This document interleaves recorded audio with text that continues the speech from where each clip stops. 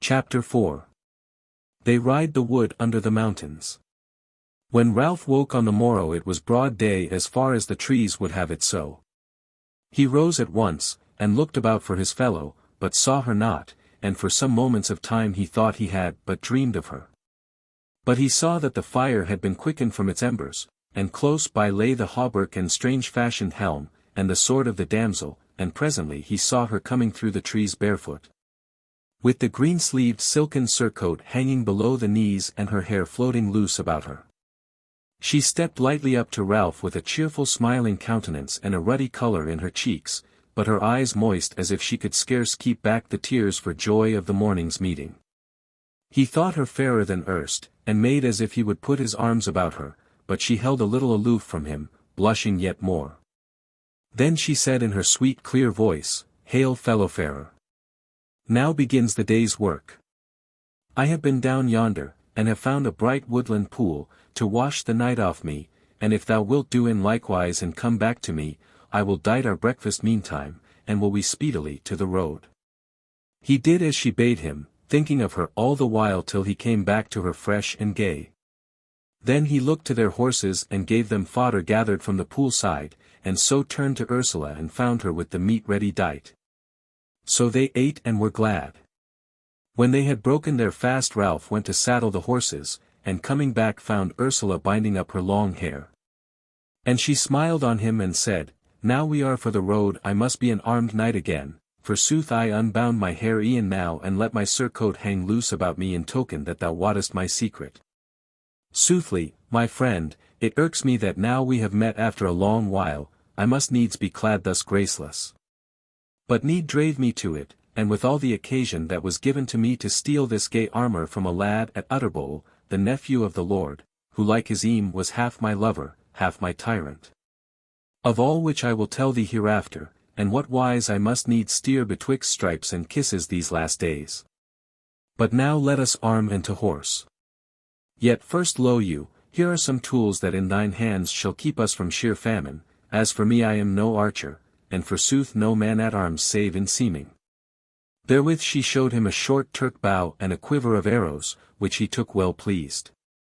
So then they armed each the other, and as she handled Ralph's war gear she said, "How well wrought and trusty is this hauberk of thine, my friend. My coat is but a toy to it, with its gold and silver rings and its gemmed collar, and thy plates be thick and wide and well wrought, whereas mine are little more than adornments to my arms and legs." He looked on her lovingly and loved her shapely hands amidst the dark grey mail, and said, "That is well, dear friend, for since my breast is a shield for thee it behoves it to be well covered." She looked at him, and her lips trembled, and she put out her hand as if to touch his cheek, but drew it back again and said, "Come now, let us to horse, dear fellow in arms." So they mounted and went their ways through a close pine wood, where the ground was covered with the pine tree needles, and all was still and windless. So as they rode said Ursula, "I seek tokens of the way to the sage of Swevenham. Hast thou seen a water yesterday?" "Yea," said Ralph, "I rode far along it, but left it because I deemed that it turned north overmuch." "Thou wert right," she said, "besides that thy turning from it hath brought us together. For it would have brought thee to Utterbol at last. But now have we to hit upon another that runneth straight down from the hills, not the great mountains, but the high ground whereon is the sage's dwelling. I know not whether the ride be long or short, but the stream is to lead us." On they rode through the wood, wherein was little change for hours, and as they rested Ursula gave forth a deep breath, as one who has cast off a load of care. And Ralph said, "Why sighest thou, fellow-farer?" "Oh," she said, "it is for pleasure, and a thought that I had, for a while ago I was a thrall, living amongst fears that sickened the heart, and then a little while I was a lonely wanderer, and now. Therefore I was thinking that if ever I come back to mine own land and my home, the scent of a pine wood shall make me happy." Ralph looked on her eagerly, but said naught for a while. But at last he spoke. "Tell me, friend," said he, "if we be met by strong thieves on the way, what shall we do then?" "It is not like to befall," she said, "for men fear the wood, therefore is there little prey for thieves therein, but if we chance on them, the token of Utterbol on mine armor shall make them meek enough. Then she fell silent a while, and spoke again, True it is that we may be followed by the Utterbol riders, for though they also fear the wood, they fear it not so much as they fear their lord. Howbeit, we be well ahead, and it is little like that we shall be overtaken before we have met the sage, and then belike he shall provide. Yea, said Ralph, but what if the chase come up with us, shall we suffer us to be taken alive? She looked on him solemnly, laid her hand on the beads about her neck, and answered, By this token we must live as long as we may, whatsoever may befall, for at the worst may some road of escape be open to us.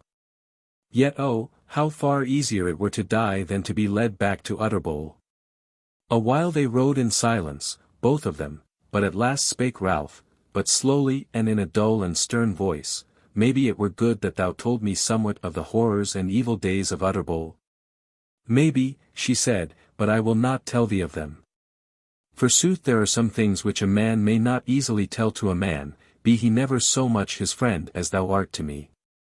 But bethink thee, and she smiled somewhat, that this gear belieth me, and that I am but a woman, and some things there be which a woman may not tell to a man, nay, not even when he hath held her long in his arms. And therewith she flushed exceedingly.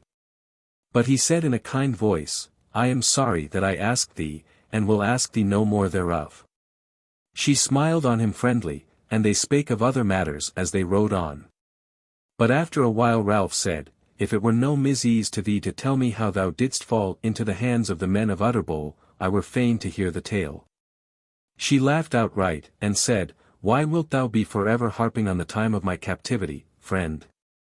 And thou who knowest the story somewhat already? Howbeit, I may tell thee thereof without heart-burning, though it be a felon tale. He said, somewhat shamefacedly, Take it not ill that I am fain to hear of thee and thy life days, since we are become fellowfarers. Well, she said, this befell outside Utterbol, so I will tell thee. After I had stood in the thrall market at cheaping Knowe, and not been sold, the wild man led me away toward the mountains that are above Goldburg. And as we drew near to them on a day, he said to me that he was glad to the heart-root that none had cheapened me at the said market. And when I asked him wherefore, he fell a-weeping as he rode beside me, and said, Yet would God that I had never taken thee. I asked what ailed him, though indeed I deemed that I knew.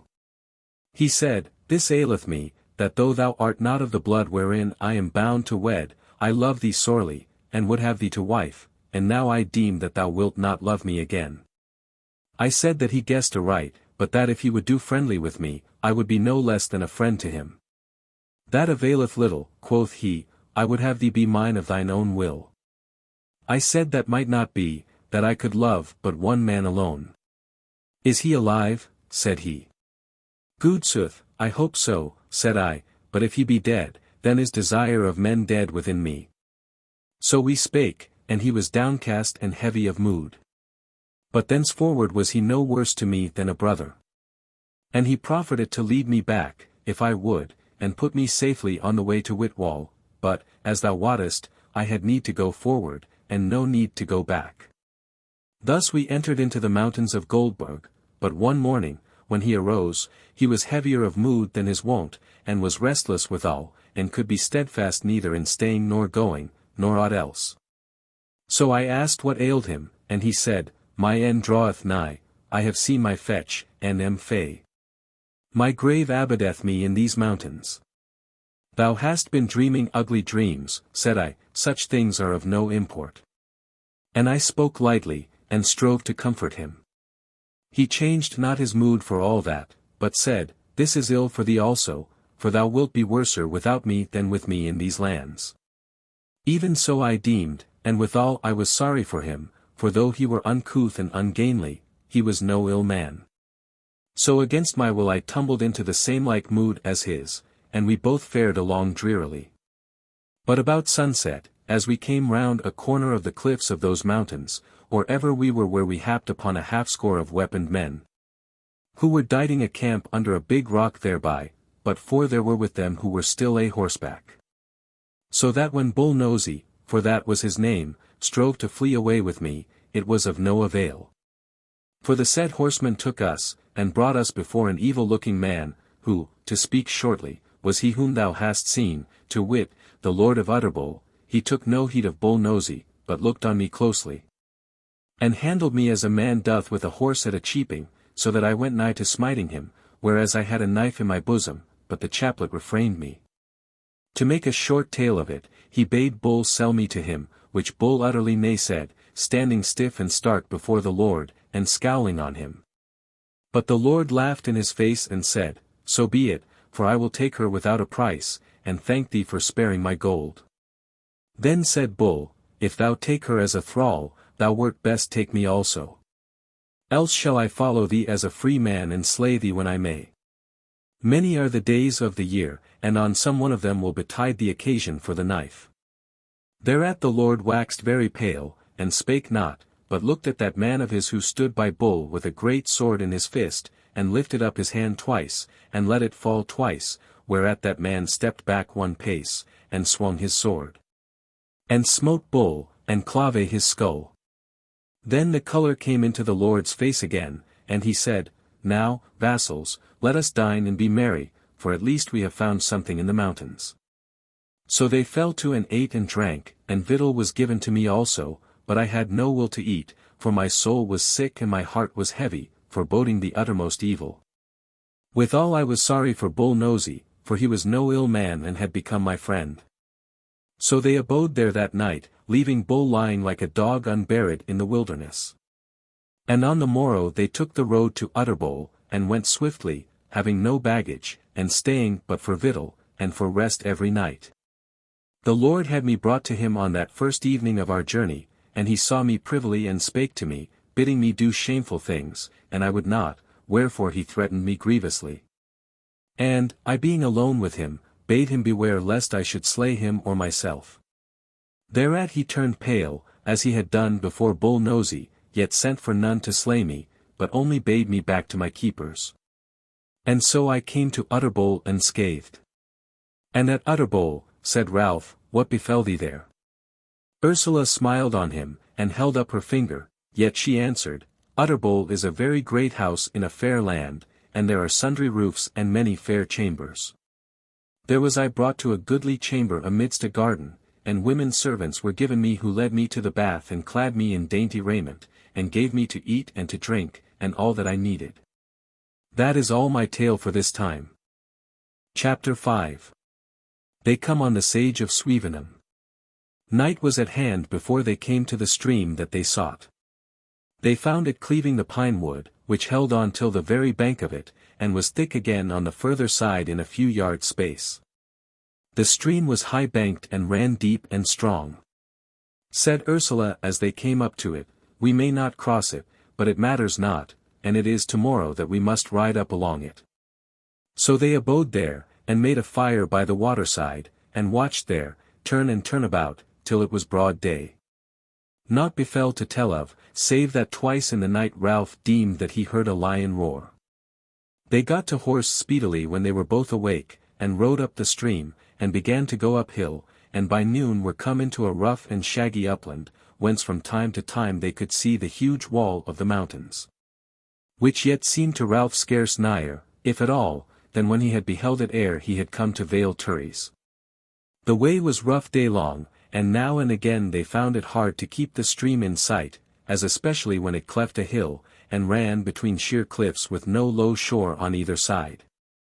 They made way but slowly, so that at last Ralph lost patience somewhat, and said that he had but little hope of falling in with the sage that day or any day. But Ursula was of good cheer, and mocked him merrily but sweetly, till his heart was lightened again. Withal she bade him seek some venison, since they were drawing out the time, and she knew not how long it would be ere they came to the sage's dwelling. Therefore he betook him to the turk bough, and shot a leash of heathfowl, and they supped on the meat merrily in the wilderness. But if they were merry, they were soon weary. For they journeyed on after sunset that night, since the moon was up, and there was no thick wood to turn dusk into dark for them. Their resting place was a smooth piece of greensward betwixt the water and a half circle of steep bent that well nigh locked it about. There then they abode, and in the stillness of the night heard a thundering sound coming down the wind to them, which they deemed was the roaring of distant waters. And when they went to the lip of the river they saw flocks of foam floating by, wherefore they thought themselves to be near some great mountain neck whereover the water was falling from some high place. But with no to do they lay down upon the greensward this second night of their fellowship, and waked later than on the day before. For so weary had they been, that they had kept but ill watch in the dark night, and none at all after dawn began to glimmer. Now Ralph sat up and saw Ursula still sleeping. Then he rose to his feet and looked about him, and saw there 2 horses cropping the grass under the bent, and beside them a man, tall and white-bearded, leaning on his staff. Ralph caught up his sword and went toward the man, and the sun gleamed from the blade just as the hoary one turned to him. He lifted up his staff as if in greeting to Ralph, and came toward him, and even therewith Ursula awoke and arose, and saw the greybeard at once. And she cried out, "Take heed to thy sword, fellow-farer, for, praised be the saints, this is the sage of Swevenham." So they stood there together till the sage came up to them and kissed them both, and said, "I am glad that ye are come at last. For I looked for you no later than this. So now mount your horses and come with me straightway, because life is short to them who have not yet drunk of the well at the world's end. Moreover, if ye chance to come on the riders of Utterbol, it shall go hard with you unless I be at hand." Ralph saw of him that though he was an old hoar man to look on, yet he was strong and sturdy, tall, and of goodly presence, with ruddy cheeks, and red lips and bright eyes. And that the skin of his face and hands was nowise wrinkled, but about his neck was a pair of beads like unto his own gossip's gift. So now they mounted at once, and with no more words he led them about the bent, and they came in a little while into the wood again, but this time it was a beech, with here and there an open place sprinkled about with hollies and thorns. And they rode down the wide slope of a long hill, and up again on the other side. Thus they went for an hour, and the elder spake not again, though it might have been deemed by his eyes that he was eager and fain. They also held their peace. For the hope and fear of their hearts kept them from words. They came to the hill top, and found a plain land, though the close wood still held on a while. But soon they rode into a clearing of some 12 acres, where were fenced crofts with goats therein, and 3 garths of tillage, wherein the wheat shocks were yet standing, and there were coleworts and other potherbs also. But at the further end, whereas the wood closed in again, was a little house builded of timber, strong and goodly, and thatched with wheat straw, and beside it was a bubbling spring which ran in a brook athwart the said clearing. Over the house door was a carven rood, and a bow and short spear were leaned against the wall of the porch. Ralph looked at all closely, and wondered whether this were perchance the cot wherein the Lady of Abundance had dwelt with the evil witch. But the elder looked on him, and said, "I know thy thought, and it is not so, that house is far away hence, yet shalt thou come thereto. Now, children, welcome to the house of him who hath found what ye seek, but hath put aside the gifts which ye shall gain, and who belike shall remember what ye shall forget." Therewith he brought them into the house, and into a chamber, the plenishing whereof was both scanty and rude. There he bade them sit, and brought them victual, to wit, cheese and goat's milk and bread, and they fell to speech concerning the woodland ways, and the seasons, and other unweighty matters. But as for the old man he spoke but few words, and as one unused to speech, albeit he was courteous and debonair. But when they had eaten and drunk he spake to them and said, "Ye have sought to me because you would find the well at the world's end, and would have lore of me concerning the road thereto. But before I tell you what ye would, let me know what ye know thereof already." Quoth Ralph, "For me, little enough I know, save that I must come to the rock of the fighting man, and that thou knowest the way thither." "And thou, damsel," quoth the long hoary, "what knowest thou? Must I tell thee of the way through the mountains and the wall of the world, and the winter valley, and the folk innocent, and the cot on the way, and the forest of strange things and the dry tree?" "Nay," she said, "of all this I wot somewhat, but it may be not enough." Said the sage, "Even so it was with me, when a many years ago I dwelt nigh to Swevenham, and folk sought to me for lore, and I told them what I knew. But maybe it was not enough, for they never came back, but died belike or ever they had seen the well. And then I myself, when I was gotten very old, fared thither seeking it, and I found it. For I was one of those who bore the chaplet of the seekers. And now I know all, and can teach all. But tell me, damsel, whence hadst thou this lore? Said Ursula, I had it of a very fair woman who, as it seemeth, was lady and queen of the champions of Hampton under the score, not far from mine own land. Yea, quoth the sage, and what hath befallen her? Nay, nay, said he, I need not ask, for I can see by your faces that she is dead. Therefore hath she been slain, or otherwise she had not been dead. So I ask you if ye were her friends? Quoth Ursula. Surely she was my friend, since she befriended me, and this man I deem was altogether her friend. Ralph hung his head, and the sage gazed on him, but said naught. Then he took a hand of each of them in his hands, and held them a while silently, and Ralph was still downcast and sad, but Ursula looked on him fondly. Then spake the sage, So it is, knight, that now I seem to understand what manner of man thou art, and I know what is between you two, whereof I will say naught, but will let the tree grow according to its seed. Moreover, I wot now that my friend of past years would have me make you both wise in the lore of the well at the world's end, and when I have done this, I can do no more, but let your good hap prevail if so it may. Abide a little, therefore. Then he went unto an ark, and took thence a book wrapped in a piece of precious web of silk and gold, and bound in queer bully wrought in strange devices. Then said he, This book was mine heritage at Swevenham or ever I became wise, and it came from my father's grandsire, and my father bade me look on it as the dearest of possessions. But I heeded it not till my youth had waned, and my manhood was full of weariness and grief. Then I turned to it, and read in it, and became wise, and the folk sought to me, and afterwards that befell which was foredoomed. Now herein amongst other matters is written of that which ye desire to know, and I will read the same to you and expound it. Yet were it not well to read in this book under a roof, nay, though it be as humble and innocent as this. Moreover, it is not meet that ye should hearken to this wisdom of old times clad as ye are, thou, knight, in the raiment of the manslayer, with the rod of wrath hanging at thy side. And thou, maiden, attired in the garments of the tyrant, which were won of him by lying in guile. Then he went to another ark, and took from it 2 bundles, which he gave, the one to Ralph, the other to Ursula, and said, Thou, maiden, go thou into the inner chamber here and doff thy worldly raiment. And don that which thou wilt find wrapped in this cloth. And thou, knight, take this other and get thee into the thicket which is behind the house, and there do the like, and abide there till we come to thee. So Ralph took the bundle, and came out into the thicket and unarmed him, and did on the raiment which he found in the cloth, which was but a long gown of white linen, much like to an alb, broidered about the wrists and the hems and collar with apparels of gold and silk, girt with a red silk girdle. There he abode a little, wondering at all these things and all that had befallen him since he had left Upmeads.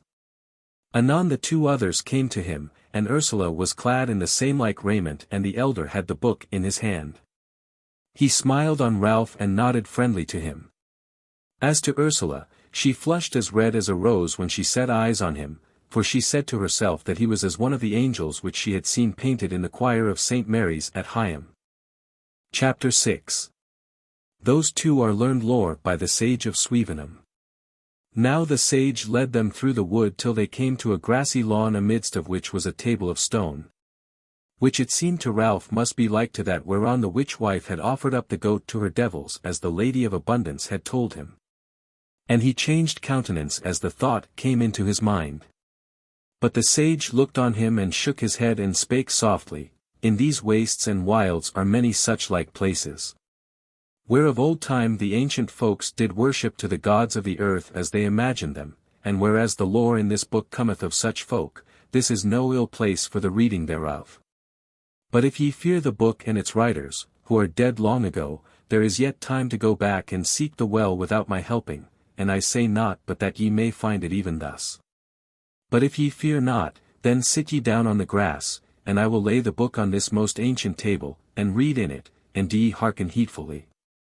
So they sat down side by side, and Ralph would have taken Ursula's hand to caress it, but she drew it away from him, howbeit she found it hard to keep her eyes from off him. The elder looked on them soberly, but nowise in anger, and presently began reading in the book. What he read shall be seen hereafter in the process of this tale.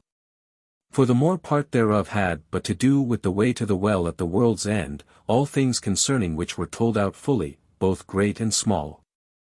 Long was this a reading, and when the sage had done, he bade now one, now the other answer him questions as to what he had read, and if they answered amiss he read that part again, and yet again, as children are taught in the school. Until at last when he asked any question Ralph or the maiden answered it rightly at once, and by this time the sun was about to set. So he bade them home to his house that they might eat and sleep there.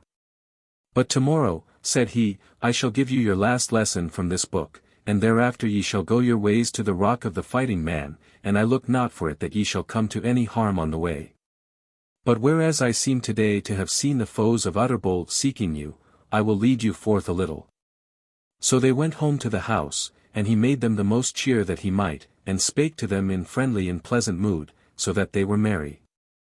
When it was morning they went again to the ancient altar, and again they learned lore from the elder, till they were waxen wise in the matters of the well at the world's end, and long they sat and hearkened him till it was evening again. And once more they slept in the house of the sage of Swevenham.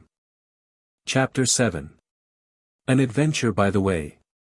When morrow dawned they arose betimes and did on their worldly raiment. And when they had eaten a morsel they made them ready for the road, and the elder gave them victual for the way in their saddle-bags, saying, This shall suffice for the passing days, and when it is gone ye have learned what to do. Therewithal they gat to horse, but Ralph would have the elder ride his nag, while he went afoot by the side of Ursula. So the sage took his bidding, but smiled therewith, and said, Thou art a king's son and a friendly young man, else had I said nay to this, for it needeth not, whereas I am stronger than thou, so hath my draught of the well dealt with me.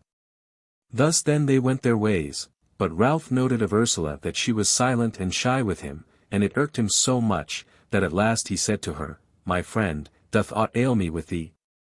Wilt thou not tell me, so that I may amend it? For thou art grown of few words with me and turnest thee from me, and seemest as if thou heedest me little. Thou art as a fair spring morning gone cold and overcast in the afternoon. What is it then? We are going a long journey together, and belike shall find little help or comfort save in each other, and ill will it be if we fall asunder in heart, though we be nigh in body. She laughed and reddened therewithal. And then her countenance fell and she looked piteously on him and said, If I seem to thee as thou sayest, I am sorry, for I meant not to be thus with thee as thou deemest. But so it is that I was thinking of this long journey, and of thee and me together in it, and how we shall be with each other if we come back again alive, with all things done that we had to do.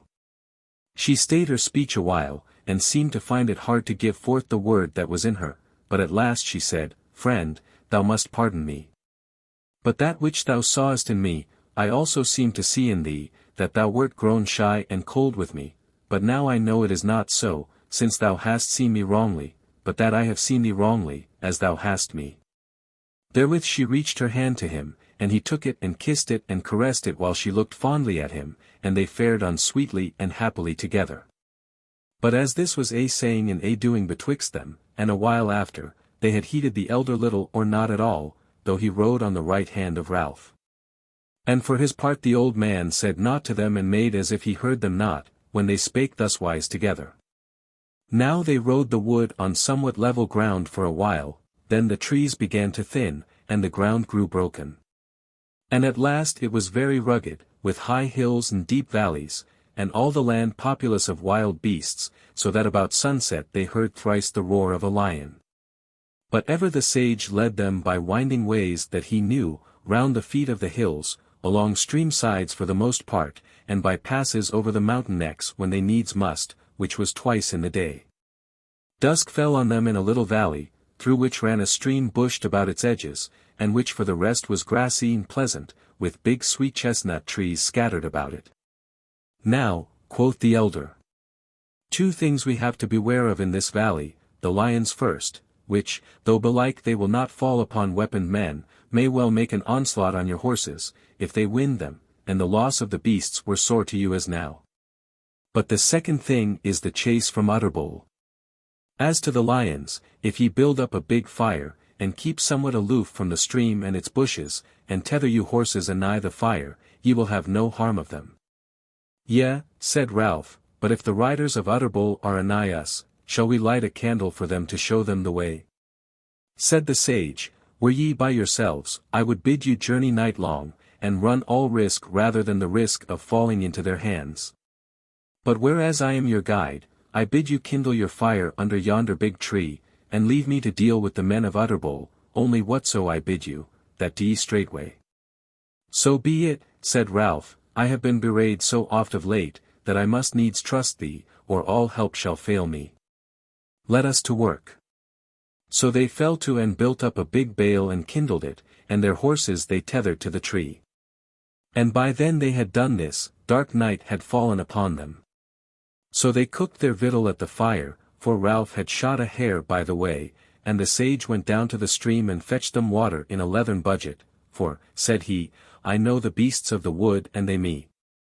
And there is peace betwixt us. There then they sat to meat unarmed, for the sage had said to them, Doff your armor, ye shall not come to handy strokes with the Utterbol riders. So they ate their meat in the wilderness, and were nowise ungleeful, for to those twain the world seemed fair, and they hoped for great things. But though they were glad, they were weary enough, for the way had been both rugged and long. So they lay them down to sleep while the night was yet young. But or ever Ralph closed his eyes he saw the sage standing up with his cloak wrapped about his head, and making strange signs with his right hand. So that he deemed that he would ward them by wizardry. So therewith he turned about on the grass and was asleep at once. After a while he started and sat up, half awake at first, for he felt some one touch him. And his half-dreams went back to past days, and he cried out, Ha Roger! Is it thou? What is toward? But therewith he woke up fully, and knew that it was the sage that had touched him, and withal he saw hard by Ursula, sitting up also. There was still a flickering flame playing about the red embers of their fire, for they had made it very big, and the moon had arisen and was shining bright in a cloudless sky. The sage spake softly but quickly, Lie down together, ye two, and I shall cast my cloak over you, and look to it that ye stir not from out of it, nor speak one word till I bid you, whatever may befall, for the riders of Utterbol are upon us.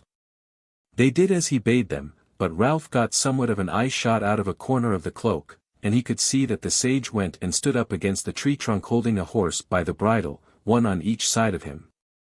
Even therewith Ralph heard the clatter of horse hoofs over the stones about the stream, and a man's voice cried out, They will have heard us, so spur over the grass to the fire and the big tree, for then they cannot escape us. Then came the thump of horse hoofs on the turf, and in half a minute they were amidst of a rout of men horseback, more than a score, whose armor and weapons gleamed in the moonlight, yet when these riders were gotten there, they were silent. Till one said in a quavering voice as if afeard, Otter, otter. What is this? A minute ago and we could see the fire, and the tree, and men and horses about them, and now, lo you! There is naught save two great grey stones lying on the grass, and a man's bare bones leaning up against the tree, and a ruckle of old horse bones on either side of him. Where are we then? Then spake another. And Ralph knew the voice for otters, I wot not, Lord, naught else is changed save the fire and the horses and the men, yonder are the hills, yonder overhead is the moon, with the little light cloud dogging her, even that is scarce changed. Belike the fire was an earth fire, and for the rest we saw wrong in the moonlight. Spake the first man again, and his voice quavered yet more, Nay, nay, otter, it is not so. Lo you the skeleton and the bones and the grey stones. And the fire, here this minute, there the next. O otter, this is an evil place of an evil deed. Let us go seek elsewhere, let us depart, lest a worse thing befall us. And so with no more ado he turned his horse and smote his spurs into him and galloped off by the way he had come, and the others followed, nothing loath. Only Otter tarried a little, and looked around him and laughed and said, "There goes my lord's nephew, like my lord he is not overbold, save in dealing with a shackled man.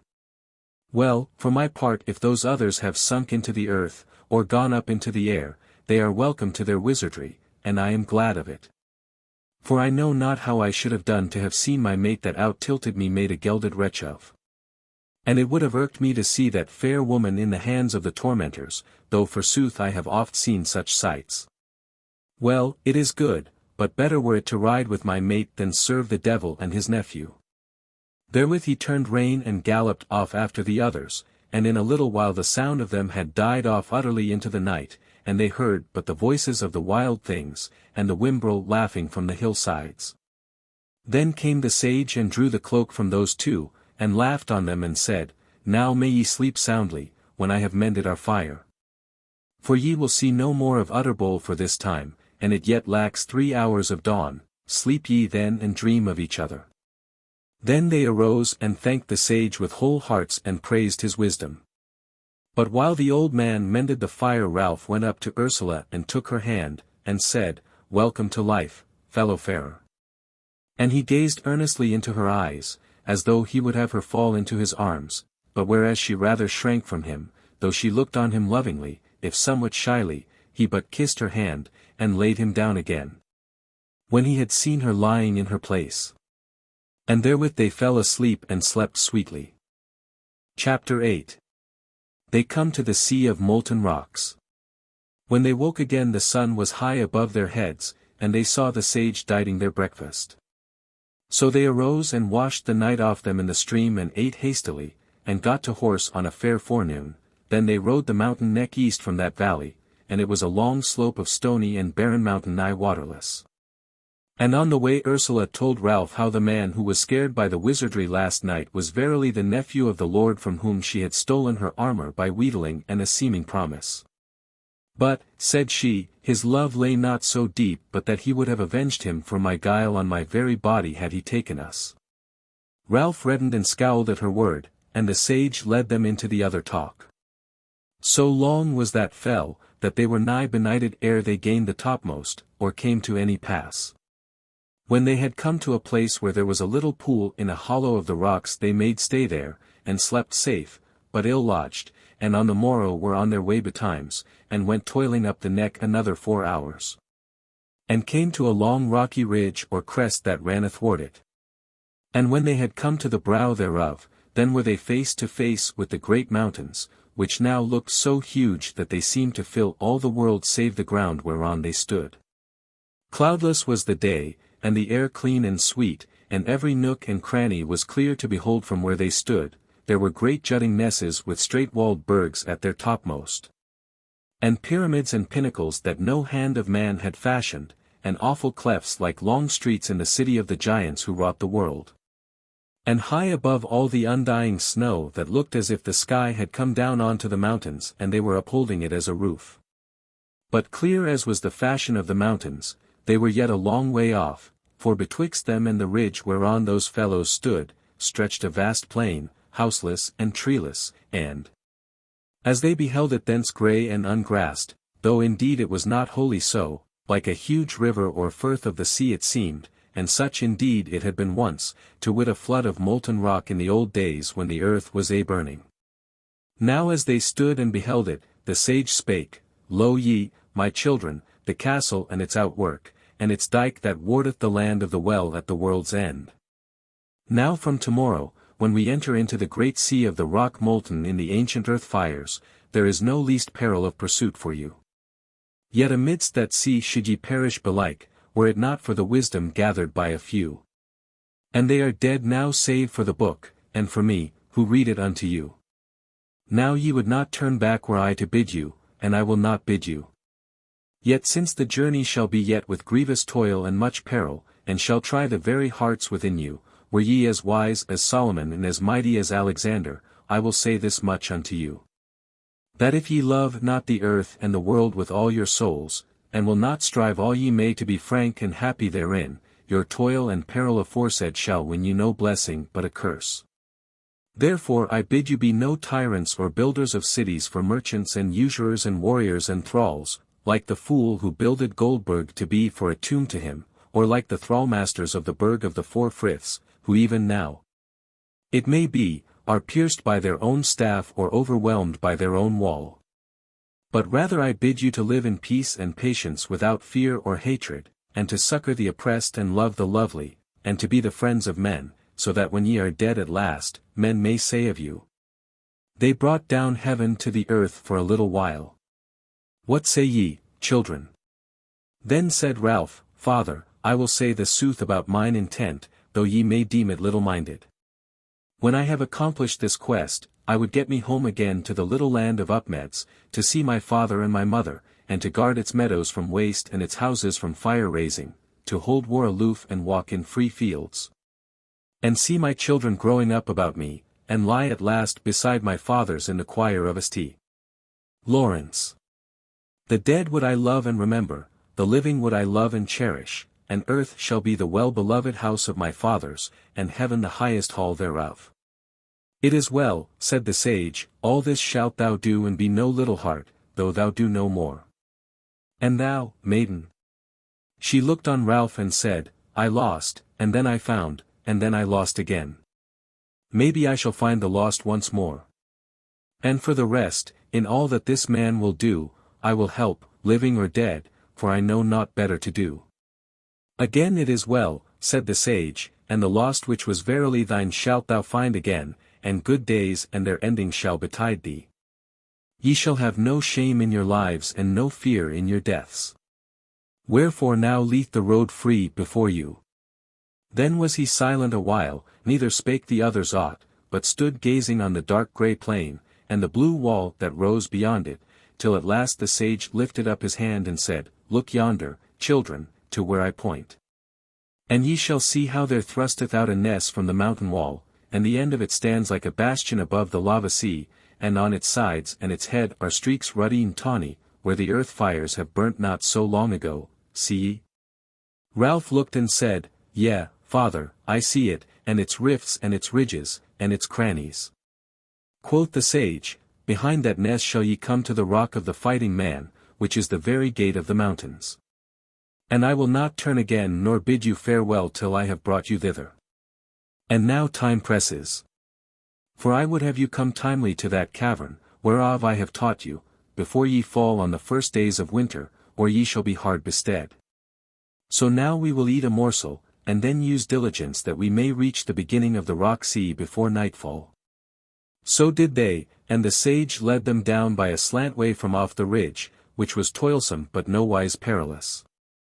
So about sunset they came down into the plain, and found a belt of greensward, and waters therein betwixt the foot of the ridge and the edge of the rock sea.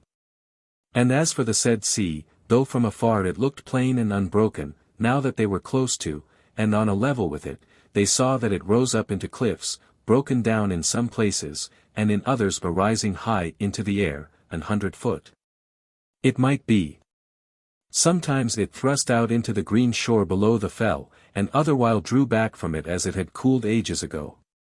So they came to a place where there was a high wall of rock round 3 sides of a grassy place by a stream side, and there they made their resting place, and the night went calmly and sweetly with them. Chapter 9. They come forth from the rock sea. On the morrow the sage led them straight into the rock sea, whereas it seemed to them at first that he was but bringing them into a blind alley. But at the end of the bight the rock wall was broken down into a long scree of black stones. There the sage bade Ralph and Ursula dismount, as for him he had been going afoot ever since that first day, and they led the horses up the said scree, which was a hard business, as they were no mountain beasts. And when they were atop of the scree it was harder yet to get them down, for on that side it was steeper. But at last they brought it about, and came down into a little grassy plain or isle in the rock sea, which narrowed toward the eastern end, and the rocks on either side were smooth and glossy, as if the heat had gone out of them suddenly, when the earth fires had ceased in the mountains. Now the sage showed them on a certain rock a sign cut, whereof they had learned in the book aforesaid, to wit, a sword crossed by a 3-leaved bough. And they knew by the book that they should press on through the rock sea nowhere, either going or returning, save where they should see this token. Now when they came to the narrow end of the plain they found still a wide way between the rock walls, that whiles widened out, and whiles drew in again. Whiles withal were screes across the path, and little waters that ran out of the lava and into it again, and great blocks of fallen stone, sometimes as big as a husbandman's cot, that wind and weather had rent from the rocks. And all these things stayed them somewhat. But they went on merrily, albeit their road winded so much, that the sage told them, when evening was, that for their diligence they had but come a few short miles as the crow flies. Many wild things there were, both beast and fowl, in these islands and bridges of the rock sea, hares and conies to wit, a many, and heath fowl, and here and there a red fox lurking about the crannies of the rock wall. Ralph shot a brace of conies with his Turk bow, and whereas there were bushes growing in the chinks, and no lack of whin and ling, they had firing enough, and supped off this venison of the rocks. So passed that day and 2 days more, and naught befell, save that on the midnight of the first day of their wending the rock sea, Ralph awoke and saw the sky all ablaze with other light than that of the moon. So he arose and went hastily to the sage, and took him by the shoulder, and bid him awake, for meseems the sky is afire, and perchance the foe is upon us. The sage awoke and opened his eyes, and rose on his elbow and looked around sleepily. Then he said laughing, "It is naught, fair lord, thou mayst lie down and sleep out the remnant of the night, and thou also, maiden, this is but an earth fire breaking out on the flank of the mountains, it may be far away hence. Now ye see that he may not scale the rocks about us here without toil, but tomorrow night we may climb up somewhere and look on what is toward." So Ralph lay down and Ursula also, but Ralph lay long awake watching the light above him, which grew fiercer and redder in the hours betwixt moonset and daybreak, when he fell asleep, and woke not again till the sun was high. But on the next day as they went, the aspect of the rock sea about them changed, for the rocks were not so smooth and shining and orderly, but rose up in confused heaps all clotted together by the burning. Like to clinkers out of some monstrous forge of the earth giants, so that their way was not so clear as it had been, but was rather a maze of jagged stone. But the sage led through it all unfumbling, and moreover now and again they came on that carven token of the sword and the bow. Night fell, and as it grew dark they saw the glaring of the earth fires again. And when they were rested, and had done their meat, the sage said, "Come now with me, for hard by is there a place as it were a stair that goeth to the top of a great rock, let us climb it and look about us." So did they, and the head of the rock was higher than the main face of the rock sea, so that they could see afar. Thence they looked north and beheld afar off a very pillar of fire rising up from a ness of the mountain wall, and seeming as if it bore up a black roof of smoke.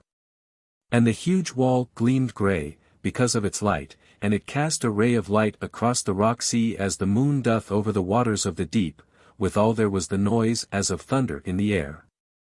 But afar off, which thunder indeed they had heard oft, as they rode through the afternoon and evening.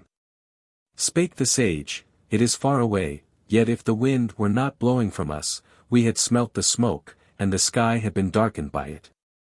Now it is not so far from Utterbol, and it will be for a token to them there. For that ness is called the candle of the giants, and men deem that the kindling thereof forebodeth ill to the Lord who sitteth on the throne in the red hall of Utterbol." Ralph laid his hand on Ursula's shoulder and said, "May the sage's saw be sooth." She put her hand upon the hand and said, 3 months ago I lay on my bed at Bourton Abbas. And all the while here was this huge manless waste lying under the bare heavens and threatened by the storehouse of the fires of the earth, and I had not seen it, nor thee either, O friend. And now it hath become a part of me for ever. Then was Ralph exceeding glad of her words, and the sage laughed inwardly when he beheld them thus. So they came adown from the rock and lay down presently under the fiery heavens, and their souls were comforted by the sound of the horses cropping the grass so close to their ears, that it broke the voice of the earth fire's thunder, that ever and anon rolled over the grey sea amidst which they lay.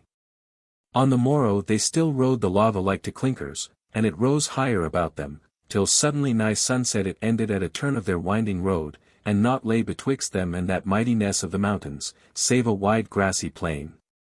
Here and there swelling into low wide risings not to be called hills, and besprinkled with copses of bushes, and with trees neither great nor high. Then spake the sage, Here now will we rest, and by my will tomorrow also, that your beasts may graze their fill of the sweet grass of these unwarded meadows. Which feedeth many a herd unowned of man, albeit they pay a quit rent to wild things that be mightier than they. And now, children, we have passed over the mighty river that once ran molten betwixt these mountains and the hills yonder to the west, which we trod the other day, yet once more, if your hearts fail you, there is yet time to turn back. And no harm shall befall you, but I will be your fellow all the way home to Swevenham if ye will. But if ye still crave the water of the well at the world's end, I will lead you over this green plain, and then go back home to mine hermitage, and abide there till ye come to me, or I die. Ralph smiled and said, Master, no such sorry story shall I bear back to Upmeads, that after many sorrows borne, and perils overcome, I came to the gates of the mountains, and turned back for fear of that which I had not proved. So spake he. But Ursula laughed and said, Yea, then should I deem thy friendship light if thou leftest me alone and unholpen in the uttermost wilderness, and thy manhood light to turn back from that which did not make a woman afraid. Then the sage looked kindly on them and said, Yea, then is the last word spoken, and the world may yet grow merrier to me. Look you, some there be who may abuse the gifts of the well for evil errands, and some who may use it for good deeds. But I am one who hath not dared to use it lest I should abuse it, I being alone amongst weaklings and fools, but now if ye come back, who knows but that I may fear no longer, but use my life, and grow to be a mighty man. Come now, let us dight our supper, and kindle as big a fire as we lightly may, since there is many a prowling beast about, as bear and lynx and lion. For they haunt this edge of the rock sea whereto the harts and the wild bulls and the goats resort for the sweet grass, and the water that floweth forth from the lava. So they cut good store of firing, whereas there was a plenty of bushes growing in the clefts of the rocks, and they made a big fire and tethered their horses anigh it when they lay down to rest. And in the night they heard the roaring of wild things round about them, and more than once or twice, awakening before day, they saw the shape of some terrible creature by the light of the moon mingled with the glare of the earth fires. But none of these meddled with them, and naught befell them save the coming of the new day. Chapter 10. They come to the gate of the mountains. That day they herded their horses thereabout, and from time to time the sage tried those two if they were perfect in the lore of the road, and he found that they had missed nothing.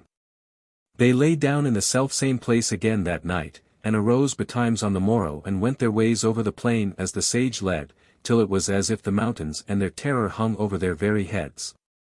And the hugeness and blackness of them were worse than a wall of fire had been. It was still a long way to them, so that it was not till noon of the third day from the rock sea that they came to the very feet of that fire-scorched ness.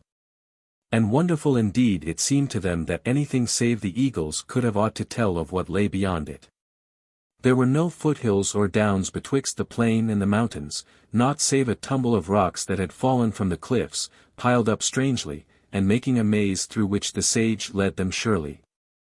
And at last they were clear even of this, and were underneath the flank of that ness, which was so huge that there seemed that there could scarce be any more mountain than that. Little of its huge height could they see, now they were close to it, for it went up sheer at first and then beetled over them till they could see no more of its side. As they wound about its flank, and they were long about it, the sage cried out to those two and stretched out his hand, and behold! The side of the black cliff plain and smooth and shining as if it had been done by the hand of men or giants, and on this smooth space was carven in the living rock the image of a warrior in mail and helm of ancient fashion, and holding a sword in his right hand. From head to heel he seemed some 60 feet high, and the rock was so hard, that he was all clean and clear to see, and they deemed of him that his face was keen and stern of aspect. So there they stood in an awful bight of the mountain, made by that ness, and the main wall from which it thrust out. But after they had gazed a while and their hearts were in their mouths, the sage turned on those twain and said, Here then is the end of my journey with you. And ye wot all that I can tell you, and I can say no word more save to bid you cast all fear aside and thrive. Ye have yet for this day's journey certain hours of such daylight as the mountain pass will give you, which at the best is little better than twilight, therefore redeem ye the time. But Ralph got off his horse, and Ursula did in likewise, and they both kissed and embraced the old man, for their hearts were full and fain. But he drew himself away from them, and turned about with no word more, and went his ways, and presently was hidden from their eyes by the rocky maze which lay about the mountain's foot. Then the twain mounted their horses again and set forth silently on the road, as they had been bidden. In a little while the rocks of the pass closed about them, leaving but a way so narrow that they could see a glimmer of the stars above them as they rode the twilight. No sight they had of the measureless stony desert, yet in their hearts they saw it. They seemed to be wending a straight-walled prison without an end, so that they were glad when the dark night came on them. Ralph found some shelter in the cleft of a rock above a mound where was little grass for the horses. He drew Ursula into it, and they sat down there on the stones together. So long they sat silent that a great gloom settled upon Ralph, and he scarce knew whether he were asleep or waking, alive or dead. But amidst of it fell a sweet voice on his ears, and familiar words asking him of what like were the fields of Upmeads, and the flowers, and of the fish of its water, and of the fashion of the building of his father's house, and of his brethren, and the mother that bore him. Then was it to him at first as if a sweet dream had come across the void of his gloom, and then at last the gloom and the dread and the deadness left him, and he knew that his friend and fellow was talking to him. And that he sat by her knee to knee, and the sweetness of her savoured in his nostrils as she leaned her face toward him, and he knew himself for what he was. And yet for memory of that past horror, and the sweetness of his friend and what not else, he fell a-weeping. But Ursula bestirred herself and brought out food from her wallet, and sat down beside him again, and he wiped the tears from his eyes and laughed, and chid himself for being as a child in the dark. And then they ate and drank together in that dusk nook of the wilderness. And now was he happy and his tongue was loosed, and he fell to telling her many things of Upmeads, and of the tale of his forefathers, and of his old loves and his friends. Till life and death seemed to him as they had seemed of time past in the merry land of his birth. So there anon they fell asleep for weariness, and no dreams of terror beset their slumbers. Chapter 11. They come to the Vale of Sweet Chestnuts. When they went on their way next morning they found little change in the pass, and they rode the dread highway day long. And it was still the same, so they rested a little before nightfall at a place where there was water running out of the rocks, but naught else for their avail. Ralph was merry and helpful and filled water from the runnel, and wrought what he might to make the lodging meet. And as they ate and rested he said to Ursula, "Last night it was thou that beguiled me of my gloom, yet thereafter till we slept it was my voice for the more part, and not thine, that was heard in the wilderness. Now tonight it shall be otherwise, and I will but ask a question of thee, and hearken to the sweetness of thy voice." She laughed a little and very sweetly, and she said, "Forsooth, dear friend, I spoke to thee that I might hear thy voice for the more part, and not mine, that was heard in the desert. But when I heard thee, I deemed that the world was yet alive for us to come back to." He was silent a while, for his heart was pierced with the sweetness of her speech, and he had fain have spoken back as sweetly as a man might. Yet he could not because he feared her somewhat, lest she should turn cold to him, therefore him seemed that he spoke roughly, as he said, "Nevertheless, my friend, I beseech thee to tell me of thine old home, even as last night I told thee of mine." "Yea," she said, with a good will. And straightway she fell to telling him of her ways when she was little, and of her father and mother, and of her sister that had died, and the brother whom Ralph had seen at Bourton Abbas. She told also of bachelors who had wooed her, and jested concerning them, yet kindly and without malice, and talked so sweetly and plainly, that the wilderness was become a familiar place to Ralph, and he took her hand in the dusk and said, "But, my friend, how was it with the man for whom thou wert weeping when I first fell in with thee at Bourton Abbas?" She said, "I will tell thee plainly, as a friend may to a friend. 3 hours had not worn from thy departure ere tidings came to me concerning him, that neither death nor wounding had befallen him, and that his masterless horse and blood-stained saddle were but a device to throw dust into our eyes, so that there might be no chase after him by the men of the abbot's bailiff, and that he might lightly do as he would, to wit, swear himself into the riders of the Burg of the Four Friths. For, in sooth, he was weary of me and mine. Yet further, I must needs tell thee that I know now, that when I wept before thee it was partly in despite, because I had found out in my heart, though I bade it not tell me so much, that I loved him but little. Yea, said Ralph, and when didst thou come to that knowledge of thine heart? Dear friend, she said, mayhappen I may tell thee hereafter, but as now I will forbear. He laughed for joy of her, and in a little that talk fell down between them. Despite the terror of the desert and the lonely ways, when Ralph laid him down on his stony bed, happiness wrapped his heart about. Albeit all this while he durst not kiss or caress her, save very measurely, for he deemed that she would not suffer it, nor as yet would he ask her wherefore, though he had it in his mind that he would not always forbear to ask her. Many days they rode that pass of the mountains, though it was not always so evil and dreadful as at the first beginning, for now again the pass opened out into little valleys, wherein was foison of grass and sweet waters withal, and a few trees. In such places must they needs rest them, to refresh their horses as well as themselves, and to gather food, of venison, and wild fruit and nuts. But abiding in such valleys was very pleasant to them. At last these said valleys came often and oftener, till it was so that all was pretty much one valley, whiles broken by a mountain neck, whiles straightened by a ness of the mountains that jutted into it. But never quite blind, yet was the said valley very high up, and as it were a trench of the great mountain. So they were glad that they had escaped from that strait prison betwixt the rock walls, and were well at ease, and they failed never to find the tokens that led them on the way, even as they had learned of the sage. So that they were not beguiled into any straying. And now they had worn away 30 days since they had parted from the sage, and the days began to shorten and the nights to lengthen apace. When on the forenoon of a day, after they had ridden a very rugged mountain neck, they came down and down into a much wider valley into which a great reef of rocks thrust out from the high mountain. So that the northern half of the said vale was nigh cleft atwain by it. Well grassed was the vale, and a fair river ran through it, and there were on either side the water great groves of tall and great sweet chestnuts and walnut trees, whereon the nuts were now ripe. They rejoiced as they rode into it. For they remembered how the sage had told them thereof, that their travel and toil should be stayed there a while, and that there they should winter, because of the bread which they could make them of the chestnuts, and the plenty of walnuts. And that withal there was foison of venison. So they found a ford of the river and crossed it, and went straight to the head of the rocky ness, being shown thither by the lore of the sage, and they found in the face of the rock the mouth of a cavern. And beside it the token of the sword and the branch. Therefore they knew that they had come to their winter house, and they rejoiced thereat, and without more ado they got off their horses and went into the cavern.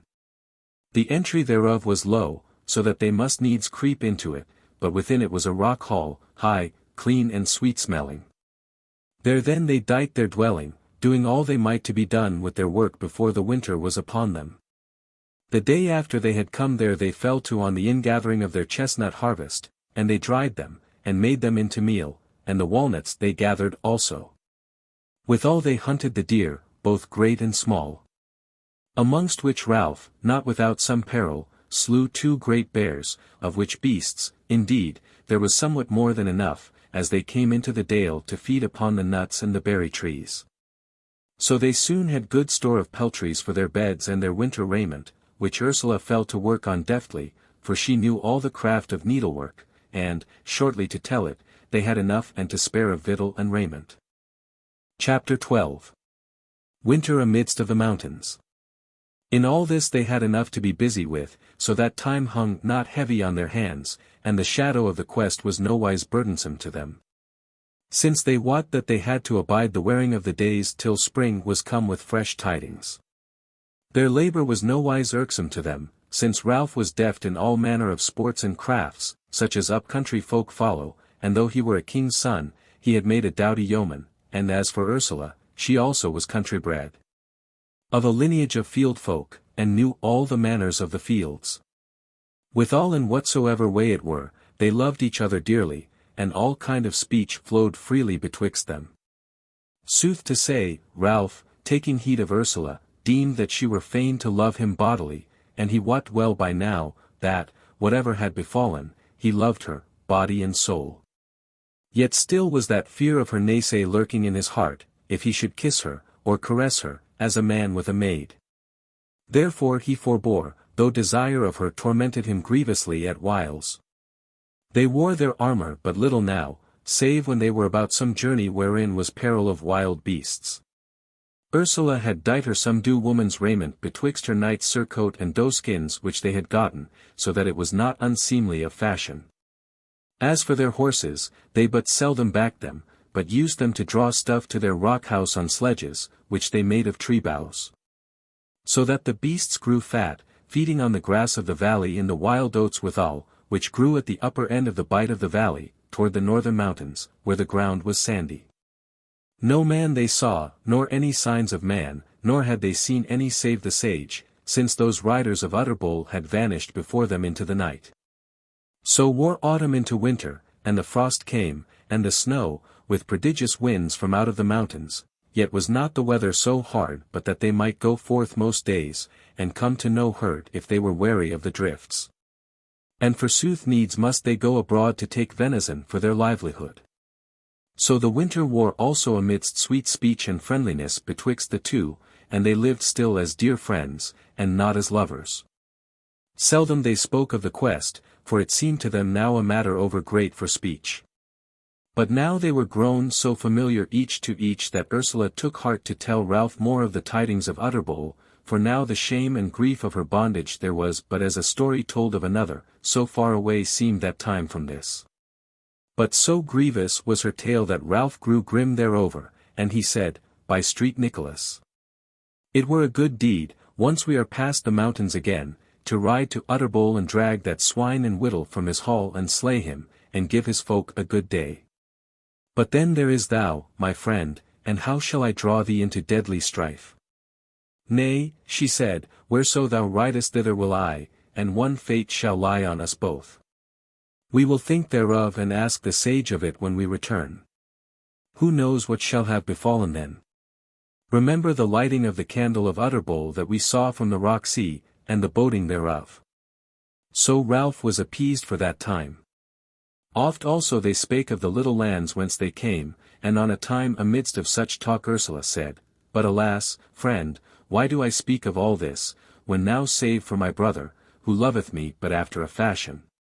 To wit that I must in all wise do his bidding, lad as he is, I have no longer kith nor kin there, save again as all the folk of one stead are somewhat akin. I think, my dear, that I have no country, nor any house to welcome me." Said Ralph, "All lands, any land that thou mayst come to, shall welcome thee, and I shall look to it that so it shall be." And in his heart he thought of the welcome of Upmeads, and of Ursula sitting on the dais of the hall of the high house. So wore the days till Candlemas, when the frost broke and the snows began to melt, and the waters came down from the mountains, so that the river rose over its banks and its waters covered the plain parts of the valley. And those two could go drishad but a little way out of their cavern. No further than the green mound or toft which lay at the mouth thereof, but the waters were thronged with fowl, as mallard and teal and coots, and of these they took what they would. Whiles also they waded the shallows of the flood, and whiles pulled a raft about it, and so had pleasure of the waters as before they had had of the snow.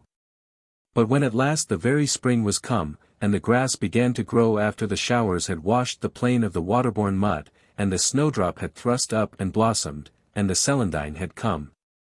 And then when the blackthorn bloomed and the lent lilies hid the grass betwixt the great chestnut boles, when the sun shone betwixt the showers and the west wind blew, and the throstles and blackbirds ceased not their song betwixt dawn and dusk.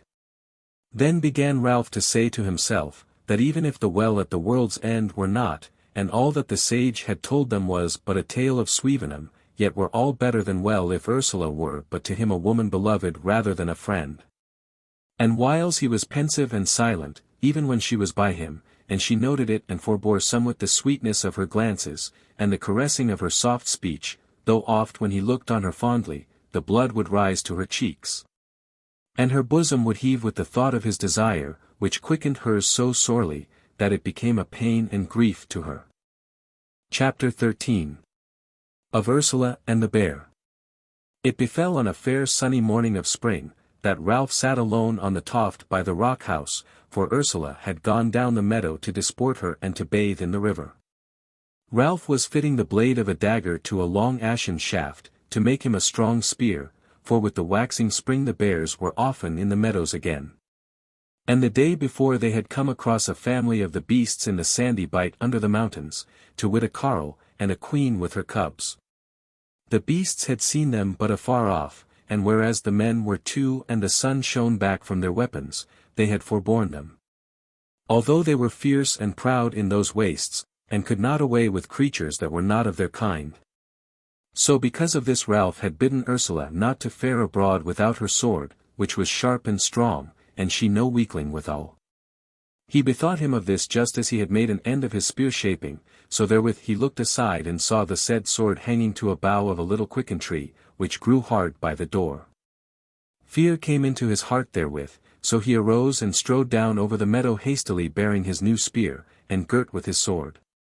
Now there was a grove of chestnuts betwixt him and the river, but on the other side of them naught but the green grass down to the water's edge. Sure enough as he came under the trees he heard a shrill cry, and knew that it could be naught save Ursula. So he ran thitherward whence came the cry, shouting as he ran, and was scarce come out of the trees ere he saw Ursula indeed, mother naked, held in chase by a huge bear as big as a bullock. He shouted again and ran the faster. But even therewith, whether she heard and saw him, and hoped for timely help, or whether she felt her legs failing her, she turned on the bear, and Ralph saw that she had a little axe in her hand wherewith she smote heartily at the beast. But he, after the fashion of his kind, having risen to his hind legs, fenced with his great paws like a boxer, and smote the axe out of her hand, and she cried out bitterly and swerved from him and fell a-running again. But the bear tarried not, and would have caught her in a few turns. But even therewith was Ralph come up, who thrust the beast into the side with his long-headed spear, and not waiting to pull it out again, drew sword in a twinkling. And smote a forepaw off him and then drave the sword in over the shoulder so happily that it reached his heart, and he fell over dead with a mighty thump. Then Ralph looked around for Ursula, but she had already run back to the river side and was casting her raiment on her, so he awaited her beside the slain bear, but with drawn sword, lest the other bear should come upon them. For this was the he-bear. Howbeit he saw naught save presently Ursula all clad and coming towards him speedily, so he turned toward her, and when they met he cast himself upon her without a word, and kissed her greedily. And she forbore not at all, but kissed and caressed him as if she could never be satisfied. So at last they drew apart a little, and walked quietly toward the rock-house hand in hand.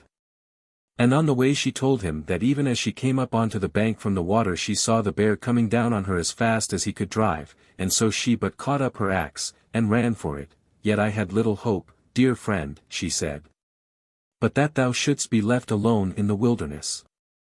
And therewith she turned on him and cast her arms about him again, all weeping for joy of their two lives. Thus slowly they came before the door of their rock-house and Ralph said, Let us sit down here on the grass, and if thou art not over-wearied with the flight and the battle, I will ask thee a question. She laid herself down on the grass with a sigh, yet it was as of one who sighs for pleasure and rest, and said, as he sat down beside her, I am fain to rest my limbs and my body, but my heart is at rest, so ask on, dear friend. The song of birds was all around them, and the scent of many blossoms went past on the wings of the west wind, and Ralph was silent a little as he looked at the loveliness of his friend. Then he said, This is the question. Of what kind are thy kisses this morning? Are they the kisses of a friend or a lover? Wilt thou not call me beloved and not friend? Shall not we two lie on the bridal bed this same night? She looked on him steadily, smiling, but for love and sweetness, not for shame and folly. Then she said, Oh, dear friend and dearest lover, 3 questions are these and not one, but I will answer all 3 as my heart biddeth me. And first, I will tell thee that my kisses are as thine, and if thine are aught but the kisses of love, then am I befooled. And next, I say that if thou wilt be my friend indeed, I will not spare to call thee beloved, or to be all thy friend. But as to thy 3rd question, tell me, is there not time enough for that? She faltered as she spake, but he said, Look, beloved, and see how fair the earth is today. What place and what season can be goodlier than this? And were it not well that we who love each other should have our full joy out of this sweet season, which as now is somewhat marred by our desire? Ah, beloved, she said, looking shyly at him, is it so marred by that which marreth not us? Hearken, he said, how much longer shall this fairness and peace, and our leisure and safety endure? Here and now the earth rejoiceth about us, and there is none to say us nay, but tomorrow it may all be otherwise. Bethink thee, dear, if but an hour ago the monster had slain thee, and rent thee ere we had lain in each other's arms. Alas! She said, and had I lain in thine arms 100 times, or 100 times 100, should not the world be barren to me, wert thou gone from it, and that could never more be. But thou friend, thou well-beloved, fain were I to do thy will that thou mightest be the happier, and I withal. And if thou command it, be it so. Yet now should I tell thee all my thought, and it is on my mind, that for a many hundreds of years, yea, while our people were yet heathen, when a man should wed a maid all the folk knew of it, and were witnesses of the day and the hour thereof. Now thou knowest that the time draws nigh when we may look for those messengers of the innocent folk, who come every spring to this cave to see if there be any whom they may speed on the way to the well at the world's end. Therefore if thou wilt, and not otherwise, I would abide their coming if it be not over long delayed, so that there may be others to witness our wedding besides God, and those his creatures who dwell in the wilderness. Yet shall all be as thou wilt. How shall I not do after thy bidding, said Ralph. I will abide their coming, yet would that they were here today. And one thing I will pray of thee, that because of them thou wilt not forbear, or cause me to forbear, such kissing and caressing as is meet betwixt troth-plight lovers. She laughed and said, Nay, why should I torment thee, or me? We will not tarry for this. And therewith she took her arm about his neck and kissed him oft. Then they said not a while, but sat listening happily to the song of the pairing birds. At last Ralph said, What was it, beloved, that thou wert perchance to tell me concerning the thing that caused thine heart to see that thy betrothed, for whom thou wepst or seemedst to weep at the alehouse at Bourton Abbas, was of no avail to thee? She said, It was the sight of thee, and I thought also how I might never be thine. For that I have sorrowed many a time since. Said Ralph, I am young and unmighty, yet lo, I heal thy sorrow as if I were an exceeding mighty man. And now I tell thee that I am minded to go back with thee to Upmeads straightway, for love will prevail. Nay, she said, that word is but from the teeth outwards. For thou knowest, as I do, that the perils of the homeward road shall overcome us, despite of love, if we have not drunk of the well at the world's end. Again they were silent a while, but anon she arose to her feet and said, Now must I needs dight victual for us twain, but first, and she smiled on him withal, how is it that thou hast not asked me if the beast did me any hurt? Art thou grown careless of me, now the wedding is so nigh? He said, Nay, but could I not see thee that thou wert not hurt? There was no mark of blood upon thee, nor any stain at all. Then she reddened, and said, Ah, I forgot how keen-eyes thou art. And she stood silent a little while, as he looked on her and loved her sweetness. Then he said, I am exceeding full of joy, but my body is uneasy. So I will now go and skin that troll who went so nigh to slay thee, and break up the carcass, if thou wilt promise to abide about the door of the house, and have thy sword and the spear ready to hand, and to don thine helm and hauberk to boot. She laughed and said, That were but strange attire for a cook-maid, Ralph, my friend, yet shall I do thy will, my lord and my love. Then went Ralph into the cave, and brought forth the armor and did it on her, and kissed her, and so went his ways to the carcass of the bear, which lay some 2 furlongs from their dwelling. And when he came to the quarry he fell to work, and was some time about it, so huge as the beast was. Then he hung the skin and the carcass on a tree of the grove, and went down to the river and washed him, and then went lightly homewards. Chapter 14. Now come the messengers of the innocent folk. But when he had come forth from the chestnut grove, and could see the face of their house rock clearly, he beheld new tidings. For there were folk before the door of the dwelling, and Ursula was standing amidst of them, for he could see the gleam of her armor, and with the men he could see also certain beasts of burden, and anon that these were oxen. So he hastened on to find what this might mean, and drew his sword as he went. But when he came up to the rock, he found there 2 young men and an elder, and they had with them 5 oxen, 3 for riding, and 2 sumpter beasts, laden, and Ursula and these men were talking together friendly. So that Ralph deemed that the newcomers must be the messengers of the innocent folk. They were goodly men all 3, somewhat brown of skin, but well fashioned, and of smiling cheerful countenance, well knit, and tall. The elder had a long white beard, but his eye was bright, and his hand firm and smooth. They were all clad in white woolen raiment, and bore no armor, but each had an axe with a green stone blade, curiously tied to the heft, and each of the young men carried a strong bow and a quiver of arrows. Ralph greeted the men, and bade them sit down on the toft and eat a morsel. They took his greeting kindly, and sat down, while Ursula went into the cave to fetch them matters for their victual, and there was already venison roasting at the fire on the toft, in the place where they were wont to cook their meat. So then came Ursula forth from the cave, and served the newcomers and Ralph of such things as she had, and they ate and drank together. And none said aught of their errand till they had done their meat, but they talked together pleasantly about the spring, and the blossoms of the plain and the mountain, and the wild things that dwelt thereabout.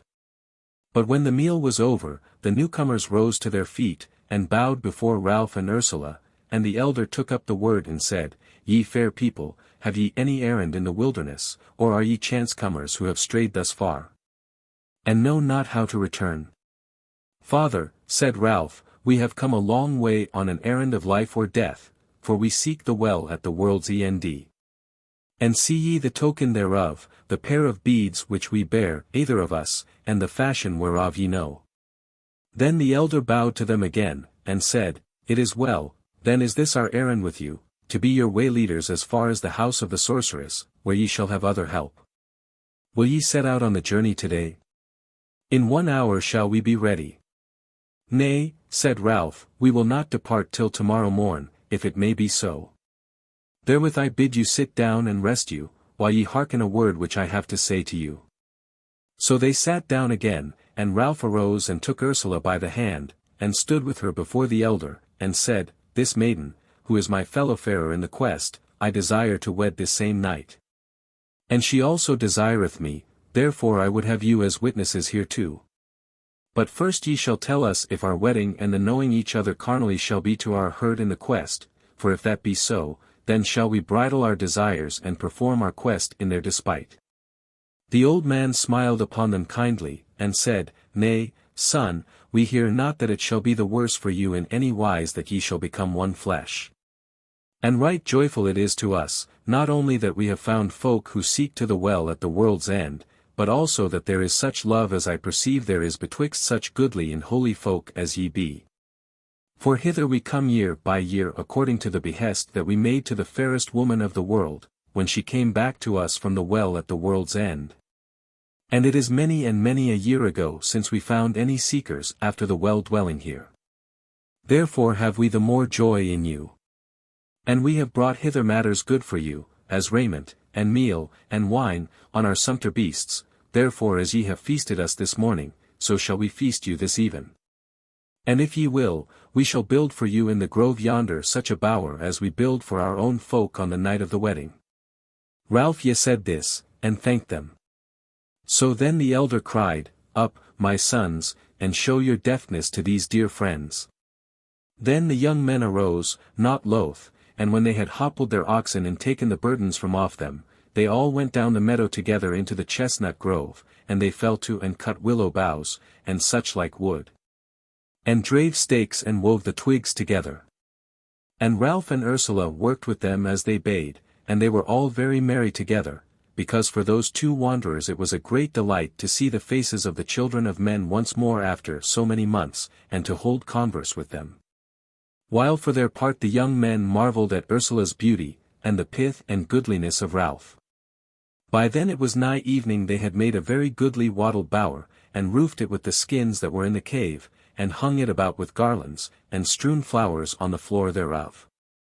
And when all was done they went back to the toft before the rock chamber, where the elder had opened the loads, and had taken meal thence, and was making cakes at the fire. And there was wine there in well-hooped kegs, and wooden cups fairly carven, and raiment of fine white wool for those twain, broidered in strange but beauteous fashion with the feathers of bright-hued birds. So then were those twain arrayed for the bridal, and the meat was dight and the cups filled, and they sat down on the grassy toft a little before sunset, and feasted till the night was come, and was grown all light with the moon. And then Ralph rose up, and took Ursula's hand, and they stood before the elder, and bade him and the young men bear witness that they were wedded. Then those twain kissed the newcomers and departed to their bridal bower hand in hand through the freshness of the night. Chapter 15. They come to the land of the innocent folk. When it was morning they speedily gat them ready for the road, whereas they had little to take with them. So they departed joyously, howbeit both Ralph and Ursula felt rather love than loathing for their winter abode. The day was yet young when they went their ways. Their horses and all their gear were a great wonder to the young men, for they had seen no such beasts before, but the elder said that once in his young days he had led a man to the well who was riding a horse and was clad in knightly array. So they went by ways which were nowise dreadful, though they were void of menfolk, and in 3 days' time they were come out of the mountains, and in 3 more the said mountains were to behold but a cloud behind them. And the land was grown goodly, with fair valleys and little hills, though still they saw no men, and forsooth they went leisurely, for oxen are but slow-going nags. But when they were gone 8 days from the valley of sweet chestnuts, they came across a flock of uncouth-looking sheep on a green hillside, and 4 folk shepherding them, 2 carles to wit, and 2 queens, like to their wayleaders, but scarce so goodly, and ruder of raiment.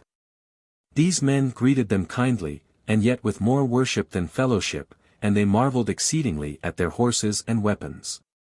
Thence they passed on, and the next day came into a wide valley, well grassed and watered, and wooded here and there, moreover there were cots scattered about it. There and thenceforth they met men a many, both carles and queens, and sheep and meat in plenty, and they passed by garths wherein the young corn was waxing, and vineyards on the hillsides, where the vines were beginning to grow green. The land seemed as goodly as might be, and all the folk they met were kind, if somewhat over-reverent. On the evening of that day they came into the town of that folk, which was but simple, wholly unfenced for war, and the houses but low, and not great. Yet was there naught of filth or famine, nor any poverty or misery. And the people were merry-faced and well-liking, and clad goodly after their fashion in white woolen cloth or frieze. All the people of the town were come forth to meet them, for runners had gone before them, and they stood on either side of the way murmuring greetings, and with their heads bent low in reverence. Thus rode Ralph and Ursula up to the door of the temple, or moat house, or guest house, for it was all these, a house great, and as fair as they knew how to make it. Before the door thereof were standing the elders of the folk. And when they drew rein, the eldest and most reverend of these came forth and spake in a cheerful voice, yet solemnly, welcome and thrice welcome to the seekers after length of days and happy times, and the loving kindness of the folks of the earth. Then all the elders gathered about them, and bade them light down and be at rest amongst them, and they made much of them and brought them into the moat house, wherein were both women and men fair and stately. And the men took Ralph by the hand and the women Ursula, and brought them into chambers where they bathed them and did off their wayfaring raiment, and clad them in white woolen gowns of web exceeding fine, and fragrant withal. Then they crowned them with flowers, and led them back into the hall, whereas now was much folk gathered, and they set them down on a dais as though they had been kings, or rather gods. And when they beheld them there so fair and lovely, they cried out for joy of them, and bade them hail oft and oft. There then were they feasted by that kind folk, and when meat was done certain youths and maidens fell to singing songs very sweetly. And the words of the songs were simple and harmless, and concerning the fairness of the earth and the happy loves of the creatures that dwell therein. Thereafter as the night aged, they were shown to a sleeping chamber, which albeit not richly decked, or plenished with precious things, was most dainty clean, and sweet-smelling, and strewn with flowers. So that the night was sweet to them in a chamber of love. Chapter 16. They come to the house of the sorceress. On the morrow the kind people delayed them little, though they sorrowed for their departure, and before noon were their old way-leaders ready for them. And the old man and his 2 grandsons, for such they were much honoured of the simple people for their way-leading of the heavenly folk, for so they called Ralph and Ursula. So they gat them to the way in such like guise as before, only they had with them 5 sumpter oxen instead of 2. For the old man told them that not only was their way longer, but also they must needs pass through a terrible waste, wherein was naught for their avail, neither man, nor beast, nor herb. Even so they found it as he said. For after the first day's ride from the town they came to the edge of this same waste, and on the 4th day were deep in the heart of it, a desert it was, rather rocky and stony and sandy than mountainous. Though they had hills to cross also, withal there was but little water there, and that foul and stinking. Long lasted this waste, and Ralph thought indeed that it had been hard to cross, had not their way-leaders been, therefore he made marks and signs by the wayside, and took note of the bearings of rocks and mounds against the day of return. 12 days they rode this waste, and on the 13th it began to mend somewhat, and there was a little grass, and sweet waters, and they saw ahead the swelling hills of a great woodland. Albeit they had to struggle through marshland and low scrubby thicket for a day longer, or ever they got to the aforesaid trees, which at first were naught but pines. But these failed in a while, and they rode a grass waste nearly treeless, but somewhat well watered, where they gat them good store of venison. Thereafter they came on woods of oak and sweet chestnut, with here and there a beech wood. Long and long they rode the woodland, but it was hard on May when they entered it, and it was pleasant therein, and what with one thing, what with another, they had abundant livelihood there. Yet was June at its full when at last they came within sight of the house of the sorceress, on the hottest of a fair afternoon. And it was even as Ralph had seen it pictured in the arras of the hall of the Castle of Abundance. A little house built after the fashion of houses in his own land of the West. The thatch was trim, and the windows and doors were unbroken, and the garth was whole, and the goats feeding therein, and the wheat was tall and blossoming in the little closes, whereas he had looked to see all broken down and wild. And as to the house, a mere grass-grown heap, or at the most a broken gable fast crumbling away.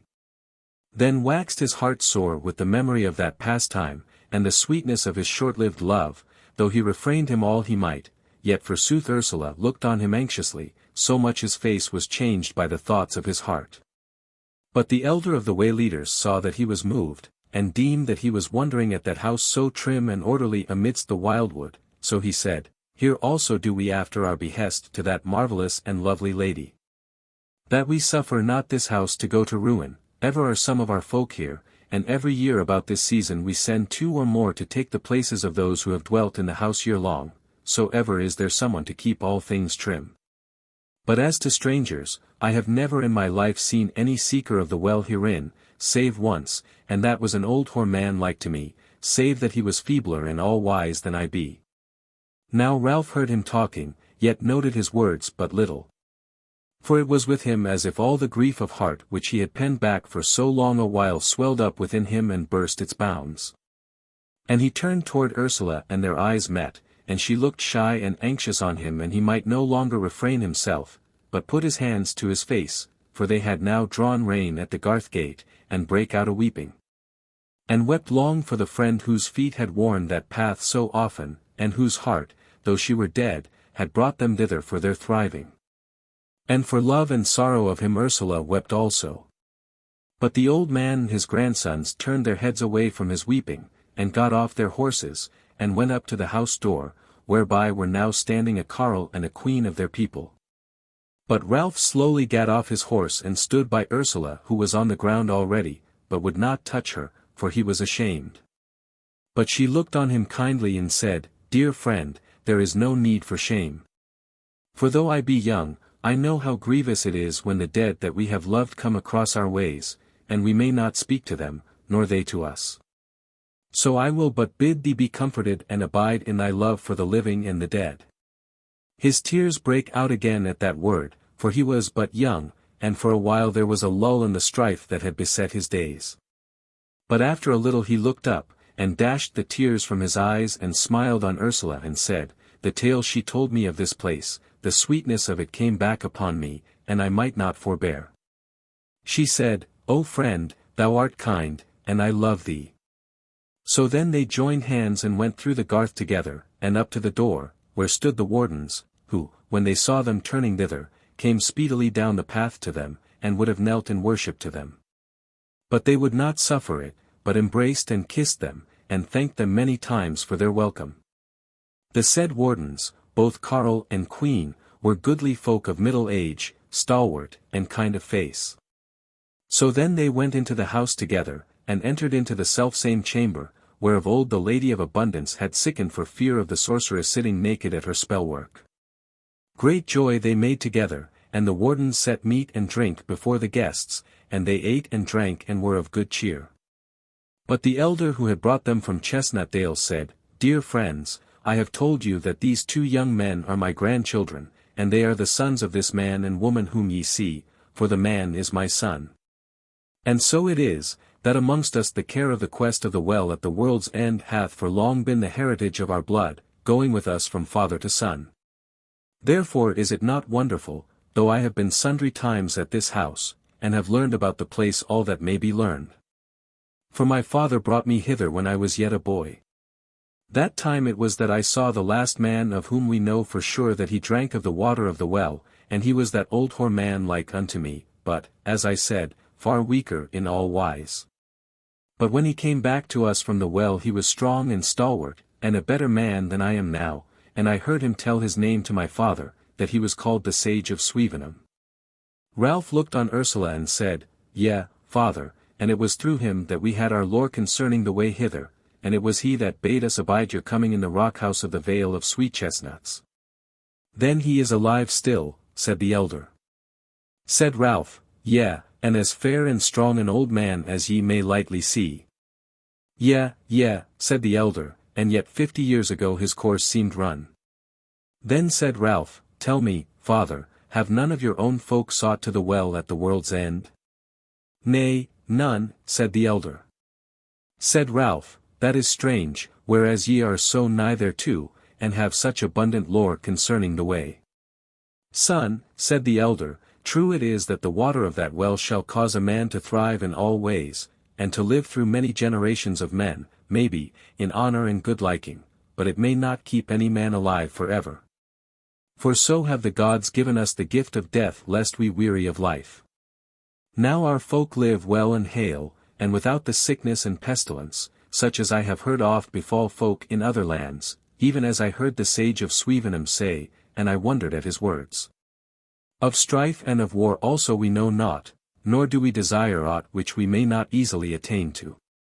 Therefore we live long, and we fear the gods if we should strive to live longer, lest they should bring upon us war and sickness, and overweening desire, and weariness of life. Moreover it is little that all of us should seek to the well at the world's end. And those few that sought and drank should be stronger and wiser than the others, and should make themselves earthly gods, and, maybe, should torment the others of us and make their lives a very burden to be borne. Of such matters are there tales current amongst us that so it hath been of yore and in other lands, and ill it were if such times came back upon us." Ralph hung his head and was silent. For the joy of the quest seemed dying out as the old man's words dropped slowly from his mouth. But he smiled upon Ralph and went on, "But for you, guests, it is otherwise, for ye of the world beyond the mountains are stronger and more godlike than we, as all tales tell, and ye wear away your lives desiring that which ye may scarce get. And ye set your hearts on high things, desiring to be masters of the very gods. Therefore ye know sickness and sorrow, and oft ye die before your time, so that ye must depart and leave undone things which ye deem ye were born to do. Which to all men is grievous. And because of all this ye desire healing and thriving, whether good come of it, or ill. Therefore ye do but right to seek to the well at the world's end, that ye may the better accomplish that which behoveth you, and that ye may serve your fellows and deliver them from the thraldom of those that be strong and unwise and unkind, of whom we have heard strange tales." Ralph reddened as he spake, and Ursula looked on him anxiously, but that talk dropped for the present, and they fell to talking of lighter and more familiar matters. Thereafter they wandered about the woods with the wardens and the wayleaders, and the elder brought them to the ancient altar in the wood whereon the sorceress had offered up the goat. And the how of the woman dight with the necklace of the quest whom the lady found dead in the snow, and the place nigh the house where the sorceress used to torment her thrall that was afterwards the Lady of Abundance. Yea, and they went further afield till they came to the Vale of Lore, and the heath above it where they met, the king's son and the lady. All these and other places were now become as hallowed ground to the innocent people, and to Ralph no less. In the house, moreover, was a fair ark wherein they kept matters which had belonged to the lady, as her shoes and her smock, wrapped in goodly cloth amidst well-smelling herbs, and these things they worshipped as folk do with relics of the saints. In another ark also they showed the seekers a book wherein was written lore concerning the well, and the way thereto. But of this book had the sage forewarned Ralph and his mate, and had bidden them look to it that they should read in it, and no otherwhere than at that ancient altar in the wood, they two alone. And clad in such like gear as they wore when they hearkened to his reading by his hermitage. And so it was that they found the due raiment in the ark along with the book. Therefore day after day betimes in the morning they bore the said book to the altar and read therein, till they had learned much wisdom. Thus they did for 8 days, and on the 9th they rested and were merry with their hosts, but on the 10th day they mounted their horses and said farewell, and departed by the ways they had learned of, they two alone. And they had with them bread and meal, as much as they might bear, and water-skins moreover, that they might fill them at the last sweet water before they came to the waterless desert. Chapter 17. They come through the woodland to the thirsty desert. So they ride their ways, and when they were come well into the wildwood past the house, and had spoken but few words to each other, Ralph put forth his hand, and stayed Ursula. And they gat off their horses under a great-limbed oak, and did off their armour, and sat down on the greensward there, and loved each other dearly, and wept for joy of their pain and travail and love. And afterwards, as they sat side by side leaning up against the great oak bole, Ralph spake and said, "Now are we two once again all alone in the uttermost parts of the earth, and belike we are not very far from the well at the world's end. And now I have bethought me that if we gain that which we seek for, and bear back our lives to our own people, the day may come when we are grown old, for as young as we may seem, that we shall be as lonely then as we are this hour. And that the folk round about us shall be to us as much and no more than these trees and the wild things that dwell amongst them." She looked on him and laughed as one over-happy, and said, "Thou runnest forward swiftly to meet trouble, beloved. But I say that well will it be in those days if I love the folk then as well as now I love these trees and the wild things whose house they are." And she rose up therewith and threw her arms about the oak bole and kissed its ruggedness, while Ralph as he lay kissed the sleekness of her feet. And there came a robin hopping over the leaves anigh them, for in that wood most of the creatures, knowing not man, were tame to him, and feared the horses of those twain more than their riders. And now as Ursula knelt to embrace Ralph with one hand, she held out the other to the said robin who perched on her wrist, and sat there as a hooded falcon had done, and fell to whistling his sweet notes, as if he were talking to those newcomers. Then Ursula gave him a song reward of their broken meat, and he flew up and perched on her shoulder, and nestled up against her cheek, and she laughed happily and said, "Lo you, sweet! Have not the wild things understood my words, and sent this fair messenger to foretell us all good?" "It is good," said Ralph laughing, "yet the oak tree hath not spoken yet, despite of all thy kissing, and lo there goes thy friend the robin, now thou hast no more meat to give him. He is flying towards the well at the world's end," she said, "and biddeth us onward. Let us to horse and hasten, for if thou wilt have the whole truth concerning my heart, it is this: that some chance hap may yet take thee from me ere thou hast drunk of the waters of the well." "Yea," said Ralph, "and in the innermost of my heart lieth the fear that mayhappen there is no well, and no healing in it if we find it, and that death, and the backward way may yet sunder us." This is the worst of my heart, and evil is my coward fear. But she cast her arms about him and kissed and caressed him, and cried out, Yea, then fair have been the days of our journeying, and fair this hour of the green oak. And bold and true thine heart that hath led thee thus far, and won thee thy desire of my love. So then they armed them, and mounted their horses and set forward. They lived well while they were in the wood, but on the third day they came to where it thinned and at last died out into a stony waste like unto that which they had passed through before they came to the house of the sorceress. Save that this lay in ridges as the waves of a great sea. And these same ridges they were bidden to cross over at their highest, lest they should be bewildered in a maze of little hills and dales leading no whither. So they entered on this desert, having filled their water skins at a clear brook, whereat they rejoiced when they found that the face of the wilderness was covered with a salt scurf.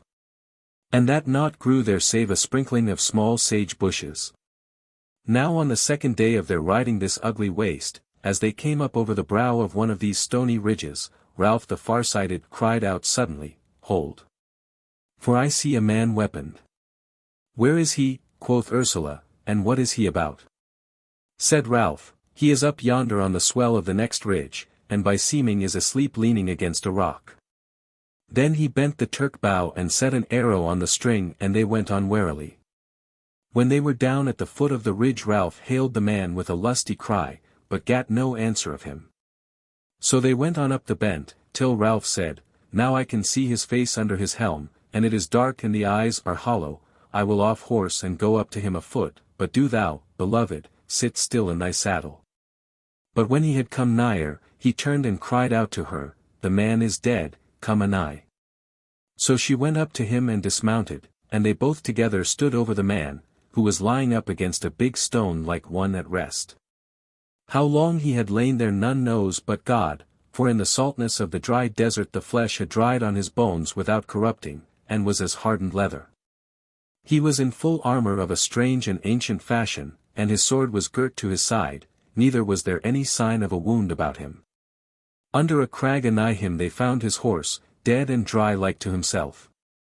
And a little way over the brow of the ridge another horse in like case, and close by him a woman whose raiment had not utterly perished, nor her hair. There were gold rings on her arms, and her shoes were done with gold, she had a knife stuck in her breast, with her hand still clutching the handle thereof, so that it seemed that she had herself given herself death. Ralph and Ursula buried these two with the heaping of stones and went their ways, but some 2 miles thence they came upon another dead man at arms, and near him an old man unweaponed, and they heaped stones on them. Thereabout night overtook them, and it was dark, so they lay down in the waste, and comforted each other, and slept 2 or 3 hours, but arose with the first glimmer of dawn, and mounted and rode forth onward. That they might the sooner be out of that deadly desert, for fear clung to their hearts. This day, forsooth, they found so many dead folk, that they might not stay to bury them, lest they themselves should come to lie there lacking burial. So they made all the way they might, and rode on some hours by starlight after the night was come, for it was clear and cold. So that at last they were so utterly wearied that they lay down amongst those dead folk, and slept soundly. On the morrow morn Ralph awoke and saw Ursula sleeping peacefully as he deemed, and he looked about on the dreary desert and its dead men and saw no end to it, though they lay on the top of one of those stony bents. And he said softly to himself, Will it end at all then? Surely all this people of the days gone by were seekers of the well as we be, and have they belike turned back from somewhere further on, and might not escape the desert despite of all? Shall we turn now, shall we turn? Surely we might get into the kindly wood from here. So he spake. But Ursula sat up, for she was not asleep, and said, The perils of the waste being abundant and exceeding hard to face, would not the sage or his books have told us of the most deadly? Said Ralph, Yet here are all these dead, and we were not told of them, nevertheless we have seen the token on the rocks ofttimes yesterday, so we are yet in the road, unless all this hath been but a snare and a betrayal. She shook her head, and was silent a little, then she said, Ralph, my lad, didst thou see this token, and she set hand to the beads about her neck, on any of those dead folk yesterday?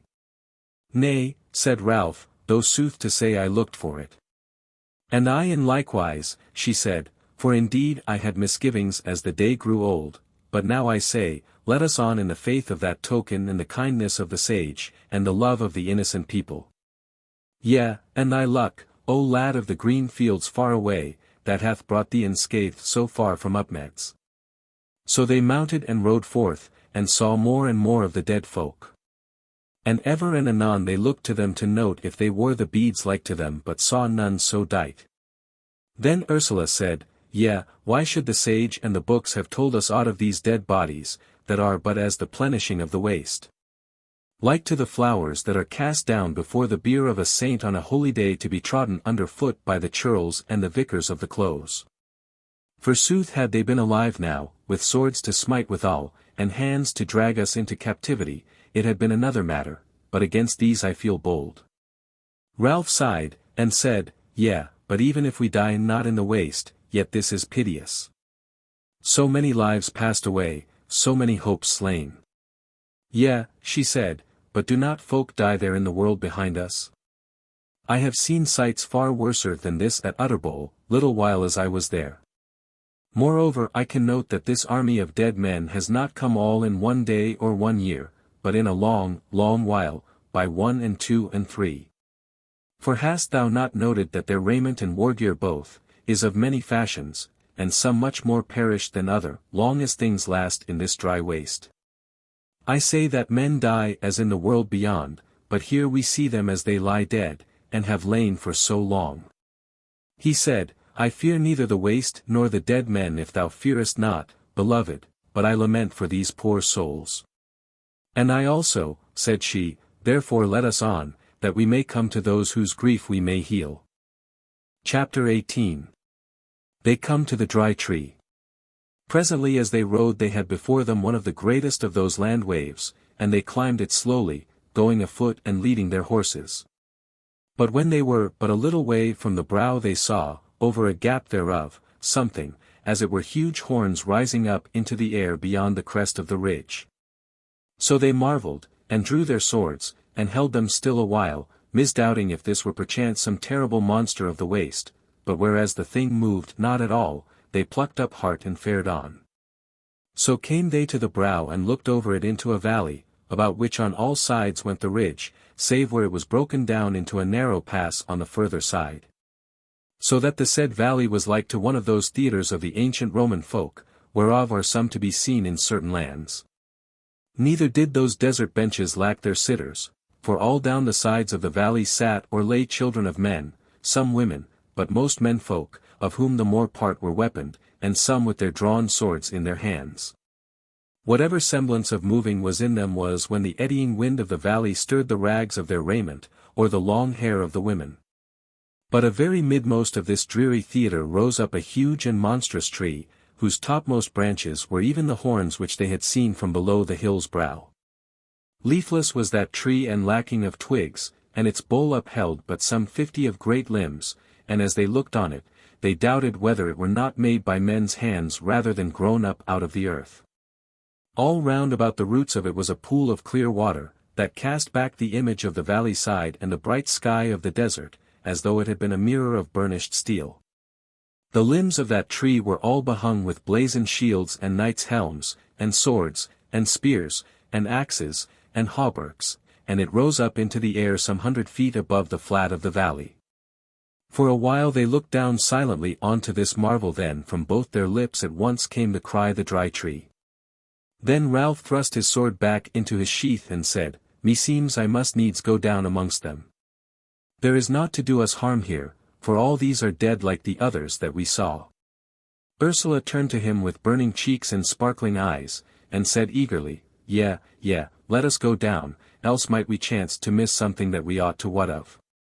Therewith she also sheathed her sword, and they went both of them down together, and that easily, for as aforesaid the slope was as if it had been cut into steps for their feet.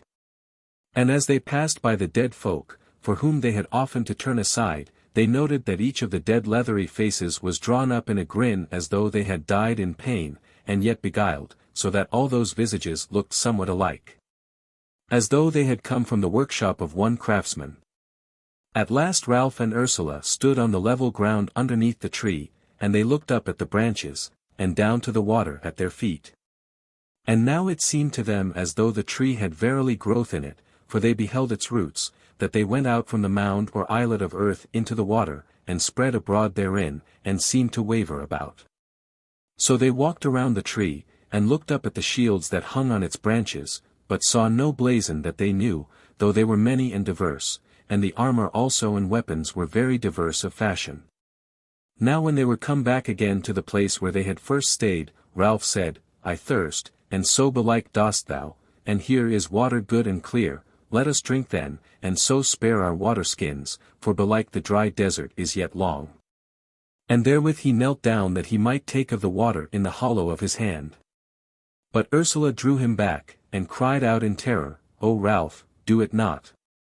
Sayest thou not this water, that although it be bright and clear, so that we may see all the pebbles at the bottom, yet nevertheless when the wind eddies about, and lifts the skirts of our raiment, it makes no ripple on the face of the pool. And doubtless it is heavy with venom. And moreover there is no sign of the way hereabout, as at other watering steads, O forbear, Ralph. Then he rose up and drew back with her but slowly and unwillingly as she deemed, and they stood together a while gazing on these marvels. But lo, amidst of this while, there came a crow wheeling over the valley of the dead, and he croaked over the dry tree, and let himself drop down to the edge of the pool, whereby he stalked about a little after the manner of his kind.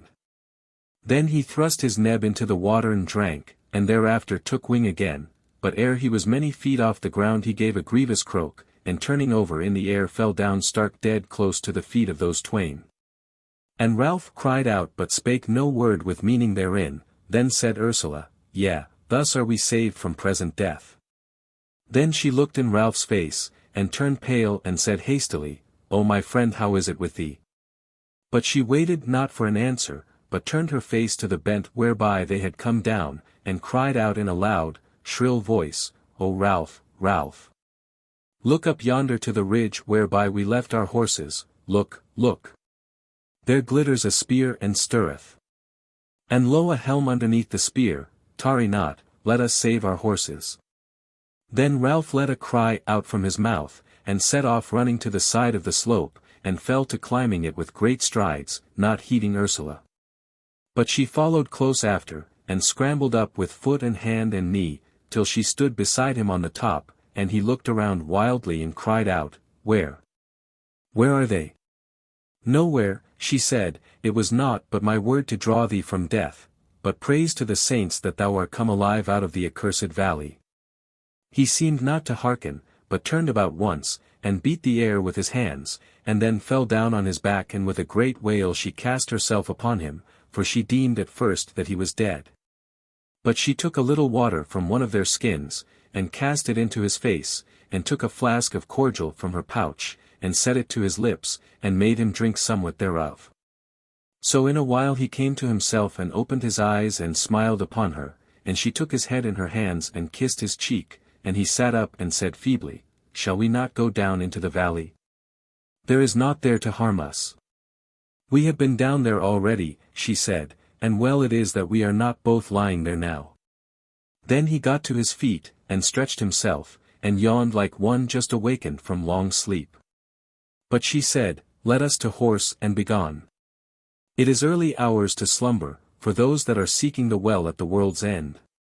He smiled on her again and took her hand, and she led him to his horse, and helped him till he was in the saddle, and lightly she gat a horseback, and they rode away swiftly from that evil place.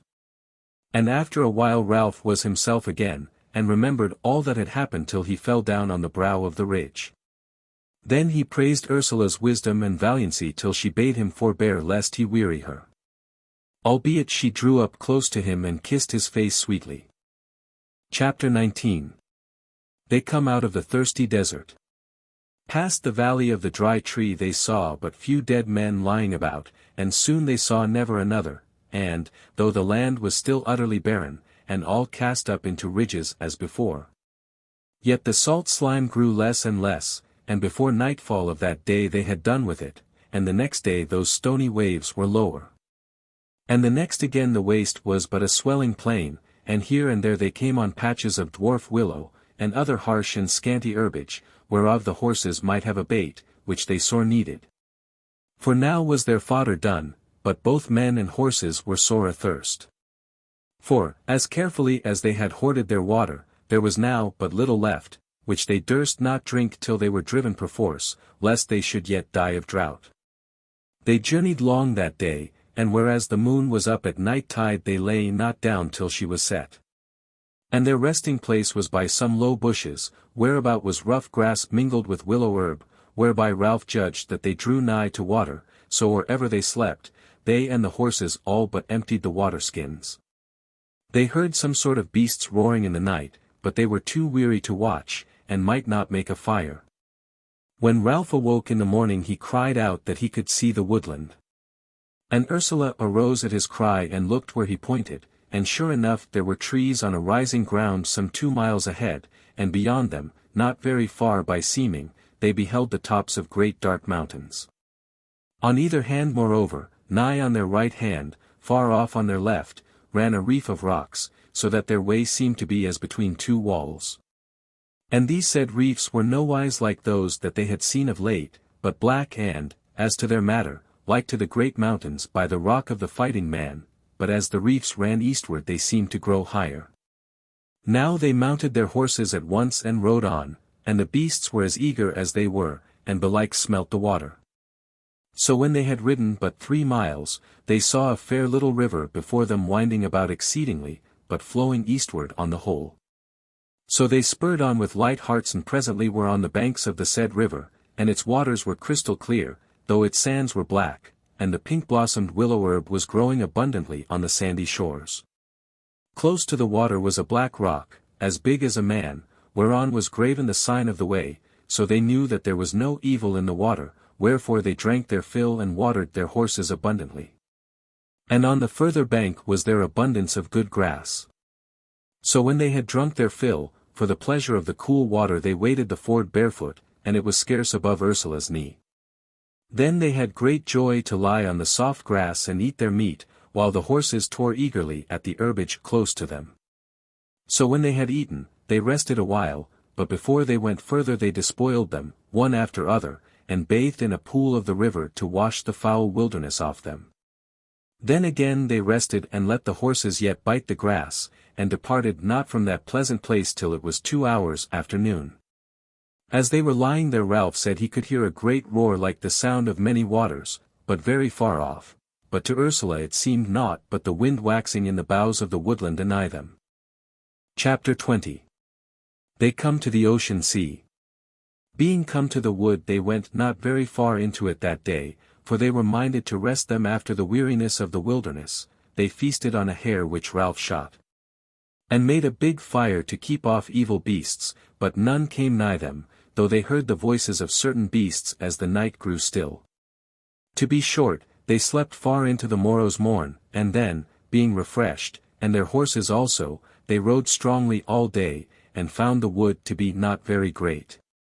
For before sunset they were come to its outskirts, and the mountains lay before them. These were but little like to that huge wall they had passed through on their way to Chestnut Dale, being rather great hills than mountains, grass-grown, and at their feet somewhat wooded, and by seeming not over hard to pass over. The next day they entered them by a pass marked with the token, which led them about by a winding way till they were on the side of the biggest fell of all, so there they rested that night in a fair little hollow or dell in the mountainside.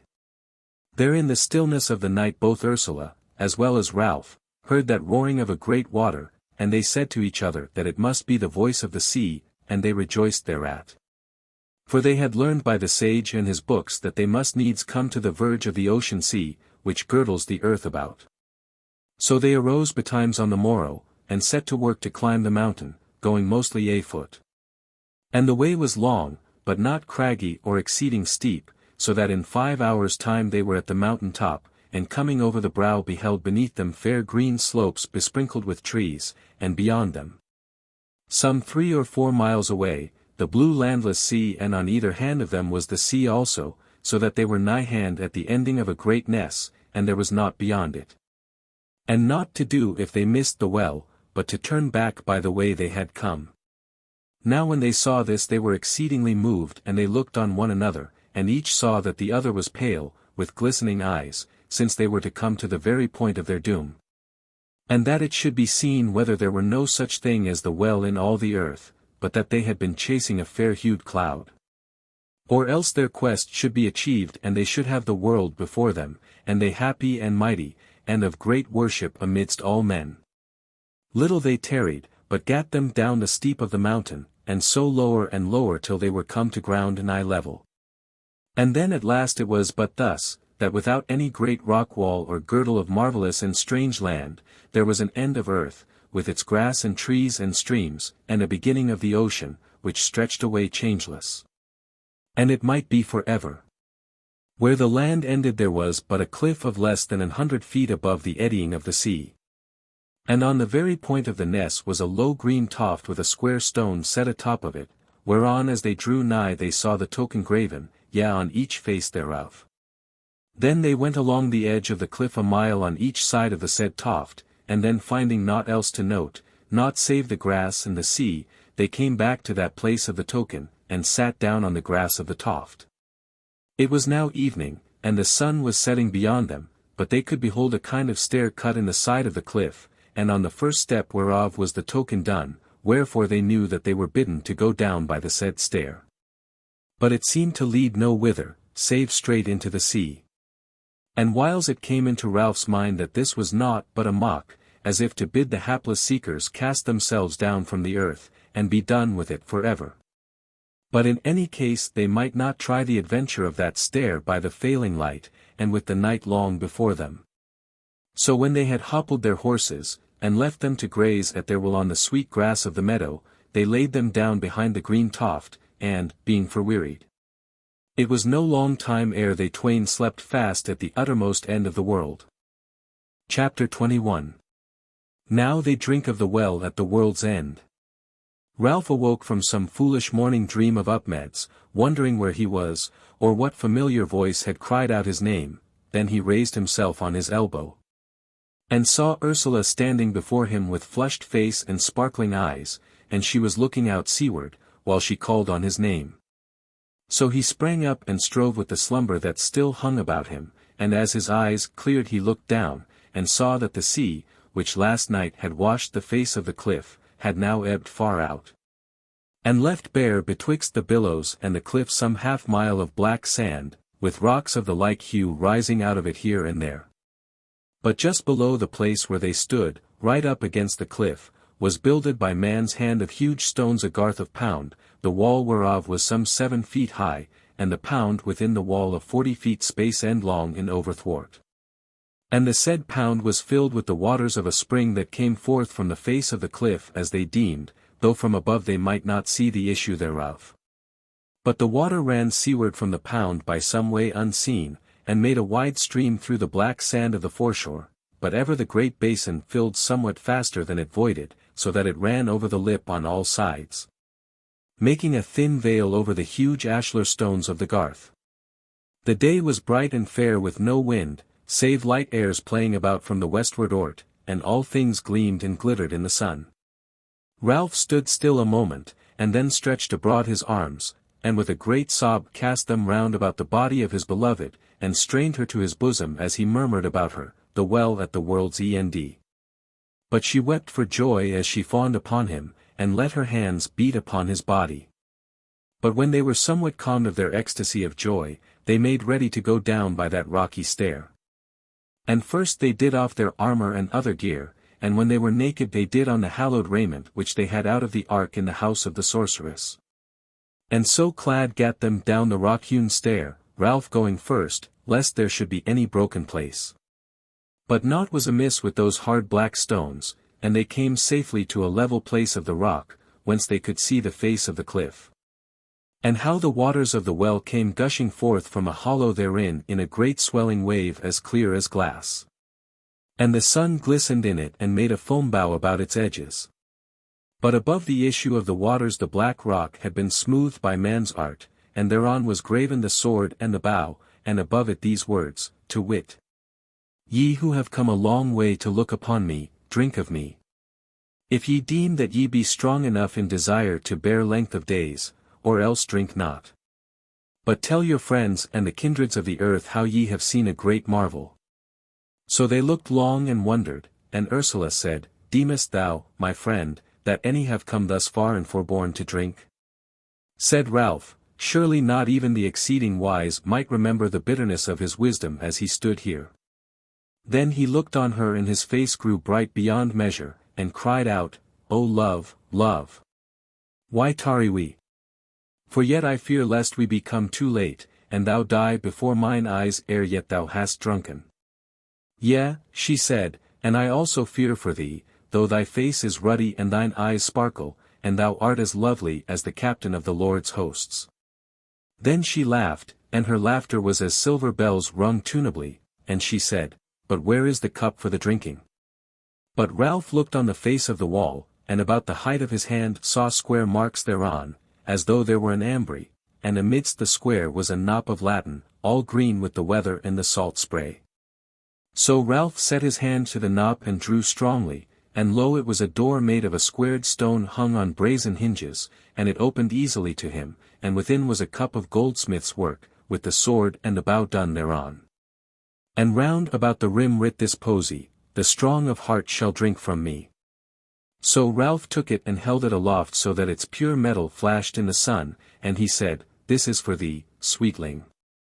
Yea, and for thee, she said. Now that level place, or bench table went up to the very gushing and green bow of the water, so Ralph took Ursula's hand and led her along, she going a little after him, till he was close to the well, and stood amidst the spray bow thereof. So that he looked verily like one of the painted angels on the choir wall of St. Lawrence of Upmeads. Then he reached forth his hand and thrust the cup into the water, holding it stoutly because the gush of the stream was strong, so that the water of the well splashed all over him, wetting Ursula's face and breast withal, and he felt that the water was sweet without any saltness of the sea. But he turned to Ursula and reached out the full cup to her, and said, Sweetling, call a health over the cup. She took it and said, To thy life, beloved. And drank withal, and her eyes looked out of the cup the while, like a child's when he drinketh. Then she gave him the cup again and said, Drink, and tarry not, lest thou die and I live. Then Ralph plunged the cup into the waters again, and he held the cup aloft, and cried out, To the earth, and the world of man-folk, and therewith he drank. For a minute then they clung together within the spray bow of the well, and then she took his hand and led him back to the midst of the bench table, and he put the cup into the ambry, and shut it up again. And then they sat them down on the widest of the platform under the shadow of a jutting rock. For the sun was hot, and therewithal a sweet weariness began to steal over them, though there was speech betwixt them for a little, and Ralph said, How is it with thee, beloved? Oh well indeed, she said. Quoth he, And how tasteth to thee the water of the well? Slowly she spake and sleepily, It tasted good, and as if thy love were blended with it. And she smiled in his face. But he said, One thing I wonder over, how shall we what if we have drunk aright? For whereas if we were sick or old and failing, or ill-liking, and were now presently healed of all this, and become strong and fair to look on, then should we know it for sure, but now, though, as I look on thee, I behold thee the fairest of all women, and on thy face is no token of toil and travail, and the weariness of the way. And though the heartache of loneliness and captivity, and the shame of Utterbol has left no mark upon thee, yet hast thou not always been sweet to my eyes, and as sweet as might be? And how then? But he broke off and looked on her and she smiled upon the love in his eyes. And his head fell back and he slept with a calm and smiling face. And she leaned over him to kiss his face, but even there with her own eyes closed and she laid her head upon his breast, and slept as peacefully as he. Chapter 22. Now they have drunk and are glad. Long they slept till the shadows were falling from the west, and the sea was flowing fast again over the sands beneath them, though there was still a great space bare betwixt the cliff and the sea.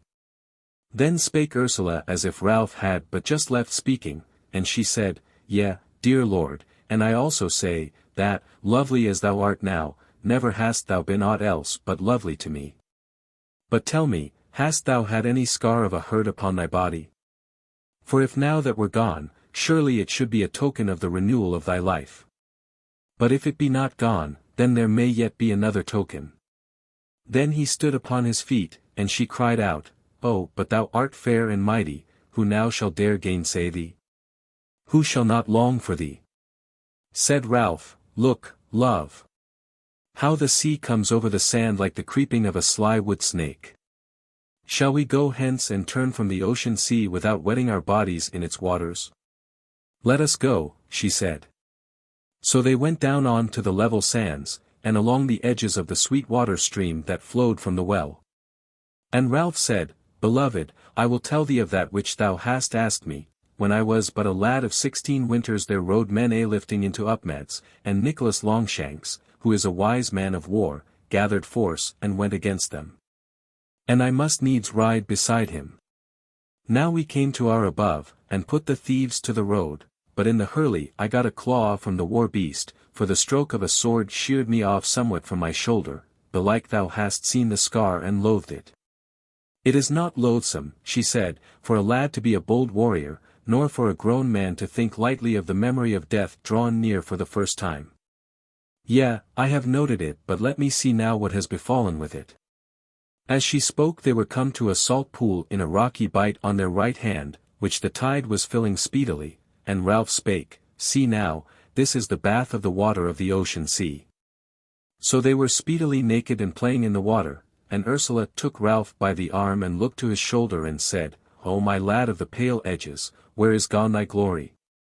There is no mark of the sword's pilgrimage on thy shoulder. Nay, none, quoth he. None, none, she said, didst thou say the very sooth of thy hurt in the battle, O poor lad of mine? Yea, the sooth, said he. Then she laughed sweetly and merrily like the chuckle of a flute over the rippling waters, that rose higher and higher about them, and she turned her eyes askance and looked adown to her own sleek side, and laid her hand on it and laughed again. Then said Ralph, What is toward, beloved? For thy laugh is rather of joy than of mirth alone. She said, O smooth-skinned warrior, O lily and rose of battle. Here on my side yesterday was the token of the heart's tine that gored me when I was a young maiden 5 years ago. Look now and pity the maiden that lay on the grass of the forest, and the woodman passing by deemed her dead 5 years ago. Ralph stooped down as the ripple washed away from her, then said, In sooth here is no mark nor blemish, but the best handiwork of God, as when he first made a woman from the side of the ancient father of the field of damask.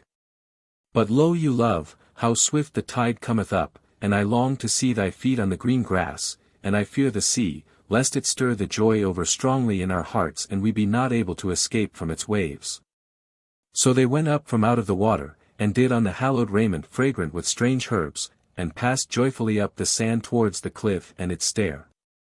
And speedily withal, for so soon as they were clad again, the little ripple of the sea was nigh touching their feet. As they went, they noted that the waters of the well flowed seaward from the black-walled pound by 3 arched openings in its outer face, and they beheld the mason's work, how goodly it was. For it was as if it had been cut out of the foot of a mountain, so well jointed were its stones, and its walls solid against any storm that might drive against it. They climbed the stair, and sat them down on the green grass a while watching the ocean coming in over the sand and the rocks, and Ralph said, I will tell thee, sweetling, that I am grown eager for the road. Though true it is that whiles I was down yonder amidst the ripple of the sea I longed for naught but thee, though thou wert beside me, and thy joyous words were as fire to the heart of my love. But now that I am on the green grass of the earth I call to mind a dream that came to me when we slept after the precious draught of the well, for methought that I was standing before the porch of the feast hall of Upmeads and holding thine hand. And the ancient house spake to me with the voice of a man, greeting both thee and me, and praising thy goodliness and valiancy. Surely then it is calling me to deeds, and if it were but morning, as it is now drawing towards sunset, we would mount and be gone straightway. Surely, she said, thou hast drunk of the well, and the fear of thee has already entered into the hearts of thy foemen far away, even as the love of thee constraineth me as I lie by thy side. But since it is evening and sunset, let it be evening, and let the morning see to its own matters. So now let us be pilgrims again, and eat the meal of pilgrims, and see to our horses, and then wander about this lovely wilderness and its green meads, where no son of man heedeth the wild things, till the night come, bringing to us the rest and the sleep of them that have prevailed over many troubles. Even so they did, and broke bread above the sea, and looked to their horses, and then went hand in hand about the goodly green bents betwixt the sea and the rough of the mountain, and it was the fairest and softest of summer evenings. And the deer of that place, both little and great, had no fear of man, but the hart and hind came to Ursula's hand, and the thrushes perched upon her shoulder, and the hares gambolled together close to the feet of the twain. So that it seemed to them that they had come into the very garden of God. And they forgat all the many miles of the waste and the mountain that lay before them, and they had no thought for the strife of foemen and the thwarting of kindred, that belike awaited them in their own land. But they thought of the love and happiness of the hour that was passing. So sweetly they wore through the last minutes of the day, and when it was as dark as it would be in that fair season, they lay down by the green knoll at the ending of the land, and were lulled to sleep by the bubbling of the well at the world's end. Book 4. The Road Home. Chapter 1. Ralph and Ursula come back again through the great mountains. On the morrow morning they armed them and took to their horses and departed from that pleasant place and climbed the mountain without weariness. And made provision of meat and drink for the dry desert, and so entered it, and journeyed happily with not evil befalling them till they came back to the house of the sorceress. And of the desert they made little, and the wood was pleasant to them after the drought of the desert. But at the said house they saw those kind people, and they saw in their eager eyes as in a glass how they had been bettered by their drinking of the well, and the elder said to them, Dear friends, there is no need to ask you whether ye have achieved your quest. For ye, who before were lovely, are now become as the very gods who rule the world. And now methinks we have to pray you but one thing, to wit that ye will not be overmuch of gods, but will be kind and lowly with them that needs must worship you. They laughed on him for kindness' sake, and kissed and embraced the old man, and they thanked them all for their helping, and they abode with them for a whole day in goodwill and love, and thereafter the carle, who was the son of the elder, with his wife, bade farewell to his kinsman, and led Ralph and Ursula back through the wood and over the desert to the town of the innocent folk. The said folk received them in all joy and triumph, and would have them abide there the winter over. But they prayed leave to depart, because their hearts were sore for their own land and their kindred. So they abode there but 2 days, and on the 3rd day were led away by a half-score of men gaily apparelled after their manner, and having with them many sumpter beasts with provision for the road. With this fellowship they came safely and with little pain unto Chestnut Vale, where they abode but 1 night, though to Ralph and Ursula the place was sweet for the memory of their loving sojourn there. They would have taken leave of the innocent folk in the said vale, but those others must needs go with them a little further, and would not leave them till they were come to the jaws of the pass which led to the rock of the fighting man. Further than that indeed they would not, or durst not go, and those huge mountains they called the wall of strife, even as they on the other side called them the wall of the world. So the twain took leave of their friends there, and howbeit that they had drunk of the well at the world's end, yet were their hearts grieved at the parting. The kind folk left with them abundant provision for the remnant of the road, and a sumpter ox to bear it, so they were in no doubt of their livelihood. Moreover, though the turn of autumn was come again and winter was at hand, yet the weather was fair and calm, and their journey through the dreary pass was as light as it might be to any men. Chapter 2. They hear new tidings of Utterbol. It was on a fair evening of later autumn tide that they won their way out of the gates of the mountains, and came under the rock of the fighting man.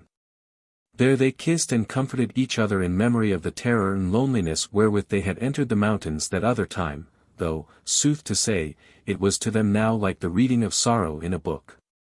But when they came out with joyful hearts into the green plain betwixt the mountains and the river of lava, they looked westward, and beheld no great way off a little bower or cot, builded of boughs and rushes by a blackthorn copse.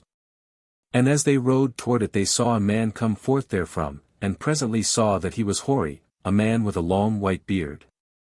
Then Ralph gave a glad cry, and set spurs to his horse and galloped over the plain. For he deemed that it could be none other than the sage of Swevenham, and Ursula came pricking after him laughing for joy. The old man abode their coming, and Ralph leapt off his horse at once, and kissed and embraced him. But the sage said, There is no need to ask thee of tidings, for thine eyes and thine whole body tell me that thou hast drunk of the well at the world's end. And that shall be better for thee belike than it has been for me. Though for me also the world has not gone ill after my fashion since I drank of that water. Then was Ursula come up, and she also lighted down and made much of the sage.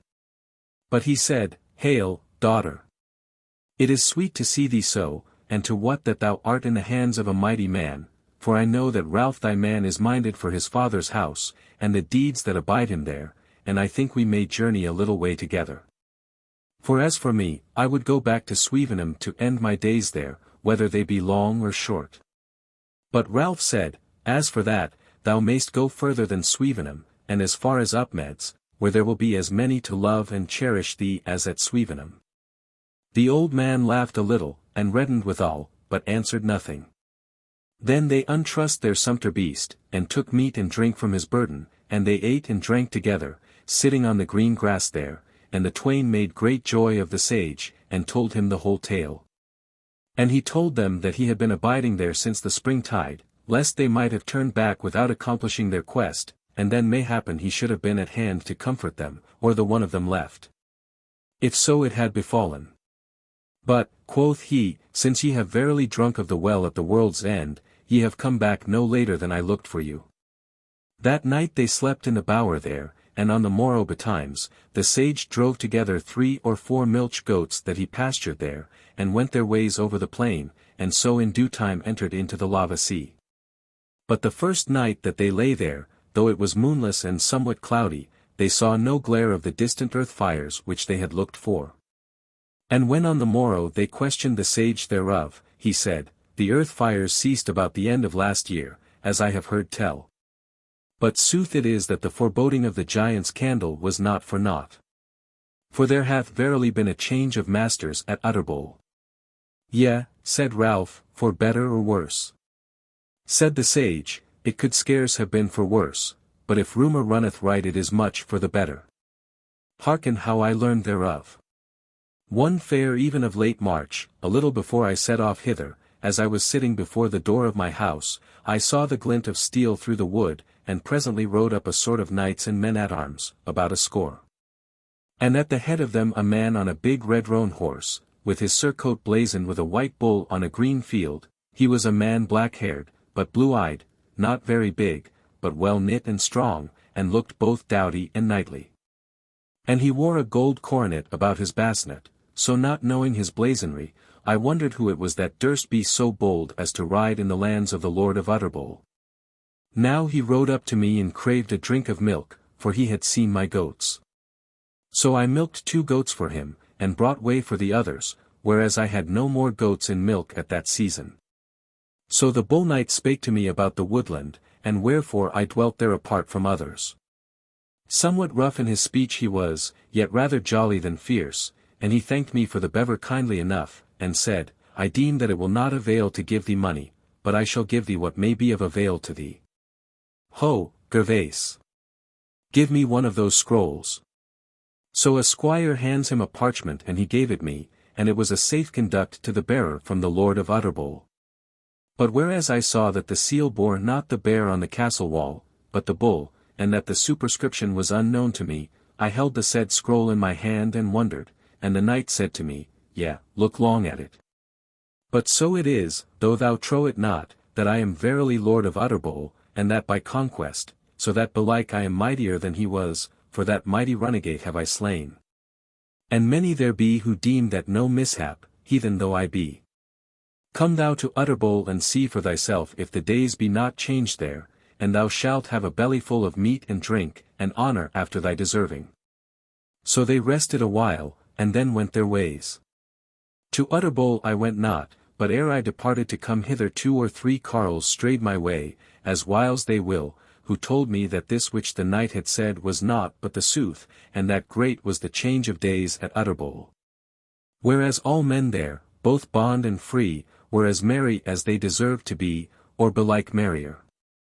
Ralph pondered this tale, and was not so sure but that this new lord was not Bull Shockhead, his war-taken thrall. Natheless he held his peace. But Ursula said, I marvel not much at the tale, for sure I am, that had Gandalf of the Bear been slain when I was at Utterbol, neither man nor woman had stirred a finger to avenge him. But all feared him, I scarce know why. And, moreover, there was none to be master if he were gone. Thereafter she told more tales of the miseries of Utterbol than Ralph had yet heard, as though this tale of the end of that evil rule had set her free to utter them. And they fell to talking of others matters. Chapter 3. They winter with the sage, and thereafter come again to Vale Turris. Thus with no peril and little pain they came to the sage's hermitage. And whereas the autumn was now wearing, and it was not to be looked for that they should cross even the mountains west of Goldburg, let alone those to the west of cheaping Knowe, when winter had once set in. Ralph and Ursula took the sage's bidding to abide the winter through with him, and set forth on their journey again when spring should be fairly come and the mountain ways be clear of snow. So they dwelt there happily enough, for they helped the sage in his husbandry, and he enforced him to make them cheer, and read in the ancient book to them, and learned them as much as it behoved them to hearken, and told them tales of past time. Thereafter when May was at hand they set out on their road, and whereas the sage knew the wood well, he made a long story short by bringing them to Vale Turris in 4 days' time. But when they rode down into the dale, they saw the plain meads below the tower all bright with tents and booths, and much folk moving about amidst them. Here and there amidst the roofs of cloth withal was showing the half-finished frame of a timber house building. But now as they looked and wondered what might be toward, a half-score of weaponed men rode up to them and bade them, but courteously, to come with them to see their lord. The sage drew forth his let-pass thereat. But the leader of the riders said, as he shook his head, That is good for thee, father, but these 2 knights must needs give an account of themselves, for my lord is minded to put down all lifting throughout his lands. Therefore hath he made the meshes of his net small. But if these be thy friends it will be well. Therefore thou art free to come with them and bear witness to their good life. Here it must be said that since they were on the road again Ursula had donned her war gear once more, and as she rode was to all men's eyes naught but a young and slender knight. So without more ado they followed those men at arms, and saw how the banner of the bull was now hung out from the tower. And the sergeants brought them into the midst of the vale, where, about those tents and those half-finished frame houses, whereof they saw 6, was a market toward and much concourse of folk. But the sergeants led through them and the lanes of the booths down to the side of the river, where on a green knoll, with some dozen of men-at-arms and captains about him, sat the new lord of Utterbol. Now as the others drew away from him to right and left, the lord sat before Ralph with naught to hide him, and when their eyes met Ralph gave a cry as one astonished. And the lord of Utterbol rose up to his feet and shouted, and then fell a-laughing joyously, and then cried out, Welcome, king's son, and look on me. For though the feathers be fine, 'tis the same bird. I am lord of Utterbol and therewithal Bull Shockhead, whose might was less than thine on the bent of the mountain valley. Therewith he caught hold of Ralph's hand, and sat himself down and drew Ralph down, and made him sit beside him. Thou sayest I am become great, said he. Yea, said Ralph, I give thee joy thereof. Said the new lord, Perchance thou wilt be deeming that since I was once thy war-taken thrall I should give myself up to thee, but I tell thee I will not, for I have much to do here. Moreover I did not run away from thee, but thou rannest from me, lad. Thereat in his turn Ralph fell a-laughing, and when he might speak he said, What needeth the lord of all these spears to beg off his service to the poor wandering knight? Then Bull put his arms about him, and said, I am fain at the sight of thee. Time was thou wert a kind lad and a good master, yet not so merry as thou shouldest have been. But now I see that gladness plays all about thy face, and sparkles in thine eyes, and that is good. But these thy fellows? I have seen the old carle before, he was dwelling in the wildwood because he was overwise to live with other folk. But this young man, who may he be? Or else, yea, verily, it is a young woman. Yea, and now I deem that it is the thrall of my brother Bull Nosy. Therefore by heritage she is now mine. Ralph heard the words but saw not the smiling face, so wroth he was, therefore the bare sword was in his fist in a twinkling. But ere he could smite, Bull caught hold of his wrist, and said, Master, master, thou art but a sorry lawyer, or thou wouldst have said, thou art my thrall, and how shall a thrall have heritage? Dost thou not see that I cannot own her till I be free, and that thou wilt not give me my freedom save for hers? There, now is all the matter of the service duly settled, and I am free and a lord. And this damsel is free also, and, is she not thy well-beloved, king's son? Ralph was somewhat abashed, and said, I crave thy pardon, lord, for misdoubting thee, but think how feeble are we two lovers amongst the hosts of the aliens. It is well, said Bull, and in very sooth I deem thee my friend, and this damsel was my brother's friend. Sit down, dear maiden, I bid thee, and thou also, O man overwise. And let us drink a cup, and then we will talk about what we may do for each other. So they sat down all on the grass, and the Lord of Utterbol called for wine, and they drank together in the merry season of May. And the new lord said, Here be we friends come together, and it were pity of our lives if we must needs sunder speedily, howbeit, it is thou must rule herein, king's son, for in my eyes thou art still greater than I, O my master. For I can see in thine eyes and thy gait, and in thine also, maiden, that ye have drunk of the well at the world's end. Therefore I pray you gently and heartily that ye come home with me to Utterbol. Ralph shook his head, and answered, Lord of Utterbol, I bid thee all thanks for thy friendliness, but it may not be. But take note, said Bull, that all is changed there, and it hath become a merry dwelling of men. We have cast down the red pillar, and the white and the black also, and it is no longer a place of torment and fear, and cozening and murder, but the very thralls are happy and free-spoken. Now come ye, if it were but for a moon's wearing, I shall be there in 8 days' time. Yea, Lord Ralph, thou wouldst see old acquaintance therewithal, for when I slew the tyrant, who forsooth owed me no less than his life for the murder of my brother, I made atonement to his widow, and wedded her, a fair woman as thou wottest, lord. And of good kindred, and of no ill conditions, as is well seen now that she lives happy days. Though I have heard say that while she was under the tyrant she was somewhat rough with her women when she was sad. Fair sir. But is it not so that she cast sheep's eyes on thee, time was, in this same dale? Ralph reddened and answered naught. And Bull spake again, laughing, so it is, she told me that much herself, and afterwards I heard more from her damsel Agatha, who told me the merry tale of that device they made to catch thee, and how thou brakest through the net.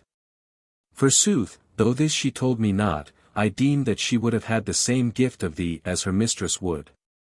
Well, lad, lucky are they with whom all women are in love. So now I prithee trust so much in thy luck as to come with me to Utterbol. Quoth Ralph, once again, Lord of Utterbol, we thank thee, but whereas thou hast said that thou hast much to do in this land, even so I have a land where deeds await me. For I stole myself away from my father and mother, and who knows what help they need of me against foemen, and evil days. And now I might give help to them were I once at home, and to the people of the land also, who are a stout-hearted and valiant and kindly folk. The new lord's face clouded somewhat, as he said, If thine heart draweth thee to thy kindred, there is no more to say. As for me, what I did was for kindred's sake, and then what followed after was the work of need. Well, let it be. But since we must needs part hastily, this at least I bid you, that ye abide with me for tonight, and the banquet in the great pavilion. Howsoever ye may be busied, gainsay me not this. And tomorrow I shall further you on your way, and give you a score of spears to follow thee to Goldburg. Then as for Goldburg and Cheaping Knowe, see ye to it yourselves, but beyond Cheaping Knowe and the plain country, thy name is known, and the likeness of thee told in words. And no man in those mountains shall hurt or hinder thee, but all thou meetest shall aid and further thee. Moreover, at the feast tonight thou shalt see thy friend Otter, and he and I betwixt us shall tell thee how I came to Utterbol, and of the change of days, and how it betid. For he is now my right-hand man, as he was of the dead man. Forsooth, after the slaying I would have had him take the lordship of Utterbol, but he would not, so I must take it perforce or be slain, and let a new master reign there little better than the old. Well then, how sayest thou?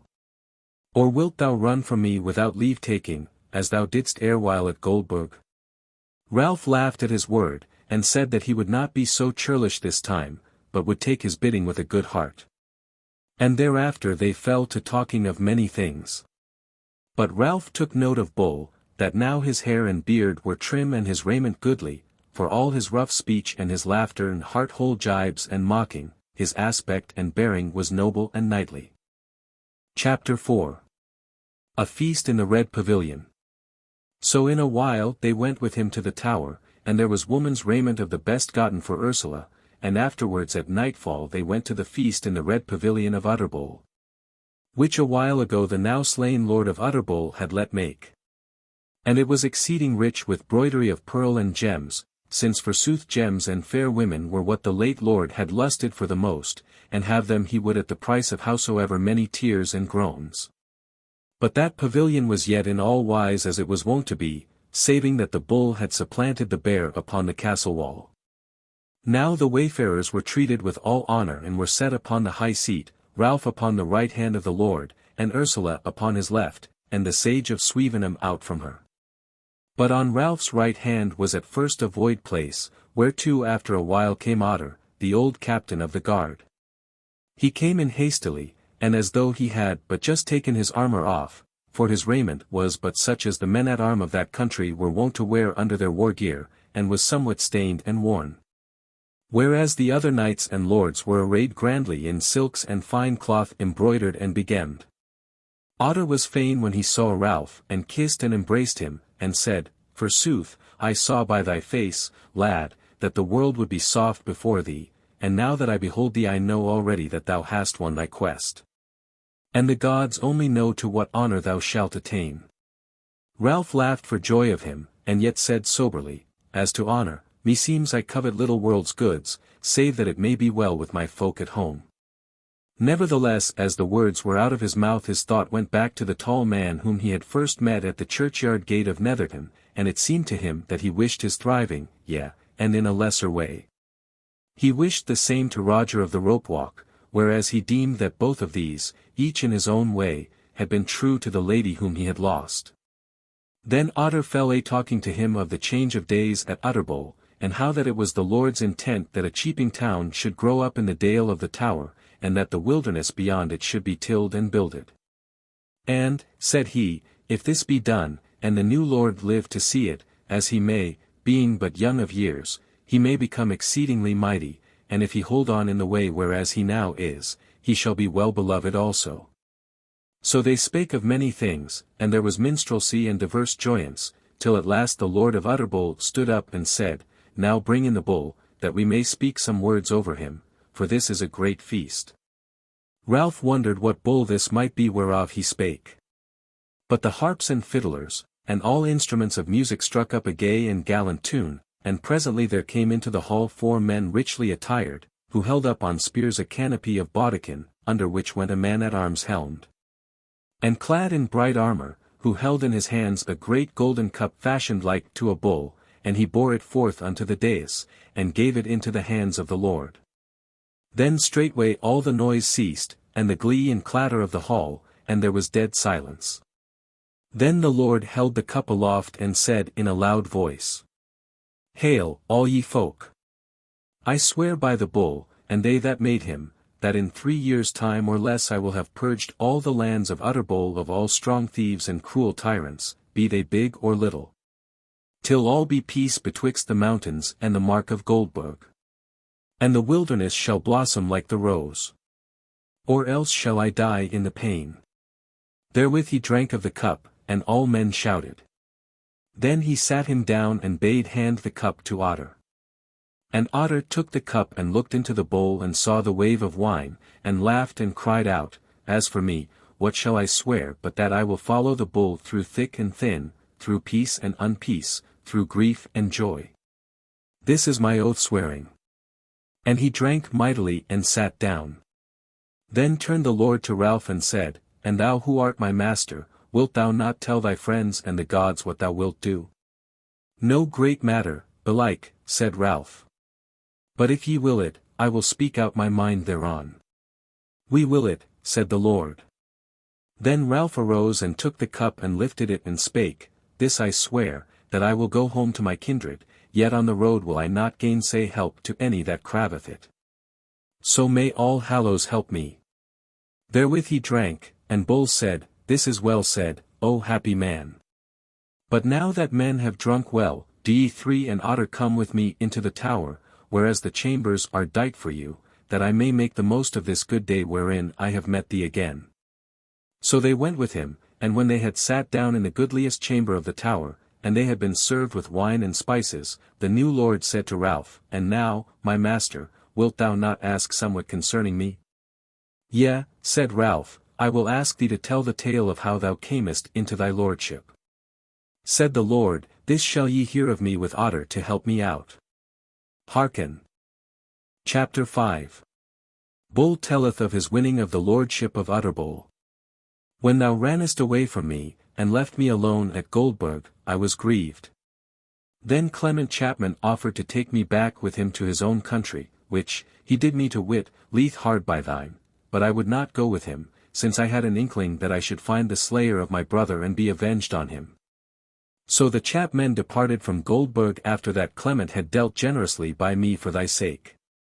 And when they were gone I bethought me what to do, and thou knowest I can some skill with the fiddle and song, so I betook myself to that craft, both to earn somewhat and that I might gather tidings and be little heeded.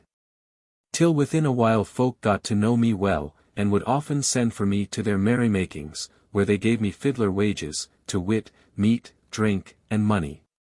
So what with one thing what with another I was rich enough to leave Goldburg and fall to my journey unto Utterbol, since I misdoubted me from the first that the caitiff who had slain my brother was the lord thereof. But one day when I went into the marketplace I found a great stir and clutter there, some folk, both men and women screeching and fleeing, and some running to bows and other weapons. So I caught hold of one of the fleers, and asked him what was toward, and he cried out, Loose me. Let me go. He is loose, he is loose. Who is loose, fool, quoth I. The lion, said he, and therewith in the extremity of his terror tore himself away from me and fled. By this time the others also had got some distance away from me, and I was left pretty much alone. So I went forth on a little, looking about me, and sure enough under one of the pillars of the cloister beneath the market-house, the great green pillar, if thou mindest it, lay crouched a huge yellow lion, on the carcass of a goat, which he had knocked down, but would not fall to eating of amidst all that cry and hubbub. Now belike one thing of me thou wottest not, to wit, that I have a gift that wild things love and will do my bidding. The house mice will run over me as I lie awake looking on them, the small birds will perch on my shoulders without fear. The squirrels and hares will gambol about quite close to me as if I were but a tree, and, withal, the fiercest hound or mastiff is tame before me. Therefore I feared not this lion, and, moreover, I looked to it that if I might tame him thoroughly, he would both help me to live as a jongler, and would be a sure ward to me. So I walked up towards him quietly, till he saw me and half rose up growling, but I went on still, and said to him in a peaceable voice, How now, yellow mane? What aileth thee? Down with thee, and eat thy meat. So he sat down to his quarry again, but growled still, and I went up close to him, and said to him, Eat in peace and safety, am I not here?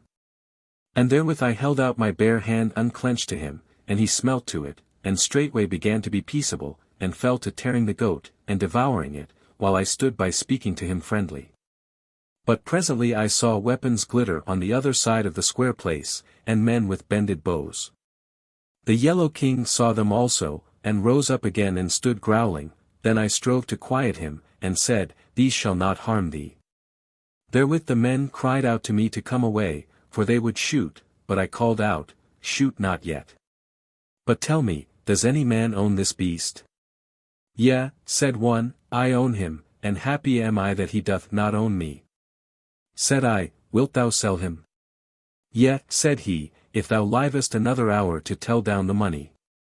Said I, I am a tamer of wild beasts, and if thou wilt sell this one at such a price, I will rid thee of him. The man said this, but kept well aloof with his fellows, who looked on, handling their weapons. Then I turned to my new-bought thrall and bade him come with me, and he followed me like a dog to his cage, which was hard by. And I shut him in there, and laid down the money to his owner, and folk came round about, and wondered, and praised me. But I said, My masters, have ye naught of gifts for the tamer of beasts, and the deliverer of men? Thereat they laughed, but they brought me money and other goods, till I had gotten far more than I had given for the lion. Howbeit the next day the officers of the port came and bade me avoid the town of Goldburg, but gave me more money withal. I was not loath thereto, but departed, riding a little horse that I had, and leading my lion by a chain, though when I was by he needed little chaining.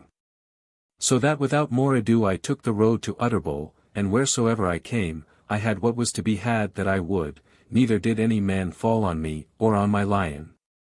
For though they might have shot him or slain him with many spear thrusts, yet besides that they feared him sorely, they feared me still more, deeming me some mighty sending from their gods. Thus came I to Utterness, and found it poor and wretched, as forsooth, it yet is, but shall not be so for long. But the house of Utterbol is exceeding fair and stately, as thou mightest have learned from others, my master, and its gardens, and orchards, and acres, and meadows as goodly as may be. Yea, a very paradise. Yet the dwellers therein as if it were hell, as I saw openly with mine own eyes. To be short, the fame of me and my beast had somehow gone before me, and when I came to the house, I was dealt with fairly, and had good entertainment, and this all the more, as the Lord was away for a while. And the life of folk not so hard by a great way as it had been if he had been there, but the lady was there in the house, and on the morrow of my coming by her command, I brought my lion before her window and made him come and go, and fetch and carry at my bidding, and when I had done my play she bade me up into her bower, and bade me sit and had me served with wine, while she asked me many questions as to my country and friends, and whence and whither I was. And I answered her with the very sooth, so far as the sooth was handy, and there was with her but one of her women, even thy friend Agatha, fair sir. Methought both that this queen was a fair woman, and that she looked kindly upon me, and at last she said, sighing, that she were well at ease if her baron were even such a man as I, whereas the said lord was fierce and cruel, and yet a dastard withal. But the said Agatha turned on her, and chided her, as one might with a child, and said, Hold thy peace of thy loves and thy hates before a very stranger. Or must I leave yet more of my blood on the pavement of the white pillar, for the pleasure of thy loose tongue? Come out now, Mountain Carl. And she took me by the hand and led me out, and when we had passed the door and it was shut, she turned to me and said, Thou, if I hear any word abroad of what my lady has just spoken, I shall know that thou hast told it. And though I be but a thrall, yea, and of late a mishandled one, yet am I of might enough in Utterbol to compass thy destruction. I laughed in her face and went my ways, and thereafter I saw many folk and showed them my beast, and soon learned two things clearly. And first that the lord and the lady were now utterly at variance. For a little before he had come home, and found a lack in his household, to wit, how a certain fair woman whom he had but just got hold of, and whom he lusted after sorely, was fled away. And he laid the white thereof on his lady, and threatened her with death, and when he considered that he durst not slay her, or torment her, for he was verily but a dastard, he made thy friend Agatha pay for her under pretence of wringing a true tale out of her. Now when I heard this story I said to myself that I should hear that other one of the slaying of my brother, and even so it befell. For I came across a man who told me when and how the Lord came by the said damsel, whom I knew at once could be none other than thou, lady, and how he had slain my brother to get her, even as doubtless thou knowest, Lord Ralph. But the second thing which I learned was that all folk at Utterbol, men and women, dreaded the homecoming of this tyrant, and that there was no man but would have deemed it a good deed to slay him. But, dastard as he was, use and wont, and the fear that withholdeth rebels, and the doubt that draweth back slaves, saved him, and they dreaded him moreover as a devil rather than a man. Forsooth one of the men there, who looked upon me friendly, who had had tidings of this evil beast drawing near, spake to me a word of warning, and said, Friend Lion Master, take heed to thyself. For I fear for thee when the Lord cometh home and findeth thee here, lest he let poison thy lion and slay thee miserably afterward. Well, in 3 days from that word home cometh the Lord with a rout of his spearmen, and some dozen of captives, whom he had taken. And the morrow of his coming, he, having heard of me, sent and bade me showing the wonder of the man and the lion. Therefore in the bright morning I played with the lion under his window as I had done by the queen. And after I had played some while, and he looking out of the window, he called to me and said, Canst thou lull thy lion to sleep, so that thou mayst leave him for a little? For I would fain have thee up here. I said that, and chid the beast, and then sang to him till he lay down and slept like a hound weary with hunting. And then I went up into the Lord's chamber. And as it happed, all the while of my playing I had had my short sword naked in my hand, and thus, I deem without noting it, yet as weird would, I came before the tyrant, where he sat with none anigh him save this otter and another man-at-arms. But when I saw him, all the blood within me that was come of one mother with my brother's blood stirred within me, and I set my foot on the footpace of this murderer's chair, and hove up my short sword, and clave his skull. In front and with mine own hand, not as he wrought with my brother. Then I turned about to Otter, who had his sword in his fist when it was too late, till he should speak. Ha Otter, what didst thou say? Otter laughed, quoth he, I said, Thus in death the worst man in the world. Well done, lion tamer. Thou art no ill guest, and hast paid on the nail for meat, drink and lodging. But what shall we do now? Then thou saidst, Well, I suppose thou wilt be for slaying me. Nay, said I, we will not slay thee. At least not for this, nor now, nor without terms. Thou saidst, Perchance then thou wilt let me go free, since this man was ill-beloved, and he owed me a life. Nay, nay, said I, not so fast, good beast lord. Why not? Saidst thou, I can see of thee that thou art a valiant man, and whereas thou hast been captain of the host, and the men-at-arms will lightly do thy bidding, why shouldest thou not sit in the place of this man, and be lord of Utterbol?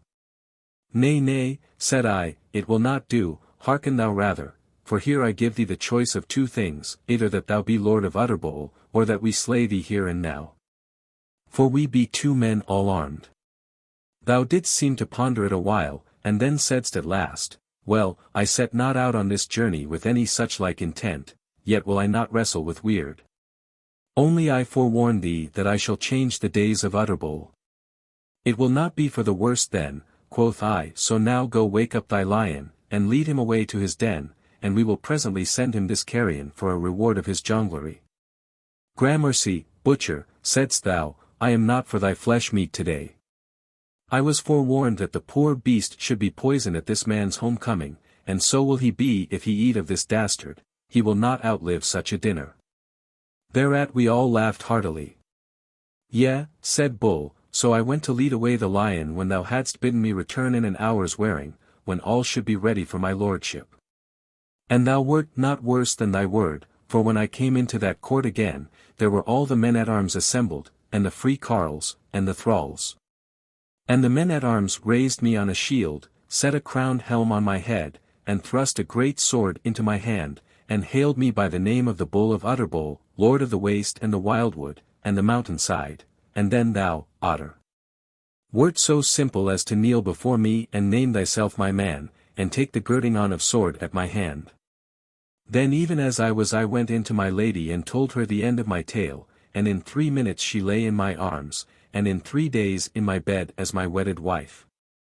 As to Agatha, when I had a little jeered her, I gave her rich gifts and good lands, and freedom, to boot her for her many stripes.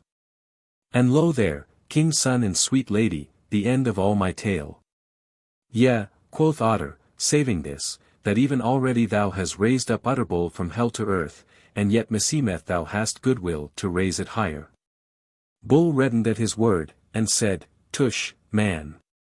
Praise the day when the sun has set.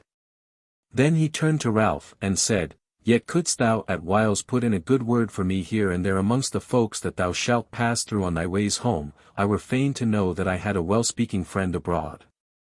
We shall do no less, said Ralph, and Ursula spake in like wise. So they talked together merrily a while longer, till night began to grow old, and then went to their chambers in all content and good liking. Chapter 6. They ride from Vale Turris. Redhead tells of Agatha. On the morrow when they arose, Ralph heard the sound of horses and the clashing of arms. He went to the window, and looked out, and saw how the spears stood up thick together at the tower's foot. And knew that these were the men who were to be his fellows by the way. Their captain he saw, a big man all armed in steel, but him seemed that he knew his face under his sallet, and presently saw that it was Redhead.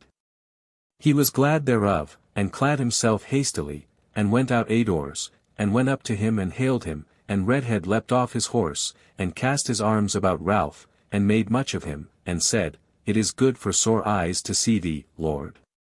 And I am glad at heart that all went well with thee that time. Although, forsooth, there was guile behind it. Yet whereas I wot nothing thereof, which I will pray thee to believe, and whereas thou hast the gain of all, I deem thou mayst pardon me. Said Ralph, Thou hast what pardon of me thou needest, so be content. For the rest, little need is there to ask if thou thrivest, for I behold thee glad and well honoured. As they spoke came the Lord forth from the tower, and said, Come thou, Lord Ralph, and eat with us ere thou takest to the road. I mean with Otter and me. As for thee, Redhead, if aught of ill befall this king's son under thy way leading, look to it that thou shalt lose my good word with Agatha, yea, or gain my naysay herein, whereby thou shalt miss both fee and fair dame. Redhead looked sheepishly on Ralph at that word, yet winked at him also, as if it pleased him to be jeered concerning his wooing, so that Ralph saw how the land lay, and that the guileful handmaid was not ill content with that big man. So he smiled kindly on him and nodded, and went back with Bull into the tower. There they sat down all to meat together. And when they were done with their victual, Bull spake, and said to Ralph, Fair king's son, is this then the last sight of thee? Wilt thou never come over the mountains again? Said Ralph, Who knoweth? I am young yet, and have drunk of the water of the well. Bull grew somewhat pensive and said, Yea, thou meanest that thou mayest come back and find me no longer here. Yet if thou findest but my grave mound, yet mayhappen thou shalt come on something said or sung of me, which shall please thee. For I will tell thee, that thou hast changed my conditions, how, I wot not. Thy word is good, said Ralph, yet I meant not that, never should I come to Utterbol if I looked not to find thee living there. Bull smiled on him as though he loved him, and said, This is well spoken, I shall look to see thee before I die. Then said Ursula, Lord of Utterbol, this also thou mayst think on, that it is no further from Utterbol to Upmeads than from Upmeads to Utterbol. The Lord laughed and said, Sooth is that. And were but my Bull here, as I behold you I should be of mind to swear by him to come and see you at Upmeads ere 10 years have worn. Then she put forth her hand and said, Swear by this. So he took it and swore the oath. But the sage of Swevenham said, This oath thou shalt keep to the gain and not the loss both of thee and of thy friends of Upmeads. Thus were they fain of each other, and Ralph saw how Bull's heart was grown big, and he rejoiced thereat. But anon he arose and said, Now, Lord, we ask leave to depart for the way is long, and mayhappen my kindred now lack a man's helping. Then Bull stood up and called for his horse, and Otter also, and they all went forth and gat a horseback and rode away from Vale Turris, and Redhead rode behind them humbly, till it was noon and they made stay for meat. Then after they had broken bread together and drunk a cup Bull and Otter kissed the wayfarers, and bade them farewell and so rode back to Vale Turris, and Ralph and Ursula and the sage tarried not but rode on their ways. But anon Ralph called to Redhead, and bade him ride beside them that they might talk together, and he came up with them, and Ursula greeted him kindly, and they were merry one with another. And Ralph said to Redhead, Friend Captain, thou art exceeding in humility not to ride with the Lord or Captain Otter, save for chance hap, I see not that thou art worser than they. Redhead grinned, and said, Well, as to Otter, that is all true. But as for Lord Bull it is another matter, I wot not but his kindred may be as good or better than any in these east parts. In any case, he hath his kin and long descent full often in his mouth, while I am but a gangrel body. Howbeit it is all one, whereas whatso he or Otter bid any man to do, he doeth it, but my bidding may be questioned at whiles. And look you, Lord, times are not ill, so wherefore should I risk a change of days? Sooth to say, both these great lords have done well by me. Ralph laughed, and better will they do, as thou deemest, give thee Agatha, to wit. Yea, fair sir, quoth Redhead. No great gift, that seemeth to me, for thy valiancy, said Ralph. She is guileful enough and loose enough for a worse man than thee. Lord, said Redhead, even of her thou shalt say what pleaseth thee, but no other man shall say of her what pleaseth me not. For all that is come and gone she is true and valiant, and none may say that she is not fair and sweet enough for a better man than me, and my great good luck it is that, as I hope, she looketh no further for a better. Ursula said, Is it so, perchance, that now she is free and hath naught to fear, she hath no need for guile? Hail to thee for thy word, lady, quoth Redhead, and then he was silent, glooming somewhat on Ralph. But Ralph said, Nay, my friend, I meant no harm, but I was wondering what had befallen to bring you two so close together. It was fear and pain, and the helping of each other that wrought it, said Redhead. Said Ursula, Good captain, how was it that she escaped the uttermost of evil at the tyrant's hands? Since from all that I have heard, it must needs be that he laid the blame on her, working for her mistress, of my flight from Utterbol. Even so it was, lady, said Redhead, but, as thou wottest belike, she had got it spread abroad that she was cunning in sorcery, and that her spell would not end when her life ended. Nay, that he to whom her ghost should bear ill will, and more especially such an one as might compass her death, should have but an ill time of it while he lived, which should not be long. This tale, which, sooth to say, I myself helped to spread, the Lord of Utterbol trode in holy, so cunningly was it told, so that, to make a long story short, he feared her, and feared her more dead than living. So that when he came home, and found thee gone, lady, he did indeed deem that thy flight was of Agatha's contrivance. And this the more because his nephew, he whom thou didst beguile. I partly guess how, told him a made-up tale how all was done by the spells of Agatha. For this youth was of all men, not even saving his uncle, most full of malice. And he hated Agatha, and would have had her suffer the uttermost of torments and he to be standing by the while, howbeit his malice overshot itself, since his tale made her even more of a witch than the Lord deemed before. Yea, said Ursula, and what hath befallen that evil young man, captain? Said Redhead, It is not known to many, lady. But 2 days before the slaying of his uncle, I met him in a wood a little way from Utterbol, and, the mood being on me I tied him neck and heels and cast him, with a stone round his neck, into a deep woodland pool hight the Ram's Bane. Which is in that same wood. Well, as to my tale of Agatha. When the Lord came home first, he sent for her, and his rage had so mastered his fear for a while that his best word was scourge and rack and faggot. But she was, outwardly, so calm and cold, smiling on him balefully, that he presently came to himself, found that fear was in his belly, and that he might not do what he would with her. Wherefore he looked to it that however she were used, which was ill enough, God wot, she should keep the soul in her body.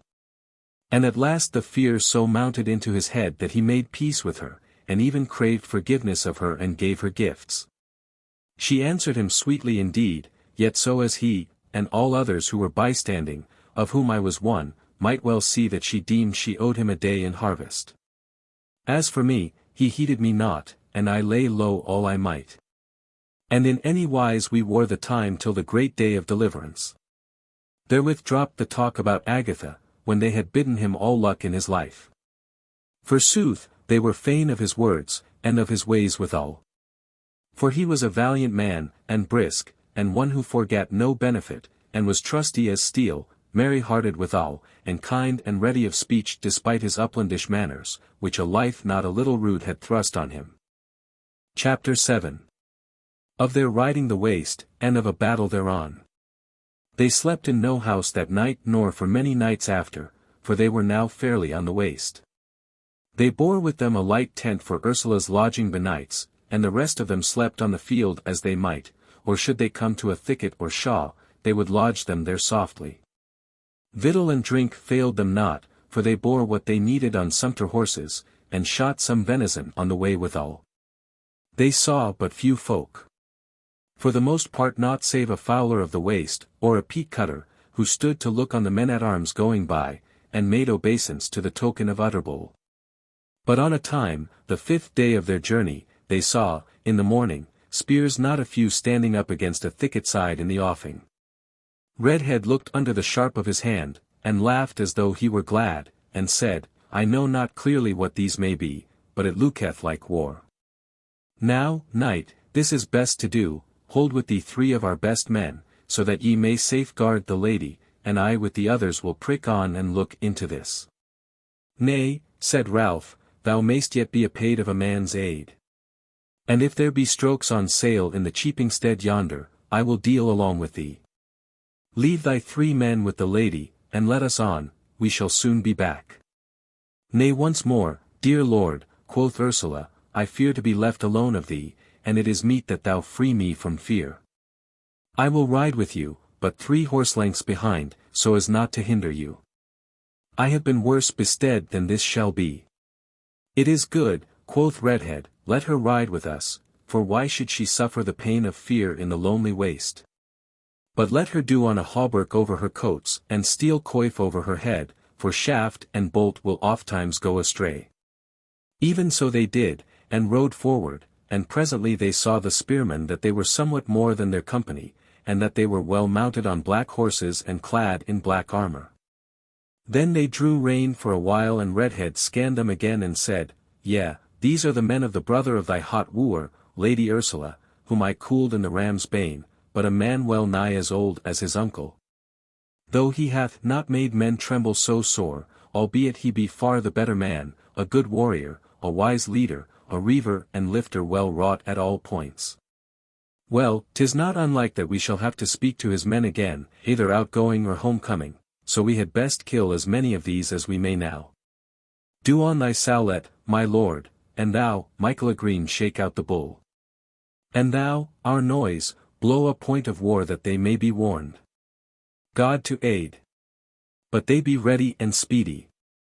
In sooth, even as the pennon of the bull ran down the wind and the Utterbol horn was winded, the black men-at-arms came on at a trot, and presently with a great screeching yell cast their spears into the rest, and spurred on all they might.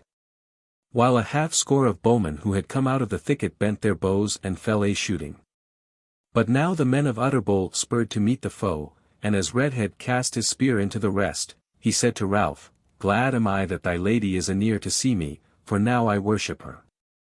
Therewith the 2 bands met, and whereas on neither side was the armor very stout, some men of either band were hurt or slain at once with spear thrust, though, save for Ralph, they did not run straight on each other, but fenced and foined with their spears deftly enough. As for Ralph, he smote a tall man full on the breast and pierced him through and through, and then pulled out the Upmeads blade and smote on the right hand and the left, so that none came anigh him willingly. Shortly to say it, in 5 minutes' time the black riders were fleeing all over the field with them of Utterbol at their heels, and the bowmen ran back again into the wood. But one of the foemen as he fled cast a javelin at a venture, and who should be before it save Ursula, so that she reeled in her saddle, and would have fallen downright but for one of the Utterbol fellows who stayed her, and got her gently off her horse.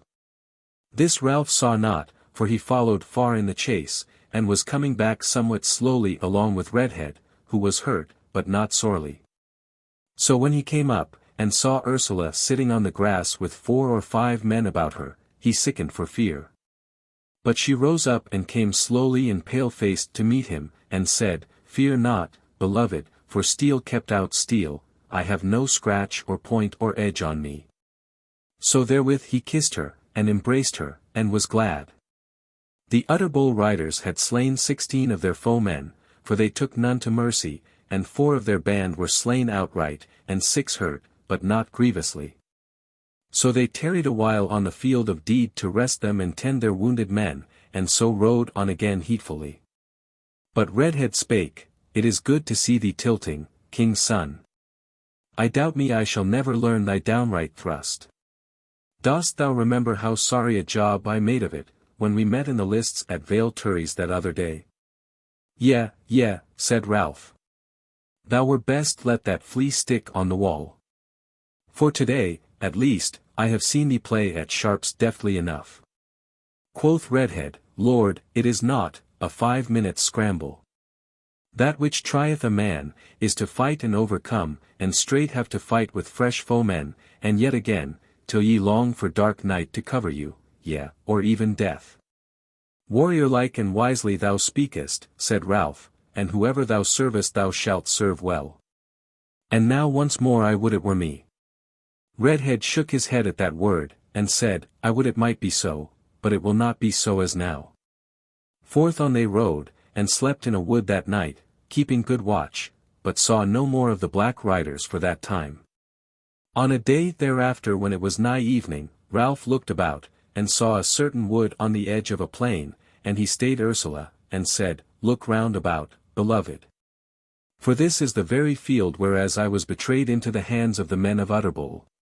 She smiled on him and said, "Let me light down then, that I may kiss the earth of that kind field, where thou wert not stayed over long, but even long enough that we might meet in the dark wood thereafter." "Sweetling," said Ralph, "this mayst thou do and grieve no man, not even for a little. For lo you! The captain is staying the sumpter beasts, and it is his mind, belike, that we shall sleep in yonder wood tonight." Therewith he lighted down and she in likewise, then he took her by the hand and led her on a few yards, and said, "Lo, beloved, this quicken tree, hereby it was that the tent was pitched wherein I lay the night when I was taken." She looked on him shyly and said, "Wilt thou not sleep here once more tonight?" "Yea, well beloved," said he, "I will bid them pitch thy tent on this same place, that I may smell the wild time again, as I did that other while." So there on the field of his ancient grief they rested that night in all love and content. Chapter 8. Of Goldburg again, and the Queen thereof. Next day they went forth through the country wherethrough Morfinn had led Ralph into captivity, and Redhead rode warily. For there were many passes which looked doubtful, but whether the ill men feared to meddle with them, or however it were, none waylaid them, and they all came safely to the gate of Goldburg. The towers whereof were full of folk looking forth on them. So they displayed their pennon, and rode into the street, where folk pressed about them in friendly wise, for the new lord of Utterbol had made firm and fast peace with Goldburg. So they rode to the hostel, and gat them victual, and rested in peace that night. But Ralph wondered whether the queen would send for him when she heard of his coming back again, and he hoped that she would let him be. For he was ashamed when he thought of her love for him, and how that he had clean forgotten her till he was close to Goldburg again. But when morning was come Ralph spake to Redhead and asked him how he should do to wage men for the homeward journey on thence. And Redhead said, "I have already seen the clerk of the port, and he will be here in an hour with the license for thee to wage men to go with thee to Cheaping Knowe. As for me, I must needs go see the king, and give him a letter sealed by my lord's hand, and when I come back from him, I will go round to the alehouses which be haunted of the men-at-arms to see after strong carles for thine avail. But to the king hast thou no need to go, save he send for thee, whereas thou art not come hither to chaffer, and he needeth not men of war." Ralph stared at him and said, "The king, sayest thou? Is there no queen of Goldburg?" Said Redhead, "There is the king's wedded wife, but her they call not queen, but lady." "But the queen that was," said Ralph, "where is she then?" "Yet truly," said Redhead, "a queen sat alone as ruler here a while ago. But whether she died, or what befell her, I know nothing. I had little to do with Goldburg till our lord conquered Utterbol. Lo here the host. He may tell thee the tale thereof." Therewith he departed, and left Ralph with the host, whom Ralph questioned of the story, for his heart was wrung lest such a fair woman and so friendly should have come to harm. So the host sat down by Ralph and said, "My master, this is a tale which is grievous to us, for though the saints forbid I should say a word against my lord that is now, nor is there any need to. Yet we deemed us happy to be under so dear a lady and so good and fair as she was. Well, she is gone so that we wot not whether she be living or dead. For so it is that in the early spring, somewhat more than a year ago that is, one morning when folk arose, the queen's place was empty. Riding and running there was about and about, but none the more was she found. Forsooth as time wore, tales were told of what wise she left us, and why, but she was gone. Well, fair sir, many deemed that though her lineage was known by seeming, yet she was of the fairy, and needed neither steed nor chariot to go where she would. But her women and those that knew her best, deemed that whatso she were, she had slain herself, as they thought, for some unhappiness of love. For indeed she had long gone about sad and distraught, though she neither wept, nor would say one word of her sorrow, whatsoever it might be. But, fair sir, since thou art a stranger, and art presently departing from our city, I will tell thee a thing. To wit.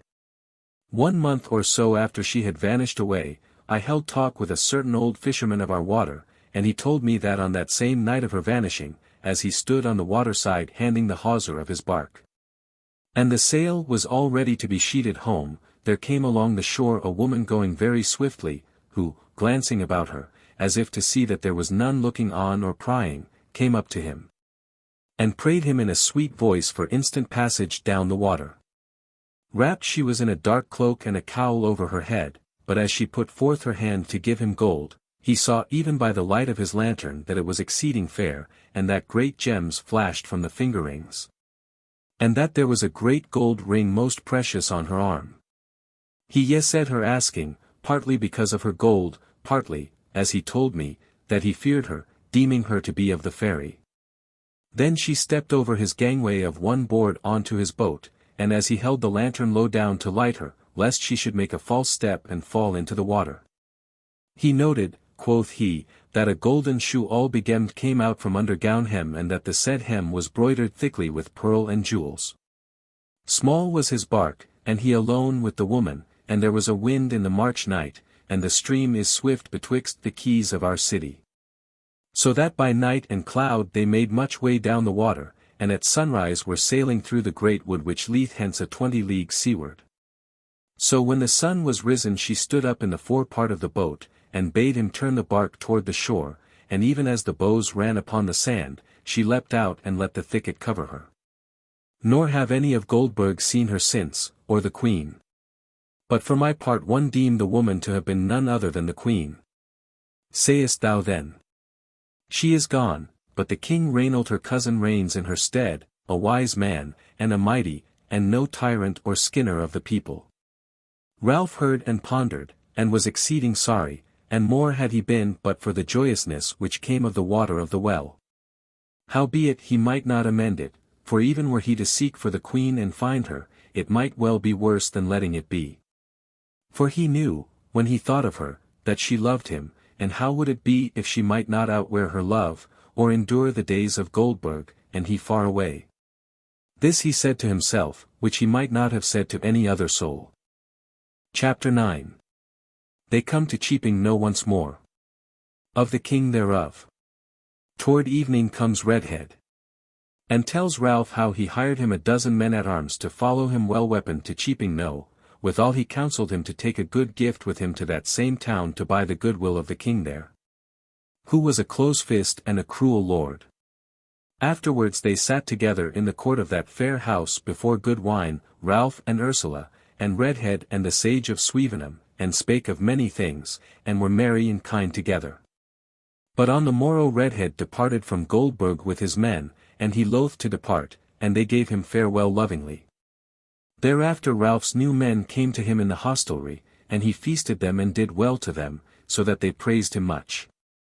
Then he gat him victuals and sumpter horses for the journey, and bought good store of bows and arrows withal. Furthermore he took heed to Redhead's word and bought a goodly gift of silver vessel and fine cloth for the king of Cheaping Knowe. The day after he and his company departed from Goldburg toward the mountains, which they passed unfought and unwaylaid, partly because they were a band of stout men, And partly because a little before there had been a great overthrow of the wild men of those mountains at the hands of the men of Goldburg and the chapmen. So that now the mountain men lay close, and troubled none that rode with any force.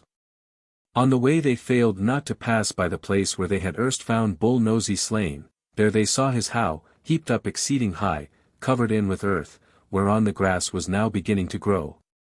And with a great standing stone on the top thereof, whereon was graven the image of a bull, with a sword thereunder. Whereby the wayfarers wot that this had been done in his memory by his brother, the new lord of Utterbol. So they came down out of the mountains to Whiteness, where they had good entertainment, but tarried not save for one night, riding their ways betimes to Cheaping Knowe, and they came before the gate thereof safe and sound on the third day. And slept in the hostelry of the chapmen. On the morrow Ralph went up to the king's castle with but 3 men unweaponed bearing the gift which he had got for the king. Albeit he sent not away his men-at-arms till he should know how the king was minded towards him. As he went he saw in the streets sad tokens of the Lord's cruel justice, as handless men, fettered, dragging themselves about, and folk hung up before chapmen's booths, and whipping cheer, and the pillar, and such like.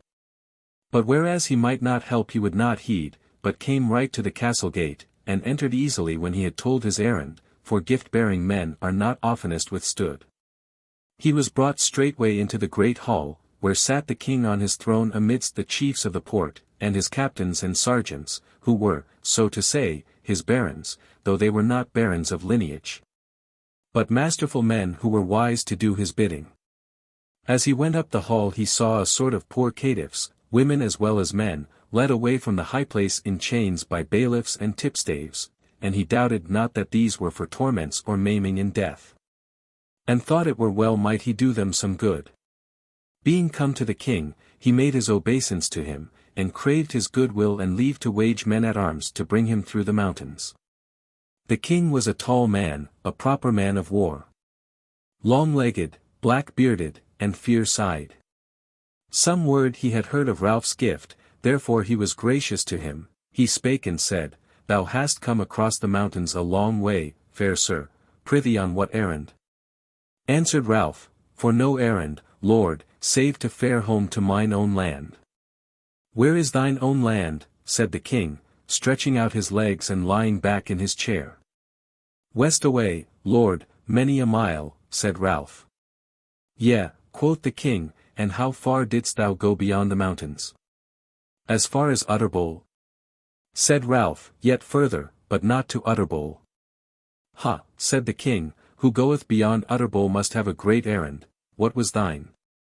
Ralph thought for a moment, and deemed it best to say as little as he might concerning Ursula, so he answered, and his voice grew loud and bold, "I was minded to drink a draught of the well at the world's end, and even so I did." As he spake, he drew himself up, and his brows were knit a little, but his eyes sparkled from under them, and his cheeks were bright and rosy. He half drew the sword from the scabbard, and sent it back rattling, so that the sound of it went about the hall. He upreared his head and looked around him on this and that one of the warriors of the aliens, and he sniffed the air into his nostrils as he stood alone amongst them, and set his foot down hard on the floor of the king's hall. And his armor rattled upon him. But the king sat bolt upright in his chair and stared Ralph's face, and the warriors and lords and merchants fell back from Ralph and stood in an ordered rank on either side of him and bent their heads before him. None spoke till the king said in a hoarse voice, but lowly and wheedling, "Tell us, fair sir, what is it that we can do to pleasure thee?" "King," said Ralph, "I am not here to take gifts but to give them rather, yet since thou biddest me I will crave somewhat of thee. That thou mayst be the more content, and moreover the giving shall cost thee nothing, I crave of thee to give me life and limb and freedom for the poor folk whom I saw led down the hall by thy tipstaves, even now. Give me that or nothing." The king scowled, but he spake, "This is indeed a little gift of thee to take, yet to none else save thee had I given it." Therewith he spake to a man beside him and said, "Go thou, set them free, and if any hurt hath befallen them thy life shall answer for it. Is it enough, fair sir, and have we thy goodwill?" Ralph laughed for joy of his life and his might, and he answered, "King, this is the token of my goodwill, fear naught of me." And he turned to his men, and bade them bright forth the gift of Goldburg and open it before the king, and they did so. But when the king cast eyes on the wares his face was gladdened, for he was a greedy wolf, and whoso had been close to his mouth would have heard him mutter, so mighty, yet so wealthy. But he thanked Ralph aloud and in smooth words. And Ralph made obeisance to him again, and then turned and went his ways down the hall, and was glad at heart that he had become so mighty a man, for all fell back before him and looked on him with worship. Howbeit he had looked on the king closely and wisely, and deemed that he was both cruel and guileful, so that he rejoiced that he had spoken not of Ursula, and he was minded to keep her within gates all the while they abode at Knowe. When he came to the hostel he called his men-at-arms together and asked them how far they would follow him, and with one voice they said all that they would go with him whereso he would, so that it were not beyond reason. So they arrayed them for departure on the morrow, and were to ride out of gates about mid-morning. So wore the day to evening. But ere the night was old came a man asking for Ralph, as one who would have a special alms of him, a poor man by seeming, and evilly clad. But when Ralph was alone with him, the poor man did him to wit that for all his seeming wretchedness he was but disguised, and was in sooth a man of worship, and one of the port. Quoth he, I am of the king's council, and I must needs tell thee a thing of the king, that though he was at the first overawed and cowed by the majesty of thee, a friend of the well, he presently came to himself, which was but ill. So that what for greed, what for fear even, he is minded to send men to waylay thee, some 3 leagues from the town, on your way to the mountains, but ye shall easily escape his gin now I have had speech of thee. For ye may take a by-road and fetch a compass of some 12 miles, and get aback of the waylayers. Yet if ye escape this first ambush, unless ye are timely in riding early tomorrow it is not unlike that he shall send swift riders to catch up with you ere ye come to the mountains. Now I am come to warn thee hereof, partly because I would not have so fair a life spilt, which should yet do so well for the sons of Adam, and partly also because I would have a reward of thee for my warning and my way leading. For I shall show thee the way and the road. Said Ralph, ask and fear not, for if I may trust thee I already owe thee a reward. My name is Michael Adale, said the man, and from Swevenham I came hither, and fain would I go thither, and little hope I have thereof save I go privily in some such band as thine, whereas the tyrant holdeth me on pain, as well I know, of an evil death. I grant thine asking, friend, said Ralph, and now thou wert best go to thine house and truss what stuff thou mayst have with thee and come back hither in the grey of the morning. The man shook his head and said, Nay. Here must I bide night long, and go out of gates amongst thy men-at-arms, and clad like one of them with iron enough about me to hide the fashion of me, it were nowise safe for me to go back into the town. For this tyrant wages many a spy, yea, forsooth, I fear me by certain tokens that it is not all so certain that I have not been spied upon already, and that it is known that I have come to thee. And I will tell thee that by hook or by crook the king already knoweth somewhat of thee and of the woman who is in thy company. Ralph flushed red at that word, and felt his heart bound, but even therewith came into them the sage. And straightway Ralph took him apart and told him on what errand the man was come, and asked him if he deemed him trusty. Then the sage went up to Michael and looked him hard in the face awhile, and then said, Yea, honest he is unless the kindred of Michael of the Hatch of Swevenham have turned thieves in the 3rd generation. Yea, said Michael, and dost thou know the Hatch? As I know mine own fingers, said the sage, and even so I knew it years and years before thou wert born. Therewith he told the newcomer what he was, and the 2 men of Swevenham made joy of each other. And Ralph was fain of them, and went into the chamber wherein sat Ursula, and told her how all things were going, and she said that she would be naught but glad to leave that town, which seemed to her like to Utterbol over again. Chapter 10. An adventure on the way to the mountains. On the morrow Ralph got his men together betimes and rode out agates, and was little afraid that any should meddle with him within the town or anigh it, and even so it turned out. But Michael rode in the company new clad, and with his head and face all hidden in a wide sowlet. As for Ralph and Ursula, they were exceeding glad, and now that their heads were turned to the last great mountains, it seemed to them that they were verily going home, and they longed for the night, that they might be alone together. and talk of all these matters in each other's arms. When they were out gates, they rode for 2 miles along the highway, heedlessly enough by seeming, and then, as Michael bade, turned suddenly into a deep and narrow lane, and forth on, as it led betwixt hazelled banks and coppices of small wood, skirting the side of the hills, so that it was late in the afternoon before they came into the highway again, which was the only road leading into the passes of the mountains. Then said Michael that now by all likelihood they had beguiled the waylayers for that time, so they went on merrily till half the night was worn, when they shifted for lodging in a little oakwood by the wayside.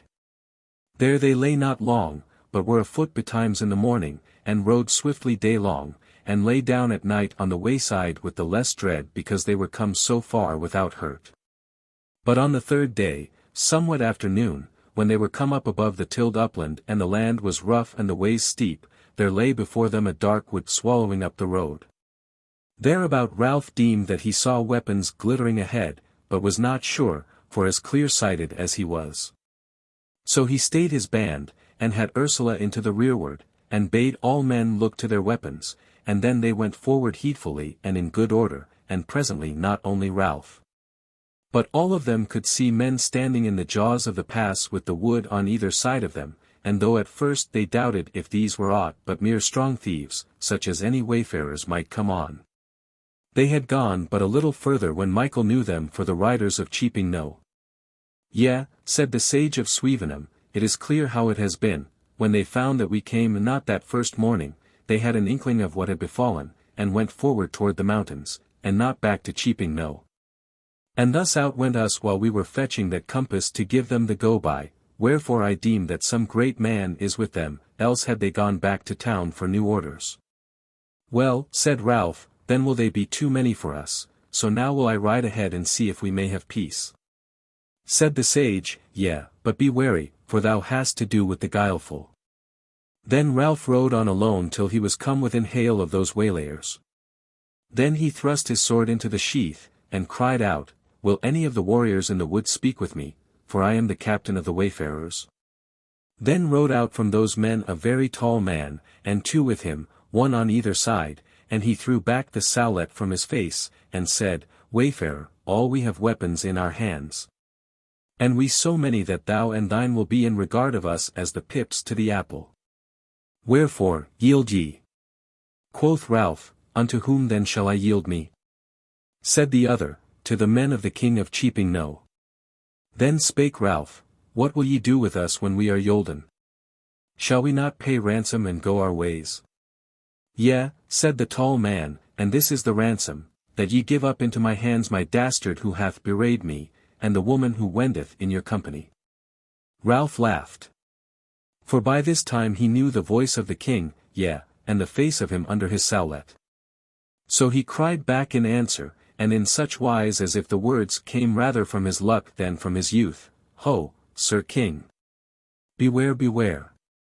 Lest thou tremble when thou sayest the bare blade of the friend of the well more than thou trembledst erst, when the blade was hidden in the sheath before the throne of thine hall. But the king cried out in a loud harsh voice. Thou, young man, beware thou! And try not thy luck overmuch. We are as many as these trees, and thou canst not prevail over us. Go thy ways free, and leave me what thou canst not help leaving. Yea, fool, cried Ralph, and what wilt thou do with these 2? Said the king, The traitor I will flay, and the woman I will bed. Scarce were the words out of his mouth ere Ralph gave forth a great cry and drew his sword, set spurs to his horse, and galloped on up the road with all his band at his back, for they had drawn anigh amidst this talk. But or ever they came on the foemen, they heard a great confused cry of onset mingled with affright, and lo! The king threw up his arms, and fell forward on his horse's neck with a great arrow through his throat. Ralph drave on sword in hand, crying out, Home, home to Upmeads, and anon was amidst of the foe smiting on either hand. His men followed, shouting, Ho, for the friend of the well! And amongst the foemen, who were indeed very many, was huge dismay, so that they made but a sorry defence before the band of the wayfarers, who knew not what to make of it. Till they noted that arrows and casting spears were coming out of the wood on either side, which smote none of them, but many of the foemen. Short was the tale, for in a few minutes there were no men of the foe together save those that were fleeing down the road to cheaping Knowe. Ralph would not suffer his men to follow the chase, for he wot not with whom he might have to deal besides the king's men. He drew his men together and looked round for Ursula, and saw that the sage had brought her up anigh him, and there she sat a horseback, pale and panting with the fear of death and joy of deliverance. Now Ralph cried out from his saddle in a loud voice, and said, Ho ye of the arrows of the wood! Ye have saved me from my foemen, where be ye, and what be ye? Came a loud voice from out of the wood on the right hand, Children, tell the warrior whose sons ye be. Straightway brake out a huge bellowing on either side of the road, as though the wood were all full of great meat. Then cried out Ralph, If ye be of the kindred of the bull, ye will belike be my friends rather than my foes. Or have ye heard tell of Ralph of Upmeads? Now let your captain come forth and speak with me. Scarce were the words out of his mouth ere a man came leaping forth from out the wood, and stood before Ralph in the twilight of the boughs, and Ralph noted of him that he was clad pretty much like to bull shockhead of pastime. Save that he had a great bull's head for a helm, which afterwards Ralph found out was of iron and leather, and a great gold ring on his arm. Then Ralph thrust his sword back into the sheath, and his folk handled their weapons peaceably, while Ralph hailed the newcomer as Lord or Duke of the Bulls. Belike, quoth the said chieftain, thou wouldst wish to show me some token, whereby we may wot that thou art that friend of the well and of our kinsman concerning whom he sent us a message. Then Ralph bethought him of the pouch with the knot of grass therein which Bull Shockhead had given him at Goldburg. So he drew it out, and gave it into the hand of the chieftain, who no sooner caught a glimpse thereof than he said, Verily our brother's hand hath met thine when he gave thee this. Yet forsooth, now that I look on thee, I may say that scarce did I need token to tell me that thou wert the very man. For I can see thee, that thou art of great honour and worship, and thou didst ride boldly against the foemen when thou knewest not that we had waylaid thy waylayers. Now I wot that there is no need to ask thee whether thou wouldst get thee out of our mountains by the shortest road, yet wilt thou make it little longer, and somewhat safer, if ye will suffer us to lead thee by way of our dwelling. So Ralph said his bidding without more words. As they spake thus together the road both above and below was become black with weaponed men, and some of Ralph's band looked on one another, as though they doubted their new friend somewhat. But the sage of Swevenham spoke to them and bade them fear not. For, said he, so far as we go, who are now their friends, there is no guile in these men.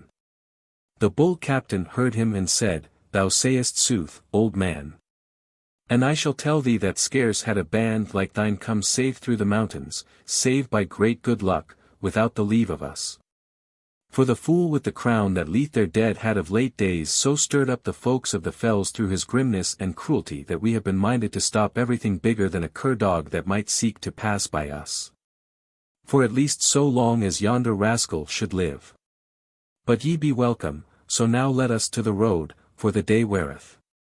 So the tribesmen gat them into order, and their duke went on the left side of Ralph, while Ursula rode on his right hand. The duke and all his men were afoot, but they went easily and swiftly, as wolves trot. As for the slain of the waylayers, of whom there were some 60, the bull captain would do naught but let them lie on the road. For, said he, there be wolves and lynxes enough in the wood, and the ravens of the uplands, and the kites shall soon scent the carrion. They shall have burial soon enough. Neither will we meddle with it. Nay, not so much as to hang the felon king's head at thy saddle-bow, lord. By sunset they were out of the wood and on the side of a rough fell, so they went no further, but lighted fires at the edge of the thicket, and made merry round about them, singing their songs concerning the deeds of their folk, and jesting withal. But not foully. And they roasted venison of hart and hind at the fires, and they had with them wine, the more part whereof they had found in the slain king's carriages, and they made great feast to the wayfarers, and were exceeding fain of them. After their fashion, whereas if a man were their friend he could scarce be enough their friend, and if he were their foe, they could never be fierce enough with him. Chapter 11. They come through the mountains into the plain. On the morrow early they all fared on together, and thereafter they went for 2 days more till they came into a valley amidst of the mountains which was fair and lovely. And therein was the dwelling or town of this folk of the fells. It was indeed no stronghold, save that it was not easy to find, and that the way thither was well defensible were foemen to try it. The houses thereof were artless, the chiefest of them like to the great barn of an abbey in our land, the others low and small, but the people, both men and women, haunted mostly the big house. As for the folk, they were for the more part like those whom they had met afore, strong men, but not high of stature, black-haired, with blue or grey eyes, cheerful of countenance, and of many words. Their women were mostly somewhat more than comely, smiling, kind of speech, but not suffering the caresses of aliens. They saw no thralls amongst them. And when Ralph asked hereof, how that might be, since they were men-catchers, they told him that when they took men and women, as oft they did, they always sold them for what they would bring to the plain dwellers. Or else slew them, or held them to ransom, but never brought them home to their stead. Howbeit, when they took children, as whiles befell, they sometimes brought them home, and made them very children of their folk with many uncouth prayers and worship of their gods, who were indeed, as they deemed, but forefathers of the folk. Now Ralph, he and his, being known for friends, these wild men could not make enough of them, and as it were, compelled them to abide there 3 days, feasting them, and making them all the cheer they might. And they showed the wayfarers their manner of hunting, both of the hart and the boar, and of wild bulls also. At first Ralph somewhat loathed all this, though he kept a pleasant countenance toward his host, for sorely he desired the fields of Upmeads and his father's house. But at last when the hunt was up in the mountains, and especially of the wild bulls, the heart and the might in him so arose that he enforced himself to do well, and the wild men wondered at his prowess. Whereas he was untried in this manner of sports, and they deemed him one of the gods, and said that their kinsman had done well to get him so good a friend. Both Ursula and the sage withheld them from this hunting, and Ursula abode with the women, who told her much of their ways of life, and stories of old time. Frank and free they were, and loved her much, and she was fain of such manly-minded women after the slight and lies of the poor thralls of Utterbol. On the 4th day the wayfarers made them ready and departed. And the chief of the folk went with them with a chosen band of weaponed men, partly for the love of his guests, and partly that he might see the Goldburg men-at-arms safe back to the road unto the plain and the mid-house of the mountains. For they went now by other ways, which missed the said house. On this journey naught befell to tell of, and they all came down safe into the plain. There the Goldburg men took their wage, and bidding farewell, turned back with the wild men, praising Ralph much for his frankness and open hand. As for the wild men, they exceeded in their sorrow for the parting, and many of them wept and howled as though they had seen him die before their faces. But all that came to an end, and presently their cheer was amended, and their merry speech and laughter came down from the pass unto the wayfarers' ears as each band rode its way. Chapter 12. The road sunder again. Ralph and Ursula, with the sage and Michaeladale went their ways, and all was smooth with them, and they saw but few folk, and those mild and lowly. At last, of an afternoon, they saw before them afar off the towers and pinnacles of Whitwall, and Ralph's heart rose within him, so that he scarce knew how to contain himself. But Ursula was shy and silent, and her colour came and went, as though some fear had hold of her. Now they two were riding on somewhat ahead of the others, so Ralph turned to Ursula, and asked what ailed her. She smiled on him and said, "A simple sickness. I am drawing nigh to thy home, and I am ashamed. Beyond the mountains, who knew what and whence I was? I was fair, and for a woman not unvaliant, and that was enough. But now when I am coming amongst the baronages and the lineages, what shall I do to hold up my head before the fools and the dastards of these high kindreds? And that all the more, my knight, because thou art changed since yesteryear, and since we met on the want-way of the Wood Perilous, when I bade thee remember that thou wert a king's son and I a yeoman's daughter. For then thou wert but a lad, high-born and beautiful, but simple maybe, and untried, whereas now thou art meet to sit in the Kaiser's throne and rule the world from the holy city." He laughed gaily and said, "What? Is it all so soon forgotten, our deeds beyond the mountains? Belike because we had no minstrel to rhyme it for us. Or is it all but a dream? And has the last pass of the mountains changed all that for us? What then? Hast thou never become my beloved, nor lain in one bed with me? Thou whom I looked to deliver from the shame and the torment of Utterbol, never didst thou free thyself without my helping, and meet me in the dark wood, and lead me to the sage who rideth yonder behind us. No, nor didst thou ride fearless with me, leaving the world behind, nor didst thou comfort me when my heart went nigh to breaking in the wilderness. Nor thee did I deliver as I saw thee running naked from the jaws of death. Nor were we wedded in the wilderness far from our own folk. Nor didst thou deliver me from the venom of the dry tree. Yea verily, nor did we drink together of the water of the well. It is all but tales of Swevenham, a blue vapour hanging on the mountains yonder. So be it then. And here we ride together, deedless, a man and a maid of whom no tale may be told. What next then, and who shall sunder us? Therewith he drew his sword from the sheath, and tossed it into the air, and caught it by the hilts as it came down, and he cried out, Hearken, Ursula. By my sword I swear it, that when I come home to the little land, if my father and my mother and all my kindred fall not down before thee and worship thee, then will I be a man without kindred, and I will turn my back on the land I love. And the house wherein I was born, and will win for thee and me a new kindred that all the world shall tell of. So help me Saint Nicholas, and All Hallows, and the Mother of God. She looked on him with exceeding love, and said, Ah, beloved, how fair thou art!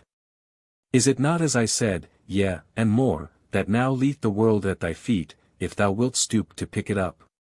Believe me, sweet, all folk shall see this as I see it, and shall judge betwixt thee and me, and deem me not. Beloved, he said, thou dost not wholly know thyself, and I deem that the mirrors of steel serve thee but ill. And now must thou have somewhat else for a mirror, to wit, the uprising and increase of trouble concerning thee and thy fairness, and the strife of them that love thee overmuch, who shall strive to take thee from me. And then the blade that hath seen the well at the world's end shall come out of his sheath and take me and thee from the hubbub, and into the quiet fields of my father's home, and then shalt thou be learned of thyself. When thou sayest that thou art the desire of all hearts. Ah, the wisdom of thee, she said, and thy valiancy, and I am become feeble and foolish before thee. What shall I do then? He said, Many a time shall it be shown what thou shalt do. But here and now is the highway dry and long, and the plain meads and acres on either hand, and a glimmer of Whitwall afar off, and the little cloud of dust about us too in the late spring weather. And the sage and Michael riding behind us, and smiting dust from the hard road. And now if this also be a dream, let it speedily be gone, and let us wake up in the ancient house at Upmeads, which thou hast never seen, and thou and I in each other's arms. Chapter 13. They come to Whitwall again. Herewith they were come to a little thorp where the way sundered, for the highway went on to Whitwall, and a byway turned off to Swevenham. Thereby was a poor hostel, where they stayed and rested for the night, because evening was at hand. So when those four had eaten and drunk there together, Ralph spoke and said, Michaeladale, thou art for Swevenham tomorrow.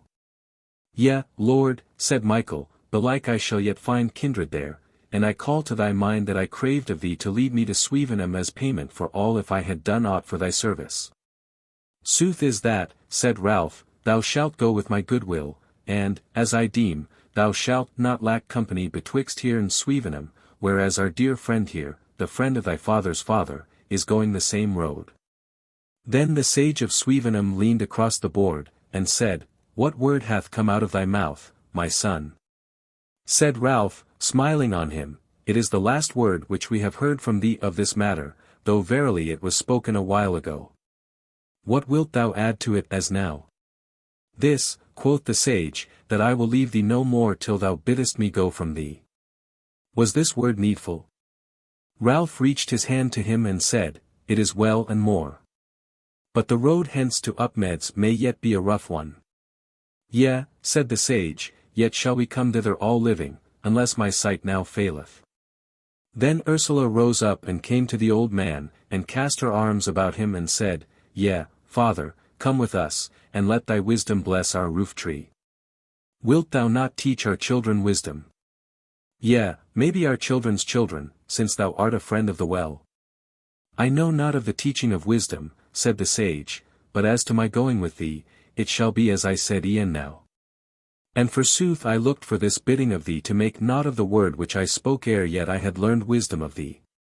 Therewith were they merry, and fain of each other, and the evening wore amidst great content. But when morning was come they gat to horse, and Ralph spake to Michael and said, Well, friend, now must thou ride alone to thy kindred, and may fair days befall thee in Swevenham. But if thou deem at any time that matters go not so well with thee as thou wouldst, then turn thine head to Upmeads, and try it there, and we shall further thee all we may. Then came the sage to Michael as he sat upon his horse, a stalworth man of some 40 winters, and said, Michaeladale, reach me thine hand. So did he, and the sage looked into the palm thereof, and said, This man shall make old bones, and it is more like than not, king's son, that he shall seek to thee at Upmeads ere he die. Said Ralph, His coming shall be a joy to us, how pleasant soever our life may be otherwise. Farewell, Michael. All good go with thee for thine wholesome reeds. So then Michael gave them farewell, and rode his ways to Swevenham, going hastily, as one who should hurry away from a grief. But the three held on their way to Whitwall, and it was barely noon when they came to the gate thereof on a Saturday of latter May. It was a market day, and the streets were thronged, and they looked on the folk and were fain of them, since they seemed to them to be something more than aliens. The folk also looked on them curiously, and deemed them goodly, both the old man and the two knights, for they thought no otherwise of Ursula than that she was a carle. But now as they rode, slowly because of the crowd, up Peter Gate, they heard a cry of one beside them, as of a man astonished but joyful. So Ralph drew rein, and turned thither whence the cry came, and Ursula saw a man wide-shouldered, grey-haired, blue-eyed, and ruddy of countenance, a man warrior-like to look on, and girt with a long sword. Ralph lighted down from his horse, and met the man, who was coming toward him, cast his arms about his neck, and kissed him, and lo, it was Richard the Red. The people round about, when they saw it, clapped their hands, and crowded about the two crying out, Hail to the friends long parted, and now united.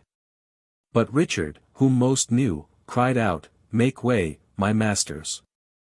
Will ye sunder us again? Then he said to Ralph, Get into thy saddle, lad, for surely thou hast a tale to tell overlong for the open street. Ralph did as he was bidden, and without more ado they went on all toward that hostelry where Ralph had erst borne the burden of grief. Richard walked by Ralph's side, and as he went he said, Moreover, lad, I can see that thy tale is no ill one. Therefore my heart is not wrung for thee or me, though I wait for it a while. Then again he said, Thou doest well to hide her loveliness in Warweed even in this town of peace. Ursula reddened, and Richard laughed and said, Well, it is a fair rose which thou hast brought from east away. There will be never another couple in these parts like you. Now I see the words on thy lips. So I tell thee that Blaise thy brother is alive and well and happy, which last word means that his coffer is both deep and full. Forsooth, he would make a poor bargain in buying any kingship that I wot of, so rich he is, yea, and mighty withal. Said Ralph, And how went the war with Walter the Black? Even as he spake his face changed, for he bethought him over closely of the past days, and his dream of the Lady of Abundance and of Dorothea, who rode by him now as Ursula. But Richard spake, Short is the tale to tell. I slew him in shock of battle, and his men craved peace of the good town. Many were glad of his death, and few sorrowed for it, for, fair as his young body was, he was a cruel tyrant. Therewith were they come to the hostel of the Lamb, which was the very same house wherein Ralph had abided aforetime, and as he entered it, it is not to be said but that inwardly his heart bled for the old sorrow. Ursula looked on him lovingly and blithely, and when they were within doors Richard turned to the sage and said, Hail to thee, reverend man. Wert thou 40 years older to behold, outworn and forgotten of death, I should have said that thou wert like to the sage that dwelt alone amidst the mountains nigh to Swevenham when I was a little lad, and fearsome was the sight of thee unto me. The sage laughed and said, Yea, somewhat like am I yet to myself of 40 years ago. Good is thy memory, greybeard. Then Richard shook his head, and spake under his breath, Yea, then it was no dream or coloured cloud, and he hath drank of the waters, and so then hath my dear lord. Then he looked up bright-faced, and called on the serving men, and bade one lead them into a fair chamber, and another go forth and provide a banquet to be brought in thither. So they went up into a goodly chamber high aloft. And Ursula went forth from it a while, and came back presently clad in very fair woman's raiment, which Ralph had bought for her at Goldburg. Richard looked on her and nothing else for a while. Then he walked about the chamber uneasily, now speaking with the sage, now with Ursula, but never with Ralph. At last he spake to Ursula, and said, Grant me a grace, lady, and be not wroth if I take thy man into the window yonder that I may talk with him privily while ye hold converse together, thou and the sage of Swevenham. She laughed merrily and said, Sir nurse, take thy bantling and cosset him in whatso corner thou wilt, and I will turn away mine eyes from thy caresses. So Richard took Ralph into a window, and sat down beside him and said, Mayhappen I shall sadden thee by my question, but I mind me what our last talking together was about, and therefore I must needs ask thee this. Was that other one fairer than this one is? Ralph knit his brows. I wot not, quoth he, since she is gone, that other one. Yea, said Richard, but this I say, that she is without a blemish. Did ye drink of the well together? Yea, surely, said Ralph. Said Richard, and is this woman of a good heart? Is she valiant? Yea, said Ralph, flushing red. As valiant as was that other, said Richard. Said Ralph, how may I tell, unless they were tried in one way? Yet Richard spake, Are ye wedded? Even so, said Ralph. Dost thou deem her true? Said Richard. Truer than myself, said Ralph, in a voice which was somewhat angry. Quoth Richard, Then is it better than well, and better than well. For now hast thou wedded into the world of living men, and not to a dream of the land of faery. Ralph sat silent a little, and as if he were swallowing somewhat. At last he said, Old friend, I were well content if thou wert to speak such words no more, for it irks me, and woundeth my heart. Said Richard, Well, I will say no more thereof. Be content therefore, for now I have said it, and thou needest not fear me, what I have to say thereon any more, and thou mayst well wot that I must needs have said somewhat of this. Ralph nodded to him friendly, and even therewith came in the banquet, which was richly served, as for a king's son, and wine was poured forth of the best, and they feasted and were merry. And then Ralph told all the tale of his wanderings how it had betid, bringing in all that Ursula had told him of Utterbol, while as for her she put in no word of it. So that at last Ralph, being wishful to hear her tell somewhat, made more of some things than was really in them, so that she might set him right. But no word more she said for all that, but only smiled on him now and again, and sat blushing like a rose over her golden flowered gown, while Richard looked on her and praised her in his heart exceedingly. But when Ralph had done the story, which was long, so that by then it was over it had been dark night some while, Richard said, Well, fosterling, thou hast seen much, and done much, and many would say that thou art a lucky man. And that more and much more lieth ready to thine hand. Whither now wilt thou wend, or what wilt thou do? Ralph's face reddened, as its wont had been when it was 2 years younger, at contention drawing nigh, and he answered, Where then should I go save to the house of my fathers, and the fields that fed them? What should I do but live amongst my people, warding them from evil, and loving them and giving them good counsel? For wherefore should I love them less than heretofore? Have they become dastards, and the fools of mankind? Quoth Richard, They are no more fools than they were belike, nor less valiant. But thou art grown wiser and mightier by far, so that thou art another manner man than thou wert, and the master of masters maybe. To Upmeads wilt thou go? But wilt thou abide there? Upmeads is a fair land, but a narrow, one day is like another there, save when sorrow and harm is blent with it. The world is wide, and now I deem that thou holdest the glory thereof in the hollow of thine hand. Then spake the sage, and said, Yea, Richard of Swevenham, and how knowest thou but that this sorrow and trouble have not now fallen upon Upmeads? And if that be so, upon whom should they call to their helping rather than him who can help them most, and is their very Lord? Said Richard, It may be so, wise man, though as yet we have heard no tidings thereof. But if my lord goeth to their help, yet, when the trouble shall be over, will he not betake him thither where fresh deeds await him? Nay, Richard, said the sage, art thou so little a friend of thy fosterling as not to know that when he hath brought back peace to the land, it will be so that both he shall need the people, and they him, so that if he go away for a while, yet shall he soon come back. Yea, and so shall the little land, it may be, grow great. Now had Ralph sat quiet while this talk was going on, and as if he heeded not, and his eyes were set as if he were beholding something far away. Then Richard spoke again after there had been silence a while, Wise man, thou sayest sooth, yea, and so it is, that though we here have heard no tale concerning war in Upmeads, yet, as it were, we have been feeling some stirring of the air about us. Even as though matters were changing, great might undone, and weakness grown to strength. Who can say but our Lord may find deeds to hand or ever he come to Upmeads?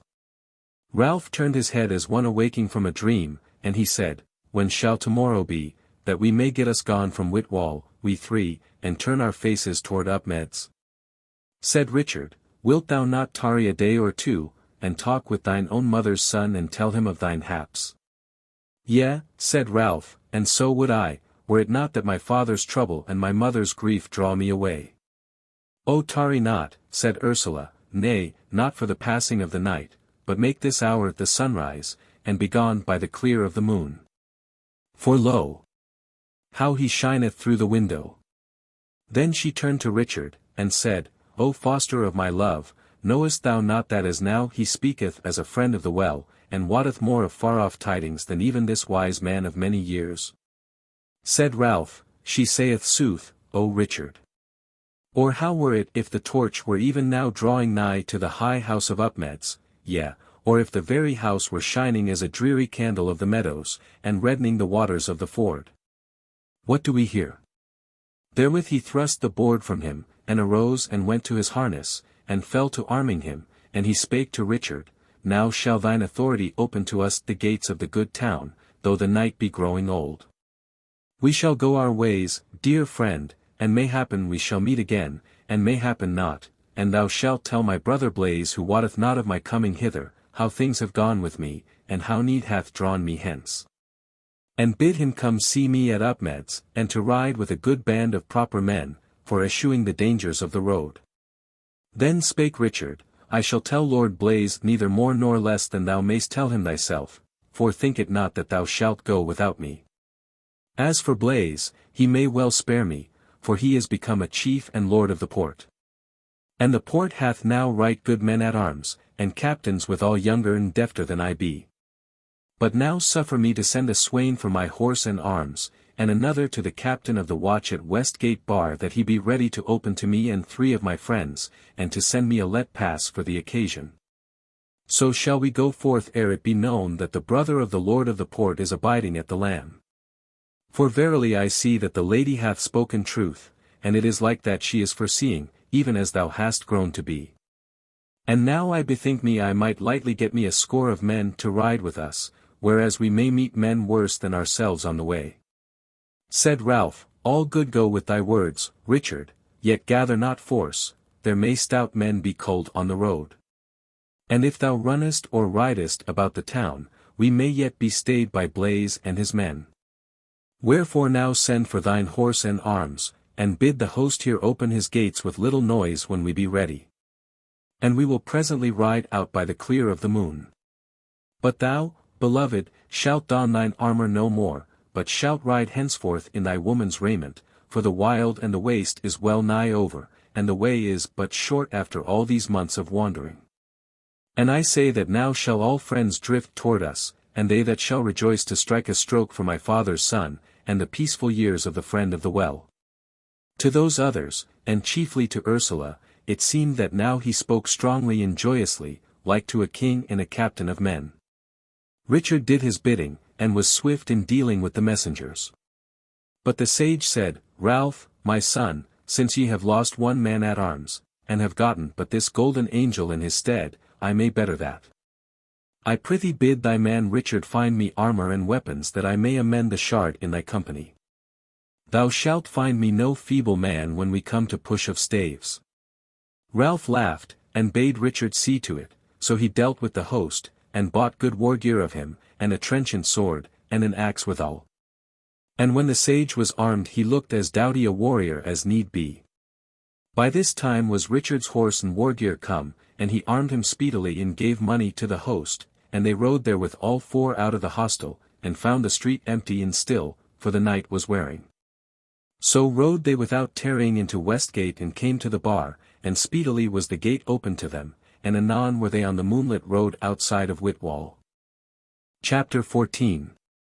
They ride away from Whitwall. But when they were well on the way, and riding a good pace by the clear of the moon, Richard spake to Ralph, and said, Whither ride we now? Said Ralph, Whither, save to Upmeads? Yea, said Richard, but by what road?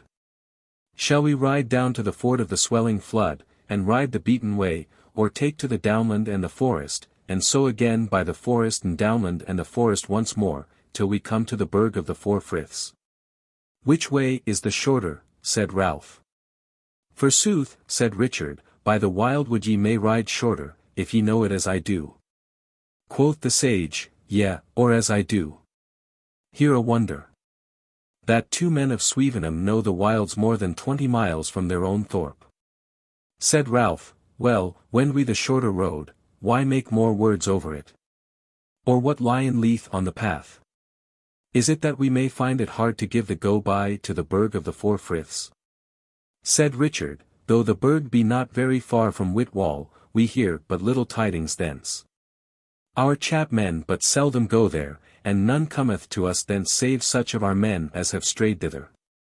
Yet, as I said e'en now in the hostel, there is an air of tidings abroad, and one rumour saith, and none beneath it, that the old fierceness and stout headstrong mood of the Burg is broken down, and that men dwell there in peace and quiet. Said the sage, In any case we have amongst us lore enough to hoodwink them if they be foes, so that we shall pass easily. Not of this need we fear.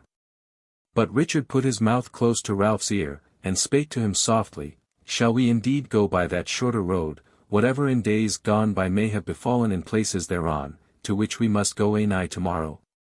Ralph answered softly in turn, Yea, forsooth, for I were fain to try my heart, how strong it may be. So they rode on, and turned off from the road that led down to the ford of the swelling flood, anigh which Ralph had fallen in with Blaise and Richard on the day after the woeful slaying, which had made an end of his joy for that time. But when they were amidst of the bushes and riding a deep gill of the waste, Richard said, It is well that we are here, for now if Blaise send riders to bring us back courteously, they shall not follow us at once, but shall ride straight down to the ford, and even cross it in search of us. Yea, said Ralph, it is well in all wise. So then they rode thence a while till the moon grew low, and great, and red, and sank down away from them.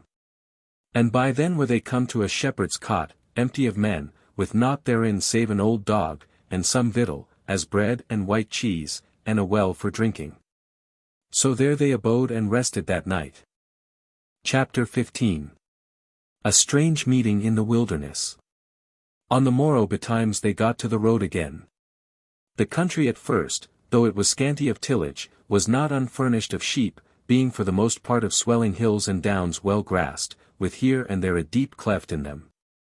They saw but few houses, and those small and poor. A few shepherds they fell in with, who were short of speech, after the manner of such men, but deemed a greeting not wholly thrown away on such goodly folk as those wayfarers. So they rode till it was noon, and Richard talked more than his wont was, though his daily use it was to be of many words, nor did the sage spare speech. But Ursula spoke little, nor heeded much what the others said, and Ralph deemed that she was paler than of wont, and her brows were knitted as if she were somewhat anxious. As for him, he was grave and calm, but of few words. And whiles when Richard was wordiest he looked on him steadily for a moment, whereat Richard changed countenance, and for a while stinted his speech, but not for long. While Ralph looked about him, inwardly striving to gather together the ends of unhappy thoughts that floated about him, and to note the land he was passing through, if indeed he had verily seen it aforetime, elsewhere than in some evil dream. At last, when they stopped to bait by some scrubby bushes at the foot of a wide hillside, he took Richard apart, and said to him, "Old friend, and whither go we?" Said Richard, "As thou wottest, to the Burg of the Four Friths." "Yea," said Ralph, "but by what road?" Said Richard, "Youngling, is not thine heart, then, as strong as thou deemedst last night?" Ralph was silent a while, and then he said, "I know what thou wouldst say. We are going by the shortest road to the Castle of Abundance." He spake this out loud, but Richard nodded his head to him, as if he would say, "Yea, so it is, but hold thy peace." But Ralph knew that Ursula had come up behind him, and, still looking at Richard, he put his open hand aback toward her, and her hand fell into it. Then he turned about to her, and saw that her face was verily pale. So he put his hands on her shoulders and kissed her kindly, and she let her head fall onto his bosom and fell a-weeping, and the two elders turned away to the horses, and feigned to be busy with them. Thus then they bided some minutes of time, and then all gat to horse again, and Ursula's face was cleared of the grief of fear, and the colour had come back to her cheeks and lips. But Ralph's face was stern and sorrowful to behold. Howbeit, as they rode away he spake in a loud and seeming cheerful voice, "Still ever shorteneth more and more the way unto my father's house, and withal I am wishful to see if it be indeed true that the men of the Burg have become mild and peaceful. And to know what hath befallen those doughty champions of the Dry Tree, and if perchance they have any will to hold us a tilting in courteous fashion." Richard smiled on him, and said, "Thou holdest more then by the Dry Tree than by the Burg. Though while agone we deemed the champions worse men to meet in the wood than the burghers." "So it is," said Ralph. "But men are oft missaid by them that know them not thoroughly, and now, if it were a good wish, O sage of Swevenham, I were fain to fall in with the best of all those champions, a tall man and a proper, who, meseems, had goodwill toward me." "I know not why." Quoth the sage, "If thou canst not see the end of this wish fulfilled, no more can I. And yet, meseems something may follow it which is akin to grief. Be content with things so done, my son." Now Ralph holds his peace, and they speed on their way, Ursula riding close by Ralph's side, and caressing him with looks, and by touch also when she might, and after a while he fell to talking again, and ever in the same loud, cheerful voice. Till at last, in about another hour, they came in sight of the stream which ran down toward the swelling flood from that pool wherein erst the Lady of Abundance had bathed her before the murder. Hard looked Ralph on the stream, but howsoever his heart might ache with the memory of that past grief, like as the body aches with the bruise of yesterday's blow, yet he changed countenance but little, and in his voice was the same cheery sound.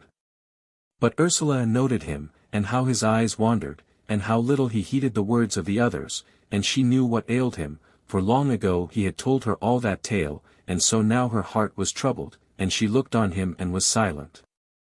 Thus, then, a little before sunset, they came on that steep cliff with the cave therein, and the little green plain thereunder, and the rocky bank going down sheer into the water of the stream. Forsooth they came on it somewhat suddenly from out of the bushes of the valley, and there indeed not only the sage and Richard, but Ursula also, were stayed by the sight as folk compelled, for all three knew what had befallen there.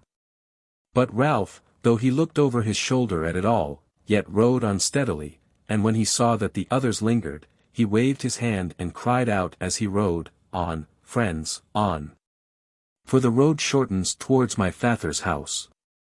Then were they ashamed, and shook their reins to hasten after him. But in that very nick of time there came forth one from amidst the bushes that edged the pool of the stream and strode dripping on to the shallow.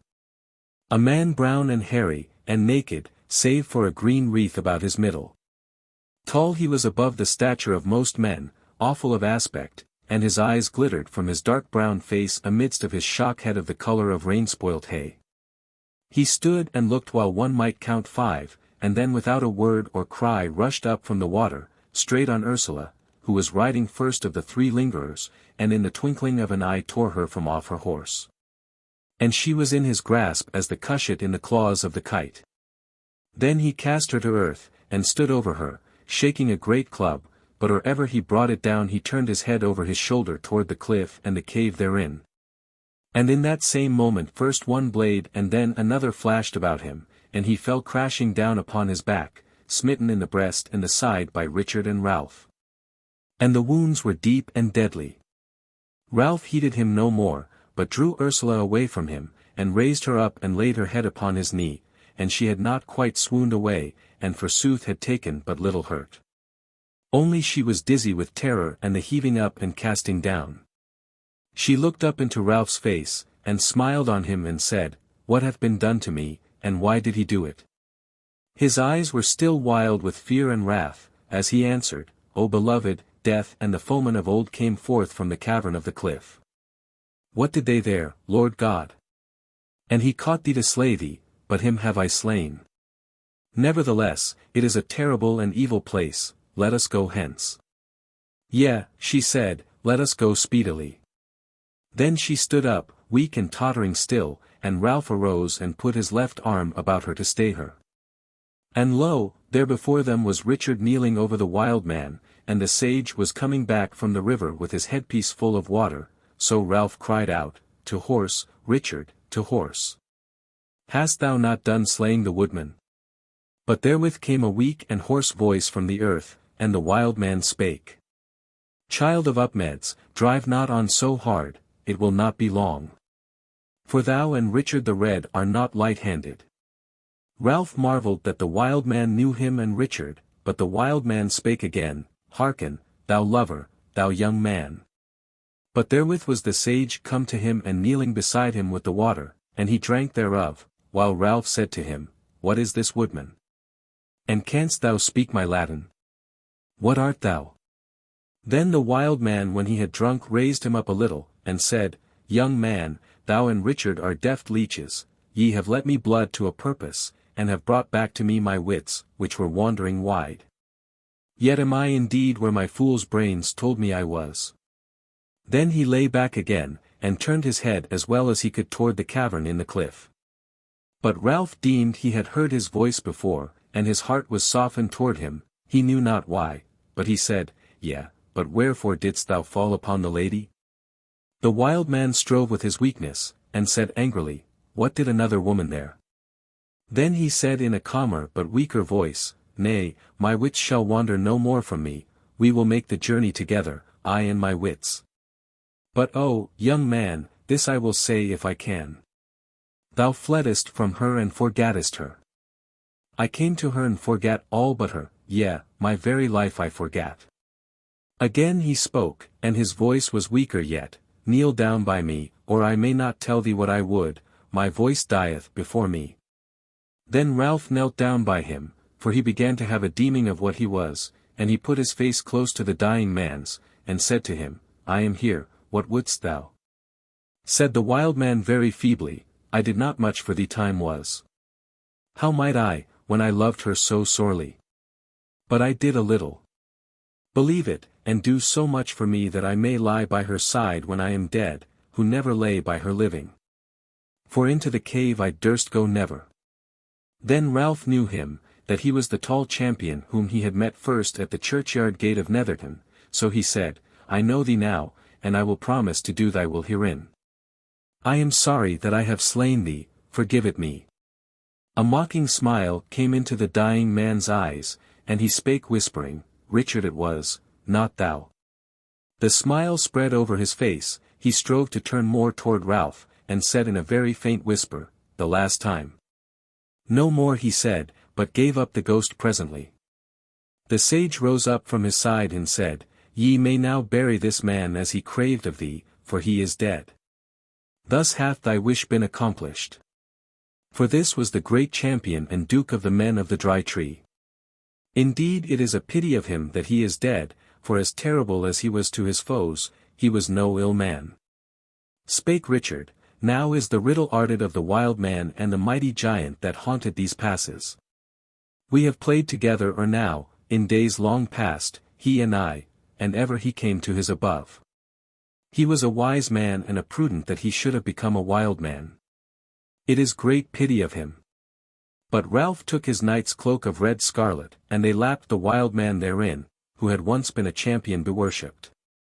But first Ursula sheared his hair and his beard, till the face of him came back again, grave, and somewhat mocking, as Ralph remembered it, time was.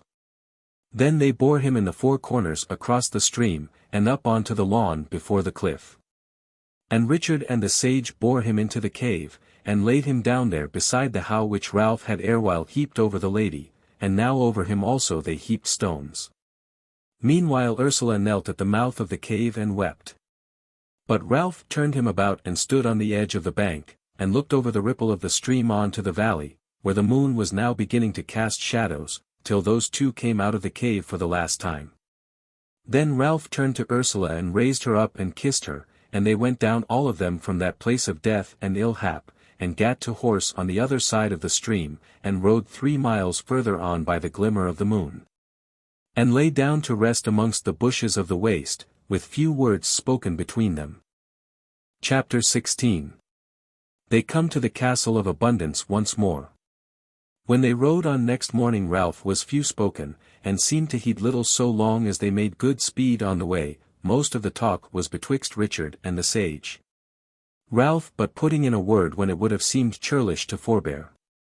So they went their ways through the wood till by then the sun was well westering. They came out at the water of the oak, and Richard drew rein there, and spake, Here is a fair place for a summer night's lodging. And I would warrant both good knight and fair lady have lain here aforetime, and wished the dark longer. Shall we not rest here?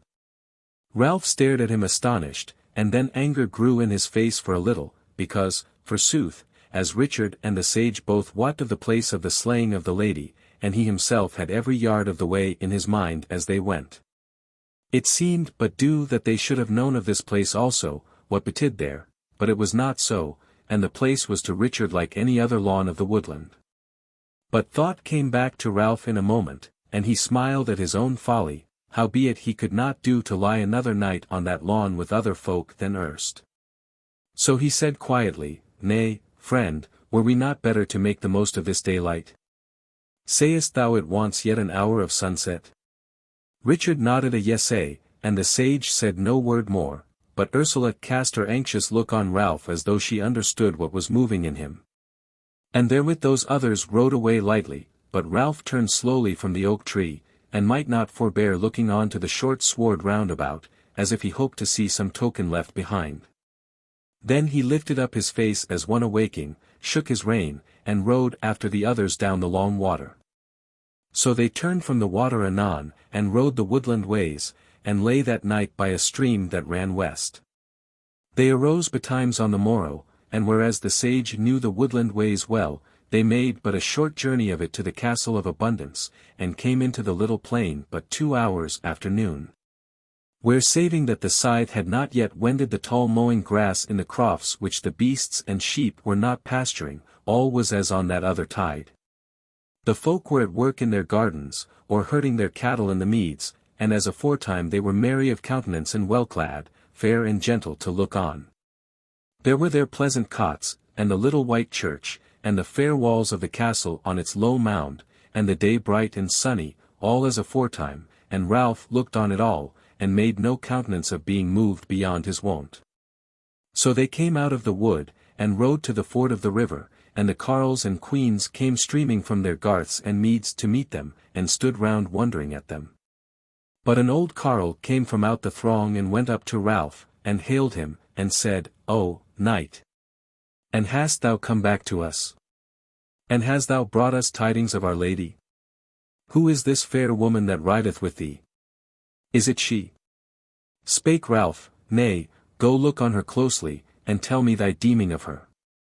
So the carle went up to Ursula, and peered closely into her face, and took her hand and looked on it, and knelt down and took her foot out of the stirrup, and kissed it, and then came back to Ralph, and said, Fair sir, I wot not but it may be her sister. For yonder old wise man I have seen here erst with our heavenly lady. But though this fair woman may be her sister, it is not she. So tell me what is become of her, for it is long since we have seen her. And what thou tellest us, that same shall we trow, even as if thou wert her angel. For I spake with thee, it is nigh 2 years agone, when thou wert abiding the coming of our Lady in the castle yonder, but now I see of thee that thou art brighter faced, and mightier of aspect than aforetime. And it is in my mind that the Lady of Abundance must have loved thee and holpen thee, and blessed thee with some great blessing. Said Ralph, Old man, canst thou feel sorrow, and canst thou bear it? The carle shook his head. I wot not, said he, I fear thy words. Said Ralph, it were not to say less than the truth. And this is the very truth, that thou shalt never see thy lady any more. I was the last living man that ever saw her alive. Then he spake in a loud voice and said, Lament, ye people. For the Lady of Abundance is dead. Yet sure I am that she sendeth this message to you, live in peace, and love ye the works of the earth. But when they heard him, the old man covered up his face with the folds of his gown, and all that folk brake forth into weeping, and crying out, Woe for us! The Lady of Abundance is dead. And some of the younger men cast themselves down onto the earth, and wallowed, weeping and wailing, and there was no man there that seemed as if he knew which way to turn, or what to do, and their faces were foolish with sorrow. Yet forsooth it was rather the carles than the queens who made all this lamentation. At last the old man spake, Fair sir, ye have brought us heavy tidings, and we know not how to ask you to tell us more of the tale. Yet if thou mightst but tell us how the lady died. Woe's me for the word.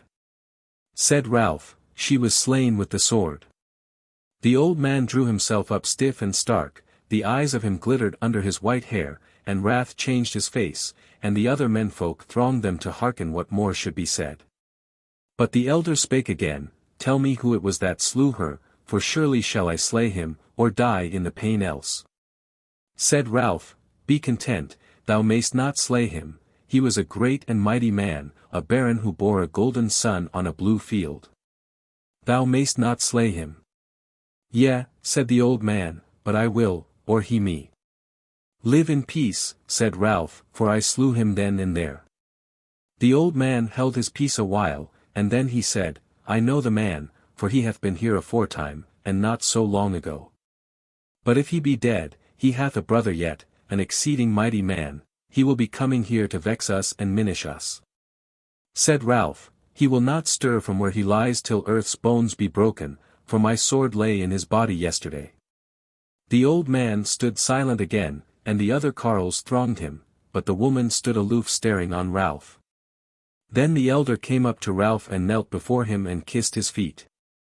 Then he turned and called to him 3 of the others who were of the stoutest and most stalwart, and he spake with them a while, and then he came to Ralph again, and again knelt before him and said, Lord, ye have come to us. And found us void of comfort, since we have lost our lady. But we see in thee, that she hath loved thee and blessed thee, and thou hast slain her slayer and his kindred.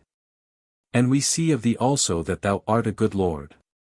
O the comfort to us, therefore, if thou wouldest be our lord. We will serve thee truly so far as we may, yea, even if thou be beset by foes, we will take bow and bill from the wall, and stand round about thee and fight for thee. Only thou must not ask us to go hence from this place, for we know not but the plain of abundance, and the edges of the wood, and the brethren of the house of the thorn, who are not far hence. Now we pray thee by thy fathers not to naysay us, so sore as thou hast made our hearts. Also we see about thy neck the same like pair of beads which our lady was wont to bear, and we deem that ye were in one tale together. Then was Ralph silent a while, but the sage spake to the elder, Old man, how great is the loss of the lady to you? Heavy loss, wise old man, said the carle, as thou thyself mayst know, having known her. And what did she for you? Said the sage. Said the elder, we know that she was gracious to us, never did she lay tax or tale on us, and while she would give us of her store, and that often, and abundantly. We deem also that every time when she came to us our increase became more plenteous, which is well seen by this, that since she hath ceased to come, the seasons have been niggard unto us. The sage smiled somewhat, and the old man went on, but chiefly the blessing was to see her when she came to us, for verily it seemed that where she set her feet the grass grew greener. And that the flowers blossomed fairer where the shadow of her body fell. And therewith the old man fell a weeping again. The sage held his peace, and Ralph still kept silence, and now of these men all the younger ones had their eyes upon Ursula. After a while Ralph spake and said, O elder, and ye folk of the people of abundance, true it is that your lady who is dead loved me, and it is through her that I am become a friend of the well. Now meseemeth though ye have lost your lady, whom ye so loved and worshipped, God wot not without cause, yet I wot not why ye now cry out for a master, since ye dwell here in peace and quiet and all wealth. And the fathers of the thorn are here to do good to you. Yet, if ye will it in sooth, I will be called your lord, in memory of your lady whom ye shall not see again. And as time wears I will come and look on you and hearken to your needs, and if ye come to fear that any should fall upon you with the strong hand, then send ye a message to me, Ralph of Upmeads, down by the water. And I will come to you with such following as need be. And as for service, this only I lay upon you, that ye look to the castle and keep it in good order, and ward it against thieves and runagates, and give guesting therein to any wandering knight or pilgrim, or honest goodman, who shall come to you. Now is all said, my masters, and I pray you let us depart in peace, for time presses. Then all they, and this time women as well as men, cried out joyfully, Hail to our Lord! And long life to our helper! And the women withal drew nearer to him, and some came close up to him, as if they would touch him or kiss his hand, but by seeming durst not, but stood blushing before him, and he looked on them, smiling kindly. But the old man laid his hand on his knee and said, Lord, wouldst thou not light down and enter thy castle, for none hath more right there now than thou. The prior of the thorn hath told us that there is no lineage of the lady left to claim it. And none other might ever have claimed it save the Baron of Sunway, whom thou hast slain. And else would we have slain him, since he slew our lady. Ralph shook his head and said, Nay, old friend, and new vassal, this we may not do, we must on speedily, for belike there is work for us to do nearer home. Yea, Lord, said the carle, but at least light down and sit for a while under this fair oak tree in the heat of the day, and eat a morsel with us, and drink a cup, that thy luck may abide with us when thou art gone. Ralph would not naysay him. So he and all of them got off their horses, and sat down on the green grass under the oak, and that people gathered about and sat down by them, save that a many of the women went to their houses to fetch out the victual. Meanwhile the carles fell to speech freely with the wayfarers, and told them much concerning their little land, were it hearsay, or stark sooth, such as tales of the wights that dwelt in the wood houses, and elf women, and dwarfs. And such like, and how fearful it were to deal with such creatures. Amongst other matters they told how a hermit, a holy man, had come to dwell in the wood, in a clearing but a little way thence toward the northwest. But when Ralph asked if he dwelt on the way to the ford of the swelling flood, they knew not what he meant, for the wood was to them as a wall. Hereon the sage held one of the younger men in talk, and taught him what he might of the way to the Burg of the Four Friths, so that they might verily send a messenger to Upmeads if need were. But the country youth said there was no need to think thereof, as no man of theirs would dare the journey through the wood, and that if they had need of a messenger, one of the fathers of the thorn would do their errand, whereas they were holy men, and knew the face of the world full well. Now in this while the folk seemed to have gotten their courage again, and to be cheery, and to have lost their grief for the lady, and of the maidens left about the oak were more than 2 or 3 very fair, who stood gazing at Ralph as if they were exceeding fain of him. But amidst these things came back the women with the victual. To wit bread in baskets, and cheeses both fresh and old, and honey, and wood strawberries, and eggs cooked diversely, and skewers of white wood with gobbets of roasted lamb's flesh, and salad good plenty. All these they bore first to Ralph and Ursula, and their 2 fellows, and then dealt them to their own folk, and they feasted and were merry in despite of that tale of evil tidings. They brought also bowls and pitchers of wine that was good and strong, and cider of their orchards, and called many a health to the new lord and his kindred. Thus then they abode feasting till the sun was westering and the shadows waxed about them, and then at last Ralph rose up and called to horse, and the other wayfarers arose also, and the horses were led up to them. Then the maidens, made bold by the joy of the feast, and being stirred to the heart by much beholding of this beloved lord, cast off their shamefacedness and crowded about him, and kissed his raiment in his hands, some even, though trembling. And more for love than fear, prayed him for kisses, and he, nothing loath, laughed merrily and laid his hands on their shoulders or took them by the chins, and set his lips to the sweetness of their cheeks and their lips. Of those that asked and those that refrained. So that their hearts failed them for love of him, and when he was gone, they knew not how to go back to their houses, or the places that were familiar to them. Therewith he and his got into their saddles and rode away slowly, because of the thronging about them of that folk, who followed them to the edge of the wood, and even entered a little thereinto. And then stood gazing on Ralph and his fellows after they had spurred on and were riding down a glade of the woodland. Chapter 17. They fall in with that hermit. So much had they tarried over this greeting and feasting, that though they had hoped to have come to the hermit's house that night, he of whom that folk had told them, it fell not so. Whereas the day had aged so much ere they left the plain of abundance that it began to dusk before they had gone far, and they must needs stay and await the dawn there. So they dight their lodging as well as they might, and lay down and slept under the thick boughs. Ralph woke about sunrise, and looking up saw a man standing over him, and deemed at first that it would be Richard or the sage.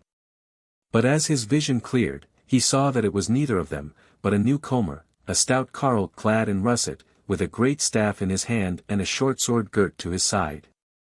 Ralph sprang up, still not utterly awake, and cried out, "Who art thou, carle?" The man laughed, and said, "Yea, thou art still the same brisk lad, only filled out to something more warrior-like than of old. But it is unmeet to forget old friends. Why dost thou not hail me?" "Because I know thee not, good fellow," said Ralph. But even as he spoke, he looked into the man's face again, and cried out, "By Street Nicholas! But it is Roger of the Ropewalk. But look you, fellow, if I have somewhat filled out, thou, who wast always black-muzzled, art now become as hairy as a wodehouse. What dost thou in the wilds?" Said Roger, "Did they not tell thee of a hermit new come to these shaws?" "Yea," said Ralph. "I am that holy man," quoth Roger, grinning, "not that I am so much of that, either. I have not come hither to pray or fast overmuch, but to rest my soul and be out of the way of men. For all things have changed since my lady passed away." He looked about, and saw Ursula just rising up from the ground and the sage stirring, while Richard yet hugged his bracken bed, snoring. So he said, "And who be these, and why hast thou taken to the wildwood?" "Yea, lad, I see of thee, that thou hast gotten another lady, and if mine eyes do not fail me she is fair enough. But there be others as fair. While the like to our lady that was, there is none such." He fell silent a while, and Ralph turned about to the others, for by this time Richard also was awake, and said, "This man is the hermit of whom we were told." Roger said, "Yea, I am the hermit and the holy man, and withal I have a thing to hear and a thing to tell. Ye were best to come with me, all of you, to my house in the woods. A poor one, forsooth, but there is somewhat of victual here, and we can tell and hearken therein well sheltered and at peace. So to horse, fair folk." They would not be bidden twice, but mounted and went along with him, who led them by a thicket path about a mile, till they came to a lawn wherethrough ran a stream. And there was a little house in it, simple enough, of one hall, built with rough tree limbs and reed thatch. He brought them in, and bade them sit on such stools or bundles of stuff as were there. But withal he brought out victual nowise ill, though it were but simple also, of venison of the wildwood, with some little deal of cakes baked on the hearth, and he poured for them also both milk and wine. They were well content with the banquet, and when they were full, Roger said, "Now, my lord, like as oft befalleth minstrels, ye have had your wages before your work. Fall to, then, and pay me the scot by telling me all that hath befallen you since, woe worth the while." My lady died, I must needs say, for thy sake. All is a big word, said Ralph, but I will tell thee somewhat. Yet I bid thee take note that I and this ancient wise one, and my lady withal, deem that I am drawn by my kindred to come to their help, and that time presses. Roger scowled somewhat on Ursula. But he said, Lord and master, let not that fly trouble thy lip. For so I deem of it, that whatsoever time ye may lose by falling in with me, ye may gain twice as much again by hearkening my tale and the rede that shall go with it. And I do thee to wit that the telling of thy tale shall unfreeze mine, so tarry not, if ye be in haste to be gone, but let thy tongue wag. Ralph smiled, and without more ado told him all that had befallen him. And of Swevenham and Utterbol, and of his captivity and flight, and of the meeting in the wood, and of the sage, who there was, and of the journey to the well, and what betid there and since, and of the death of the champion of the dry tree. But when he had made an end, Roger said, There it is, then, as I said when she first spake to me of thee and bade me bring about that meeting with her, drawing thee first to the Burg and after to the Castle of Abundance. I have forgotten mostly by what lies. But I said to her that she had set her heart on a man over lucky, and that thou wouldst take her luck from her and make it thine. But now I will let all that pass, and will bid thee ask what thou wilt.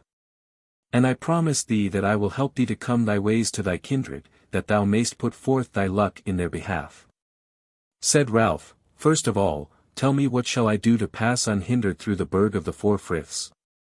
Said Roger, Thou shalt go in at one gate and out at the other, and none shall hinder thee. Said Ralph, And shall I have any hindrance from them of the dry tree? Roger made as if he were swallowing down something, and answered, Nay, none. And the folk of Higham by the way, and the brethren and their abbot, said Ralph. I know but little of them, quoth Roger, but I deem that they will make a push to have thee for captain, because they have had war on their hands of late. But this shall be at thine own will to say yea or nay to them. But for the rest on this side of the shepherd's country ye will pass by peaceful folk. Yea, said Ralph, what then hath become of the pride and cruelty of the Burg of the Four Friths, and the eagerness and fierceness of the dry tree? Quoth Roger, This is the tale of it, after the champions of the dry tree had lost their queen and beloved, the Lady of Abundance, they were both restless and fierce, for the days of sorrow hung heavy on their hands. So on a time a great company of them had ado with the burghers somewhat recklessly and came to the worse, wherefore some drew back into their fastness of the score and the others still rode on, and further west than their wont had been. But warily when they had the Wood Perilous behind them, for they had learned wisdom again. Thus riding they had tidings of an host of the Burg of the Four Friths who were resting in a valley hard by with a great train of captives and beasts and other spoil, for they had been raising the fray against the wheat-wearers. And had slain many carles there, and were bringing home to the Burg many young women and women-children, after their custom. So they of the dry tree advised them of these tidings, and deemed that it would ease the sorrow of their hearts for their lady if they could deal with these sons of whores and make a mark upon the Burg. So they lay hid while the daylight lasted. And by night and cloud fell upon these faineants of the Burg, and won them good cheap, as was like to be, though the Burg dwellers were many the more. Whereof a many were slain, but many escaped and gat home to the Burg, even as will lightly happen even in the worst of overthrows, that not all, or even the more part be slain. Well, there were the champions and their prey, which was very great, and especially of women, of whom the more part were young and fair, for the women of the wheat-wearers be goodly. And these had been picked out by the rudders of the Burg for their youth and strength and beauty. And whereas the men of the dry tree were scant of women at home, and sore-hearted because of Our Lady, they forbore not these women, but fell to talking with them and loving them. Howbeit in courteous and manly fashion, so that the women deemed themselves in heaven and were ready to do anything to please their lovers. So the end of it was that the champions sent messengers to Hampton and the castle of the Score to tell what had betid, and they themselves took the road to the land of the wheat-wearers. Having those women with them not as captives but as free damsels. Now the road to the wheat-wearing country was long, and on the way the damsels told their new men many things of their land and their unhappy wars with them of the Burg and the griefs and torments which they endured of them. And this amongst other things, that wherever they came, they slew all the males even to the sucking babe, but spared the women, even when they bore them not into captivity. Whereof, said these poor damsels, it cometh that our land is ill furnished of carles, so that we women, high and low, go afield and do many things, as crafts, and the like, which in other lands are done by carles. In sooth it seemed of them that they were both of stouter fashion, and defter than women are wont to be. So the champions, part in jest, part in earnest, bade them do on the armour of the slain burghers, and take their weapons, and fell to teaching them how to handle staff and sword and bow. And the women took heart from the valiant countenance of their new lovers, and deemed it all bitter earnest enough, and learned their part speedily, and yet none too soon. For when the fleers of the Burg came home the port lost no time, but sent out another host to follow after the champions and their spoil. For they had learned that those men had not turned about to Hampton after their victory, but had gone on to the wheat-wearers. So it befell that the host of the Burg came up with the champions on the eve of a summer day when there were yet 3 hours of daylight. But whereas they had looked to have an easy bargain of their foemen, since they knew the champions to be but a few, lo! There was the hillside covered with a goodly array of spears and glaives and shining helms. They marvelled. But now for very shame, and because they scarce could help it, they fell on, and before sunset were scattered to the winds again, and the fleers had to bear back the tale that the more part of their foes were women of the wheat-wearers. But this time few were those that came back alive to the Burg of the Four Friths. For the freed captives were hot and eager in the chase, casting aside their shields and hauberks that they might speed the better, and valuing their lives at naught if they might but slay a man or two of the tyrants before they died. Thus was the Burg wounded with its own sword, but the matter stopped not there, for when that victorious host of men and women came into the land of the wheat-wearers, all men fled away in terror at first, thinking that it was a new onset of the men of the Burg. And that all the more, as so many of them bore their weapons and armour. But when they found out how matters had gone, then, as ye may deem, was the greatest joy and exultation, and carles and queens both ran to arms and bade their deliverers learn them all that belonged to war. And said that one thing should not be lacking, to wit, the gift of their bodies, that should either lie dead in the fields, or bear about henceforth the souls of free men. Nothing loathly, the champions became their doctors and teachers of battle, and a great host was drawn together. And meanwhile the champions had sent messengers again to Hampton telling them what was befallen, and asking for more men if they might be had. But the Burg-abiders were not like to sit down under their foil. Another host they sent against the wheat-wearers, not so huge, as well arrayed and wise in war. The champions espied its goings, and knew well that they had to deal with the best men of the Burg, and they met them in like wise. For they chose the very best of the men and the women, and pitched on a place whence they might ward them well, and abode the foemen there, who failed not to come upon them, stout and stern and cold, and well learned in all feats of war. Long and bitter was the battle, and the burghers were fierce without headstrong folly, and the wheat-wearers deemed that if they blenched now, they had something worse than death to look to.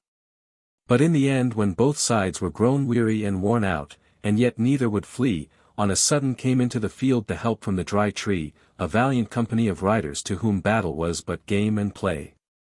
Then indeed the men of the Burg gave back and drew out of the battle as best they might, yet were they little chased, save by the newcomers of the Dry Tree, for the others were over-weary. And moreover the leaders had no mind to let the new-made warriors leave their vantage ground lest the old and tried men-at-arms of the Burg should turn upon them and put them to the worse.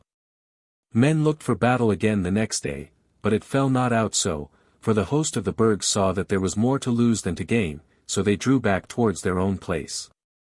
Neither did they waste the land much. For the riders of the Dry Tree followed hard at heel, and cut off all who tarried, or strayed from the main battle. When they were gone, then at last did the wheat-wearers give themselves up to the joy of their deliverance and the pleasure of their new lives, and one of their old men that I have spoken with told me this. That before when they were little better than the thralls of the Burg, and durst scarce raise a hand against the foemen, the carles were but slow to love, and the queens, for all their fairness, cold and but little kind. However, now in the fields of the wheat-wearers themselves all this was changed, and men and maids took to arraying themselves gaily as occasion served, and there was singing and dancing on every green, and straying of couples amongst the greenery of the summer night. And in short the god of love was busy in the land, and made the eyes seem bright, and the lips sweet, and the bosom fair, and the arms sleek and the feet trim, so that every hour was full of allurement. And ever the nigher that war and peril was, the more delight had man and maid of each other's bodies. Well, within a while the wheat-wearers were grown so full of hope that they bade the men of the Dry Tree lead them against the Burg of the Four Friths, and the champions were ready thereto. Because they wot well, that, Hampton being disgarnished of men, the men of the Burg might fall on it, and even if they took it not, they would beset all ways and make riding a hard matter for their fellowship. So they fell to, wisely and deliberately, and led an host of the best of the carles with them, and bade the women keep their land surely, so that their host was not a great many. But so wisely they led them that they came before the Burg well nigh unawares, and though it seemed little likely that they should take so strong a place, yet not less befell. For the Burg dwellers beset with cruelty and bitter anger cried out that now at last they would make an end of this cursed people, and the whoreson strong thieves their friends, so they went out gates a great multitude. But in worser order than their wont was. And there befell that marvel which sometimes befalleth even to very valiant men, that now at the pinch all their valour flowed from them, and they fled before the spears had met, and in such evil order that the gates could not be shut. And their foemen entered with them slaying even as they would. So that in an hour's space the pride and the estate of the Burg of the Four Friths was utterly fallen. Huge was the slaughter, for the wheat-wearers deemed they had many a grief whereof to avenge them. Nor were the men of the Dry Tree either sluggards or saints to be careless of their foemen, or to be merciful in the battle, but at last the murder was stayed, and then the men of the wheat-wearers went from house to house in the town to find the women of their folk who had been made thralls by the burghers. There then was many a joyful meeting betwixt those poor women and the men of their kindred, all was forgotten now of the days of their thraldom, their toil and mocking and stripes. And within certain days all the sort of them came before the host clad in green raiment, and garlanded with flowers for the joy of their deliverance, and great feast was made to them. As for them of the Burg, the battle and chase over, no more were slain, save that certain of the great ones were made shorter by the head. But the champions and the wheat-wearers both, said that none of that bitter and cruel folk should abide any longer in the town. So that after a delay long enough for them to provide stuff for their wayfaring, they were all thrust out gates, rich and poor, old and young, man, woman and child. Proudly and with a stout countenance they went, for now was their valour come again to them. And it is like that we shall hear of them oft again. For though they had but a few weapons amongst them when they were driven out of their old home, and neither hauberk nor shield nor helm, yet so learned in war be they and so marvellous great of pride, that they will somehow get them weapons. And even armed but with headless staves, and cudgels of the thicket, woe betide the peaceful folk whom they shall first fall on. Yea, fair sir, the day shall come meseemeth when folk shall call on thee to lead the hunt after these famished wolves, and when thou dost so, call on me to tell thee tales of their doings which shall make thine heart hard, and thine hand heavy against them. Meantime, said Ralph, what has betid to the fellowship of the Dry Tree? For I see that thou hast some grief on thy mind because of them. Roger kept silence a little and then he said, I grieve because Hampton is no more a strong place of warriors, 2 or 3 carles and a dozen of women dwell now in the halls and chambers of the score. Here on earth, all in death. God send us to find the world without end. What then, said Ralph, have they then had another great overthrow, worse than that other? Nay, said Roger doggedly, it is not so. But where is the fellowship, said Ralph. It is scattered abroad, quoth Roger. For some of the Dry Tree had no heart to leave the women whom they had wooed in the wheat-wearers' land, and some, and a great many, have taken their dears to dwell in the Burg of the Four Friths. Whereas a many of the wheat-wearers have gone to beget children on the old bondwomen of the burghers. of whom there were some 2,000 alive after the Burg was taken, besides that many women also came with the carles from their own land. So that now a mixed folk are dwelling in the Burg, partly of those women thralls, partly of carles and queens come newly from the wheat-wearers, partly of men of our fellowship the more part of whom are wedded to queens of the wheat-wearers. And partly of men, chapmen and craftsmen and others who have drifted into the town, having heard that there is no lack of wealth there, and many fair women unmated. Yea, said Ralph, and is all this so ill? Said Roger, meseems it is ill enough that there is no longer, rightly said, a fellowship of the dry tree, though the men be alive who were once of that fellowship. Nay, said Ralph, and why should they not make a new fellowship in the Burg, whereas they may well be peaceful, since they have come to their above of their foemen? Yea, said Roger slowly, that is sooth.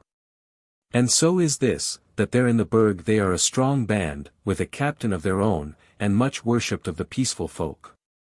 And moreover, though they be not cruel to torment helpless folk, or hard to make an end of all joy today, lest they lose their joy tomorrow, they now array all men in good order within the Burg. So that it shall be no easier for a foeman to win that erst it was. What, man, said Ralph, then be of better cheer, and come thou with us, and maybe the old steel of the champions may look on the sun down in Upmeads. Come thou with me, I say, and show me and my luck to some of thy fellows who are dwelling in the Burg, and it may be when thou hast told my tale to them, that some of them shall be content to leave their beds cold for a while, that they may come help a friend of the well in his need. Roger sat silent as if he were pondering the matter, while Richard and the sage, both of them, took up the word one after the other, and urged him to it. At last he said, well, so be it for this adventure. Only I say not that I shall give up this hermitage and my holiness for ever.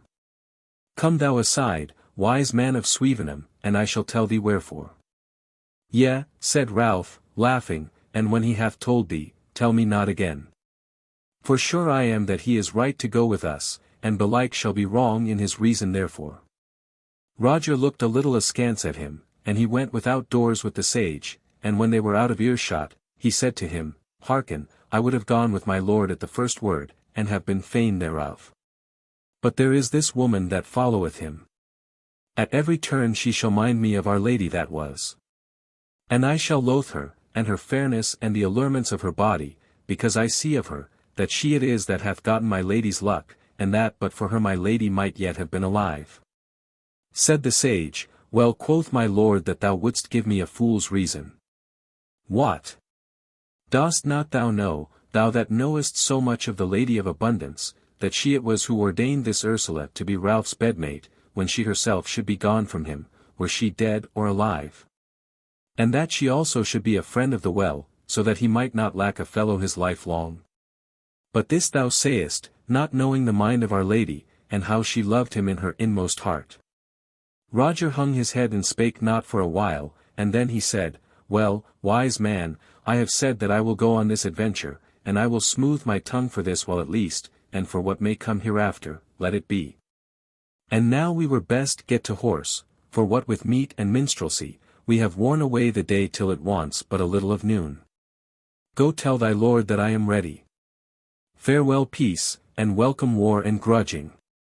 So the sage went within, and came out with the others, and they mounted their horses anon, and Roger went ahead on foot, and led them through the thicket ways without fumbling, and they lay down that night on the farther side of the swelling flood. Chapter 18. A change of days in the Burg of the Four Friths. There is naught to tell of their ways till they came out of the thicket into the fields about the Burg of the Four Friths, and even there was a look of a bettering of men's lives. Though forsooth the husbandmen there were much the same as had abided in the fields aforetime, whereas they were not for the most part freemen of the Burg, but aliens who did service in war and otherwise thereto. But, it being eventide, there were men and women and children, who had come out of gates, walking about and disporting themselves in the loveliness of early summer, and that in far merrier guise than they had durst do in the bygone days. Moreover, there was scarce a sword or spear to be seen amongst them, whereat Roger grudged somewhat, and Richard said, meseems this folk trusts the peace of the Burg overmuch since, when all is told, unpeace is not so far from their borders. But as they drew a little nigher Ralph pointed out to his fellows the gleam of helms and weapons on the walls, and they saw a watchman on each of the high towers of the south gate, and then quoth Roger, Nay, the Burg will not be won so easily. And if a few fools get themselves slain outside it is no great matter. Folk nowise let them come up to the gate unheeded, but gathered about them to look at the newcomers, but not so as to hinder them, and they could see that these summerers were goodly folk enough. And demeaned them as though they had but few troubles weighing on them. But the wayfarers were not unchallenged at the gate, for a stout man-at-arms stayed them and said, Ye ride somewhat late, friends. What are ye? Quoth Ralph, We be peaceful wayfarers save to them that would fall on us, and we seek toward Upmeads. Yea, said the man, belike ye shall find something less than peace betwixt here and Upmeads, for rumour goes that there are alien riders come into the lands of Heightened, and for aught I know the said unpeace may spread further on. Well, if ye will go to the Flower de Luce and abide there this night, ye shall have a let pass to morn betimes. Then Ralph spake a word in Roger's ear, and Roger nodded his head, and, throwing his cowl aback, went up to the man-at-arms and said, Stephen A. Hurst, hast thou time for a word with an old friend? Yea, Roger, said the man, is it verily thou? I deemed that thou hadst fled away from all of us to live in the wilds. So it was, lad, said Roger, but times change from good to bad and back again, and now am I of this good lord's company. And I shall tell thee, Stephen, that though he rideth but few today, yet merry shall he be that rideth with him tomorrow if unpeace be in the land. Lo you, Stephen, this is the child of Upmeads, whom belike thou hast heard of. And if thou wilt take me into the chamber of thy tower, I will tell thee things of him that thou wottest not. Stephen turned to Ralph and made obeisance to him and said, Fair sir, there are tales going about concerning thee, some whereof are strange enow, but none of them ill. And I deem by the look of thee that thou shalt be both a stark champion and a good lord, and I deem that it shall be my good luck, if I see more of thee, and much more. Now if thou wilt, pass on with thine other fellows to the Flower de Luce, and leave this my old fellow in arms with me, and he shall tell me of thy mind, for I see that thou wouldest have somewhat of us.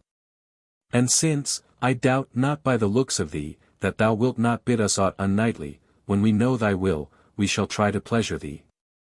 Yea, Lord Ralph, said Roger, thou mayest leave all the business with me, and I will come to thee not later than betimes tomorrow, and let thee what how matters have sped.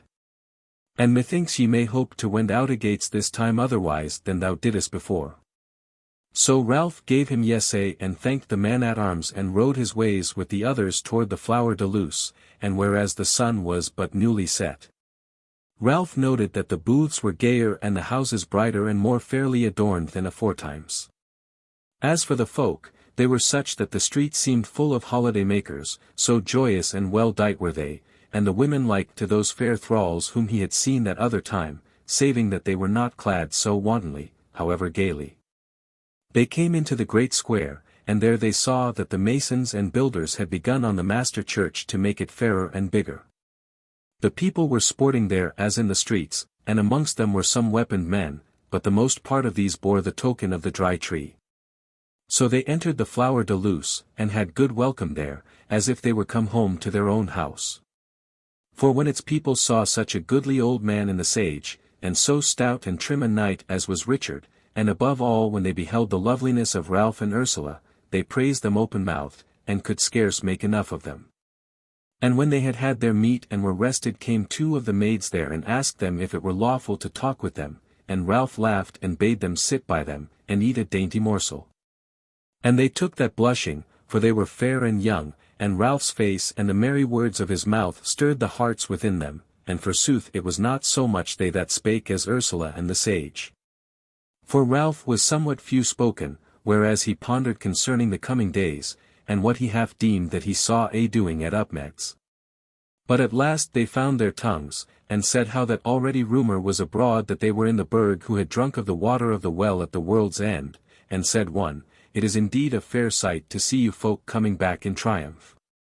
And so methinks will many deem if ye abide with us over tomorrow, and yet, lady, for a while we are well nigh as joyous as ye can be, whereas we have but newly come into new life also, some of us from very thraldom of the most grievous.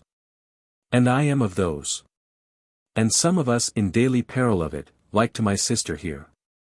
So may happen, said she, smiling, none of us shall seek to the well until we have worn our present bliss a little threadbare.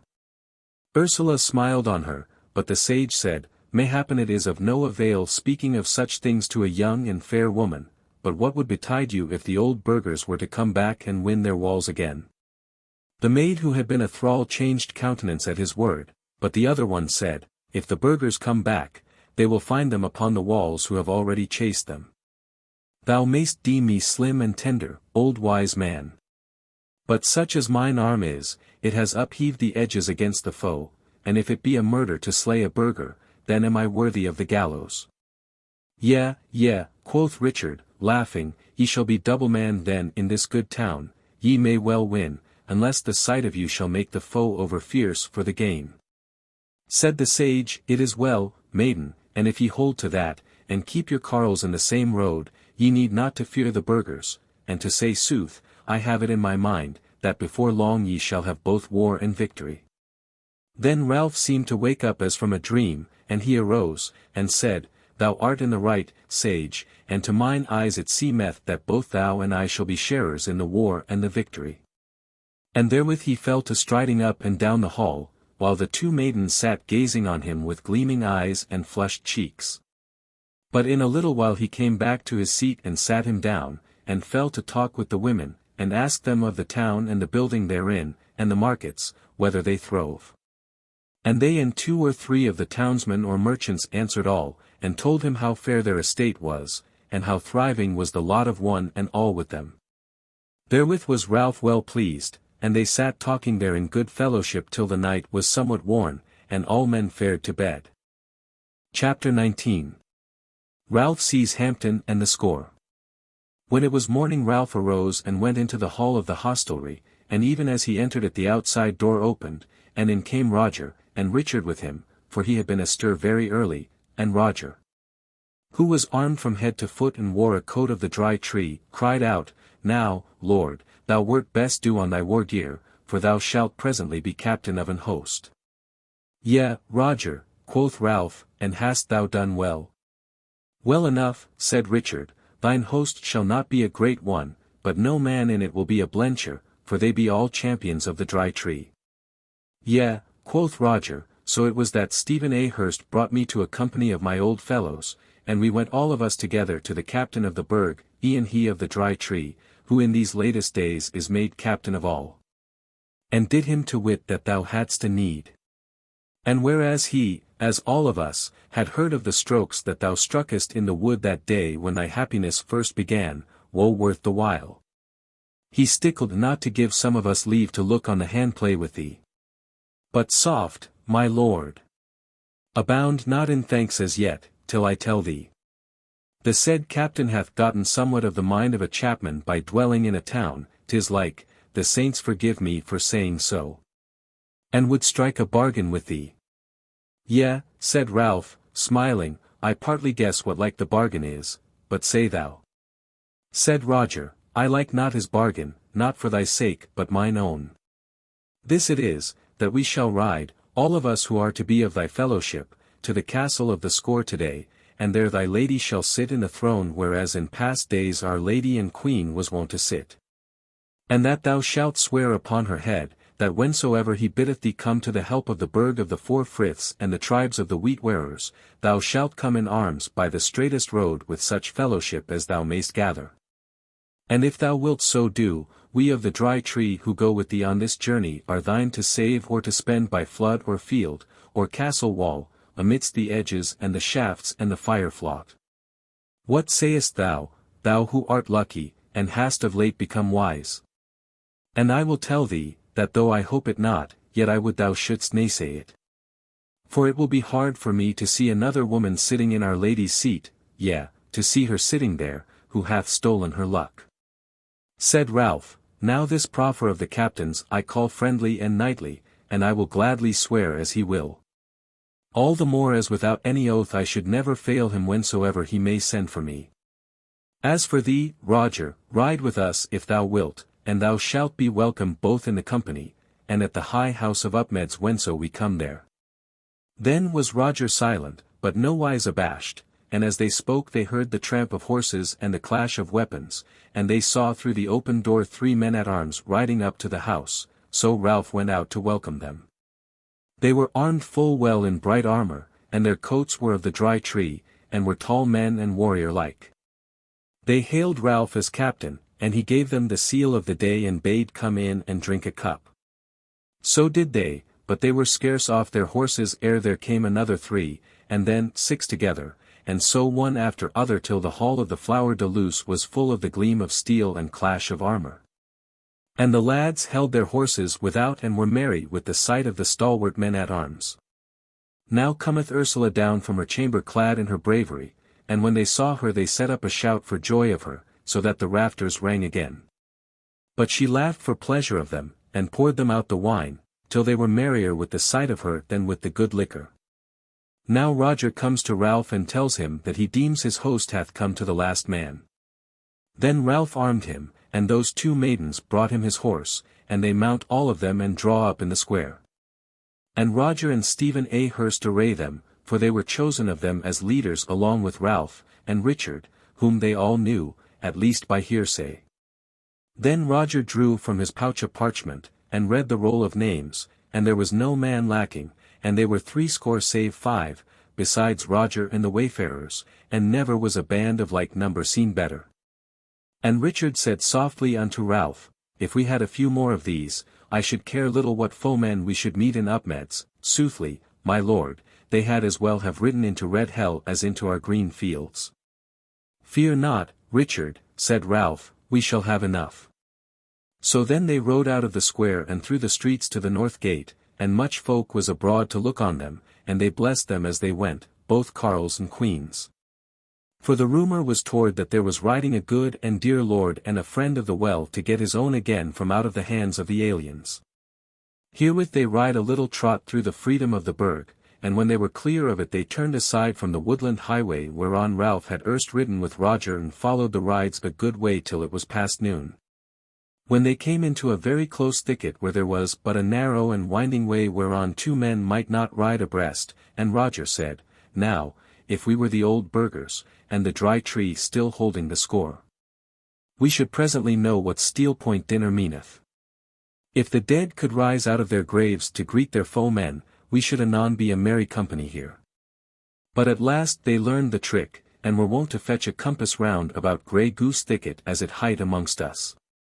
Well, said Ralph, but how if there by any waylaying us, the burghers may be wiser still than thou deemest, and ye may have learned them more than thou art minded to think. Nay, said Roger, I bade a 50 turn aside by the thicket path on our left hands, that shall make all sure, but indeed I look for no lurkers as yet. In a month's time that may betide, but not yet, not yet.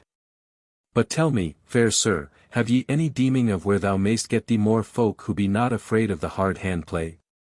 For Richard hath been telling me that there be tidings in the air.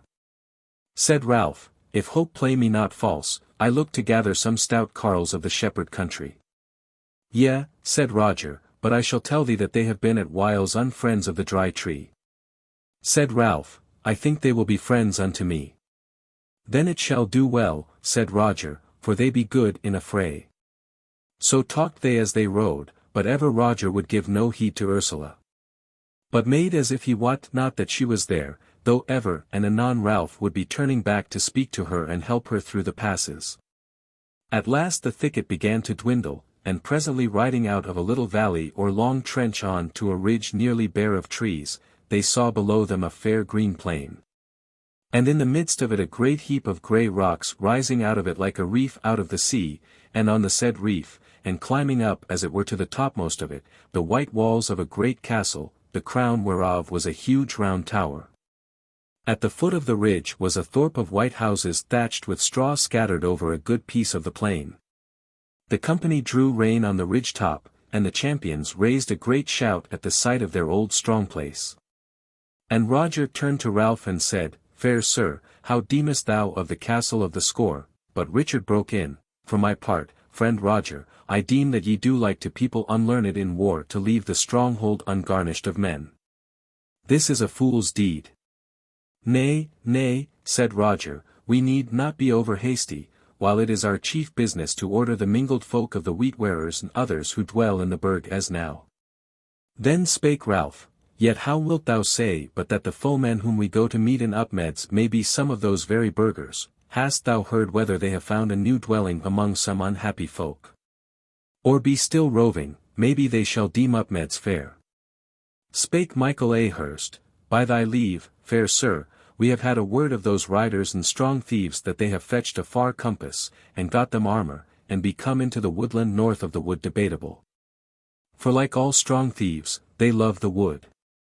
Roger laughed, yea, as we did, friend Michael, when we were thieves, whereas now we be lords and gentlemen. But as to thy tidings, I set not much by them. For of the same message was this word that they had already fallen on Higham by the way, and we know that this cannot be true. Since though forsooth the abbot has had unpeace on his hands, we know where his foemen came from, the west to wit, and the banded barons. Yea, quoth the sage, but may not the burghers have taken service with them? Yea, forsooth, quoth Roger, but I deem not, or we had been sure thereof. Thus they spake, and they lighted down all of them to breathe their horses, and Ursula spake with Ralph as they walked the greensward together a little apart, and said, Sweetheart, I am afraid of today. Yea, dear, said he, and wherefore? She said, It will be hard for me to enter that grim house yonder, and sit in the seat whence I was erewhile threatened by the evil hag with hair like a grey she-bear. He made much of her and said, Yet belike a friend of the well may overcome this also, and withal the hall shall be far other today when it was. She looked about on the warriors as they lay on the grass or loitered by their horses.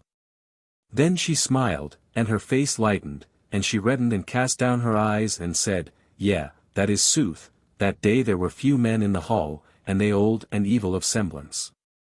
It was a band of women who took me in the thorp and brought me up into the castle, and mishandled me there, and cast me into prison there, whereas these be good fellows, and frank and free of aspect. But oh, my heart, look thou how fearful the piled-up rocks rise from the plain and the walls wind up amongst them, and that huge tower, the crown of all. Surely there is none more fearful in the world. He kissed her and laughed merrily, and said, Yea, sweetheart, and there will be another change in the folk of the hall when we come there this time, to wit, that thou shouldst not be alone therein, even were all these champions. And Richard and the sage away from thee. Wilt thou tell me how that shall be? She turned to him and kissed him and caressed him, and then they turned back again toward their fellows, for by now they had walked together a good way along the ridge. So then they gat to horse again and rode into the thorp, where men and women stood about to behold them, and made them humble reverence as they passed by. So rode they to the bailey of the castle. And if that stronghold looked terrible from the ridge above, tenfold more terrible of aspect it was when the upper parts were hidden by the grey rocks, and they so huge and beetling, and though the sun was bright about them. And they in the midst of their friends, yet even Ralph felt somewhat of dread creep over him, yet he smiled cheerfully as Ursula turned an anxious face on him. They alighted from their horses in the bailey, for over steep for horse hoofs was the walled way upward. And as they began to mount, even the merry champions hushed their holiday clamour for awe of the huge stronghold, and Ralph took Ursula by the hand, and she sidled up to him, and said softly, Yea, it was here they drave me up, those women. Thrusting and smiting me. And some would have stripped off my raiment, but one who seemed the wisest, said, Nay, leave her till she come before the ancient lady, for her gear may be a token of whence she is, and whither, if she be come as a spy. So I escaped them for that moment. And now I wonder what we shall find in the hall when we come in thither. It is somewhat like to me, as when one gets up from bed in the dead night, when all is quiet and the moon is shining, and goes out of the chamber into the hall, and coming back, almost dreads to see some horror lying in one's place amid the familiar bedclothes. And she grew paler as she spake. Then Ralph comforted her and trimmed his countenance to a look of mirth, but inwardly he was ill at ease. So up they went and up, till they came to a level place whereon was built the chief hall and its chambers. There they stood a while to breathe them before the door, which was rather low than great. And Ursula clung to Ralph and trembled, but Ralph spake in her ear, "Take heart, my sweet, or these men, and Roger in especial, will think the worse of thee, and thou a friend of the well. What? Here is naught to hurt thee. This is naught beside the perils of the desert, and the slaves and the evil lord of Utterbol." "Yea," she said, "but meseemeth I loved thee not so sore as now I do. O friend, I am become a weak woman and unvaliant, and there is naught in me but love of thee, and love of life because of thee, nor dost thou know altogether what befell me in that hall." But Ralph turned about and cried out in a loud, cheerful voice, "Let us enter, friends. And lo you, I will show the champions of the Dry Tree the way into their own hall and high place." Therewith he thrust the door open, for it was not locked, and strode into the hall, still leading Ursula by the hand, and all the company followed him, the clash of their armor resounding through the huge building. Though it was long, it was not so much that it was long as that it was broad, and exceeding high, so that in the dusk of it the great vault of the roof was dim and misty. There was no man therein, no howling on its walls, no benches nor boards, naught but the great standing table of stone on the dais. And the stone high seat amidst of it, and the place did verily seem like the house and hall of a people that had died out in 1 hour because of their evil deeds. They stood still a moment when they were all fairly within doors, and Roger thrust up to Ralph and said, but softly, "The woman is blenching, and all for naught.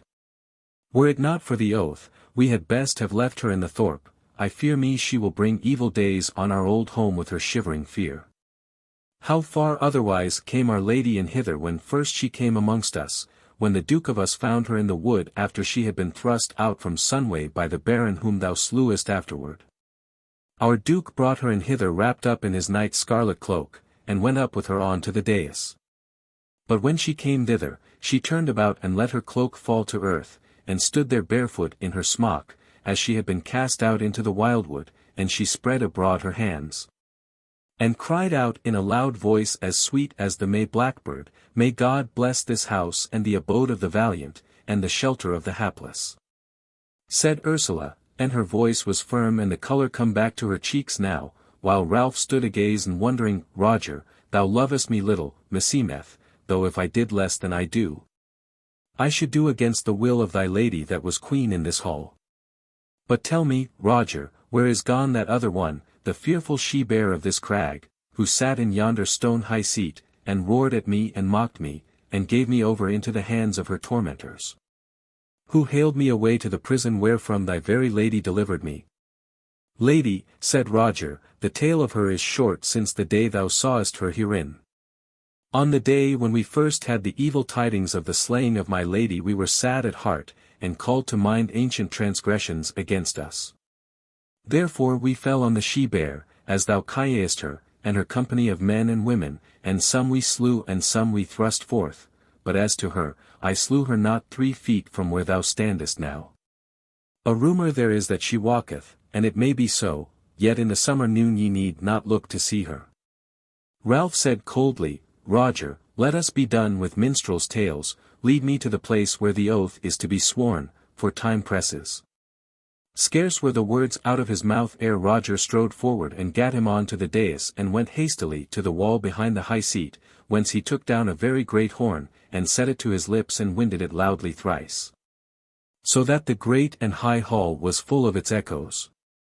Richard started thereat and half drew his sword, but the sage put his hand upon the hilts, and said, It is naught, let the edges lie quiet. Ursula stared astonished, but now she quaked no more. Ralph changed not countenance a whit, and the champions of the tree made as if naught had been done that they looked not for. But thereafter cried Roger from the dais, This is the token that the men of the Dry Tree are met for matters of import. Thus is the moat hallowed. Come up hither, ye aliens, and ye also of the fellowship, that the oath may be sworn, and we may go our ways, even as the alien captain biddeth.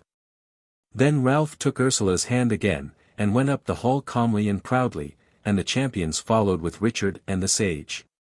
Ralph and Ursula went up onto the dais, and he set down Ursula in the stone high seat, and even in the hall-dusk a right fair-coloured picture she looked therein. For she was clad in a goodly green gown broidered with flowers, and a green cloak with gold orphreys over it, her hair was spread abroad over her shoulders, and on her head was a garland of roses which the women of the Flower de Luce had given her. So there she sat with her fair face, whence now all the wrinkles of trouble and fear were smoothed out, looking like an image of the early summer tide itself. And the champions looked on her and marvelled, and one whispered to the other that it was their lady of aforetime come back again, only Roger, who had now gone back to the rest of the fellowship, cast his eyes upon the ground, and muttered.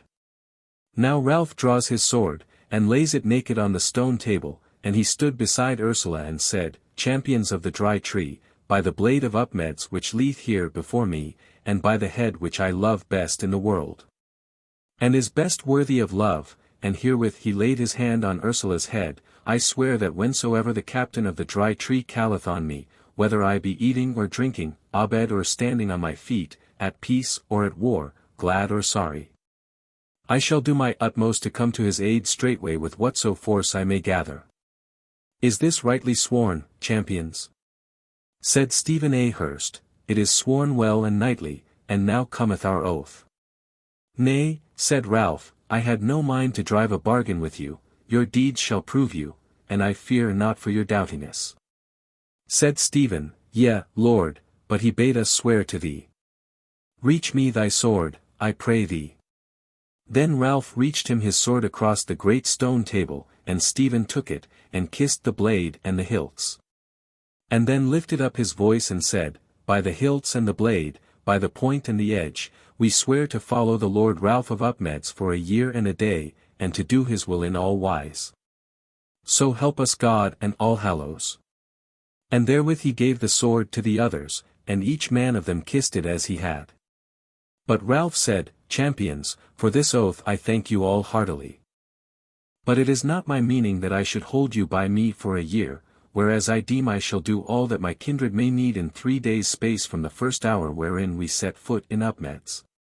Stephen smiled friendly at him and nodded, and said, That may well be, but now to make a good end of this mote I will tell thee a thing.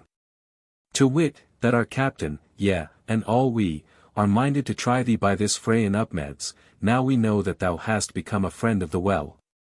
And if thou turn out as we deem is likest, we will give thee this castle of the score, for thee and those that shall spring from thy loins. For we deem that some such man as thou will be the only one to hold it worthily, and in such wise as it may be a stronghold against tyrants and for the helping of peaceable folk. Since forsooth, we of the Dry Tree have heard somewhat of the well at the world's end, and trow in the might thereof. He made an end, and Ralph kept silence and pondered the matter. But Roger lifted up his head and broke in, and said, Yea. That is it, we are all become men of peace, we riders of the Dry Tree. And he laughed withal, but as one nowise best pleased. But as Ralph was gathering his words together, and Ursula was looking up to him with trouble in her face again, came a man of the thorp rushing into the hall, and cried out, Oh, my lords! There are weaponed men coming forth from the thicket. Save us, we pray you, for we are ill-weaponed and men of peace. Roger laughed, and said, Good man. So you want us back again? But my lord Ralph, and thou Richard, and thou Stephen, come ye to the shot window here, that giveth on to the forest. We are high up here, and we shall see all as clearly as in a good mirror. Hast thou shut the gates, Carl? Yea, Lord Roger, quoth he, and there are some 50 of us together down in the base court. Ralph and Richard and Stephen looked forth from the shot window, and saw verily a band of men riding down the bent into the thorp, and Ralph, who as aforesaid was far-sighted and clear-sighted, said, Yea. It is strange, but without doubt these are riders of the Dry Tree. And they seem to me to be some 10 score. Thou Stephen, thou Roger, what is to hand? Is your captain wont to give a gift and take it back, and somewhat more with it? Stephen looked abashed at his word, and Roger hung his head again. But therewith the sage drew up to them and said, Be not dismayed, Lord Ralph. What wert thou going to say to the champions when this carle brake in? This, said Ralph, that I thanked the Dry Tree heartily for its gift, but that me seemed it not wise to leave this stronghold disgarnished of men till I can come or send back from Upmeads. Stephen's face cleared at the word, and he said, I bid thee believe it, Lord, that there is no treason in our captain's heart, and that if there were I would fight against him and his men on thy behalf. And Roger, though in a somewhat surly voice, said the like. Ralph thought a little, and then he said, It is well, go we down and out of gates to meet them, that we may the sooner get on our way to Upmeads. And without more words he went up to Ursula and took her hand and went out of the hall, and down the rock-cut stair, and all they with him. And when they came into the base court, Ralph spoke to the carles of the thorp, who stood huddled together sore afeard, and said, Throw open the gates. These riders who have so scared you are naught else than the champions of the Dry Tree who are coming back to their stronghold that they may keep you sure against wicked tyrants who would oppress you. The carles looked askance at one another, but straightway opened the gates, and Ralph and his company went forth, and abode the newcomers on a little green mound half a bowshot from the castle.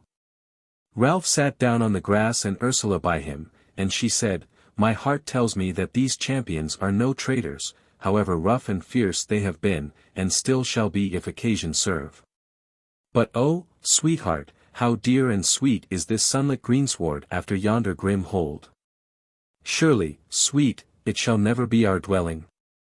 I wot not, beloved, said he, must we not go and dwell where deeds shall lead us? And the hand of Weird is mighty. But lo thou, here are the newcomers to hand. So it was as he said, and presently the whole band came before them, and they were all of the Dry Tree, stout men and well weaponed, and they had ridden exceeding fast, so that their horses were somewhat spent. A tall man very gallantly armed, who rode at their head, leapt at once from his horse and came up to Ralph and hailed him, and Roger and Stephen both made obeisance to him. Ralph, who had risen up, hailed him in his turn, and the tall man said, I am the captain of the Dry Tree for lack of a better. Art thou Ralph of Upmeads, fair sir? Even so, said Ralph. Said the captain, Thou wilt marvel that I have ridden after thee on the spur, so here is the tale shortly. Your backs were not turned on the walls of the Burg an hour, ere 3 of my riders brought in to me a man who said, and gave me tokens of his word being true, that he had fallen in with a company of the old burghers in the wood Debatable. Which belike thou wottest of. All we of Upmeads wot of it, said Ralph. Well, said the captain, amongst these said burghers, who were dwelling in the wildwood in summer content, the word went free that they would gather to them other bands of strong thieves who haunt that wood, and go with them upon Upmeads.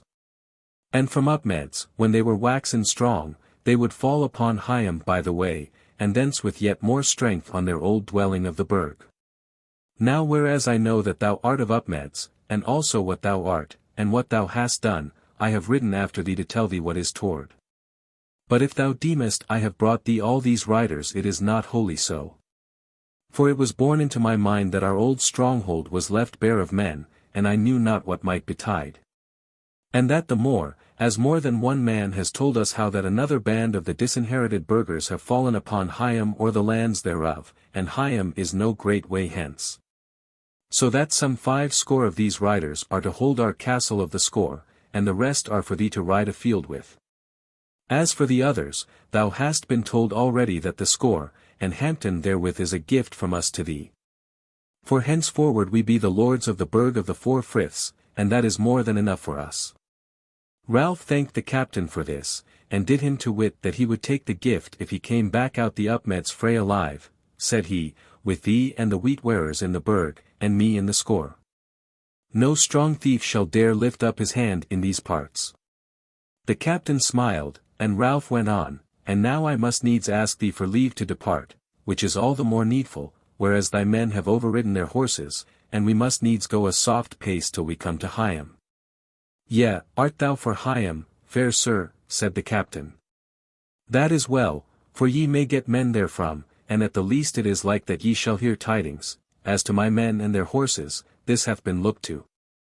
For 500 good men of the wheat wearers, men who have not learned the feat of arms a horseback, are coming through the woods hither to help ward thy castle, fair lord.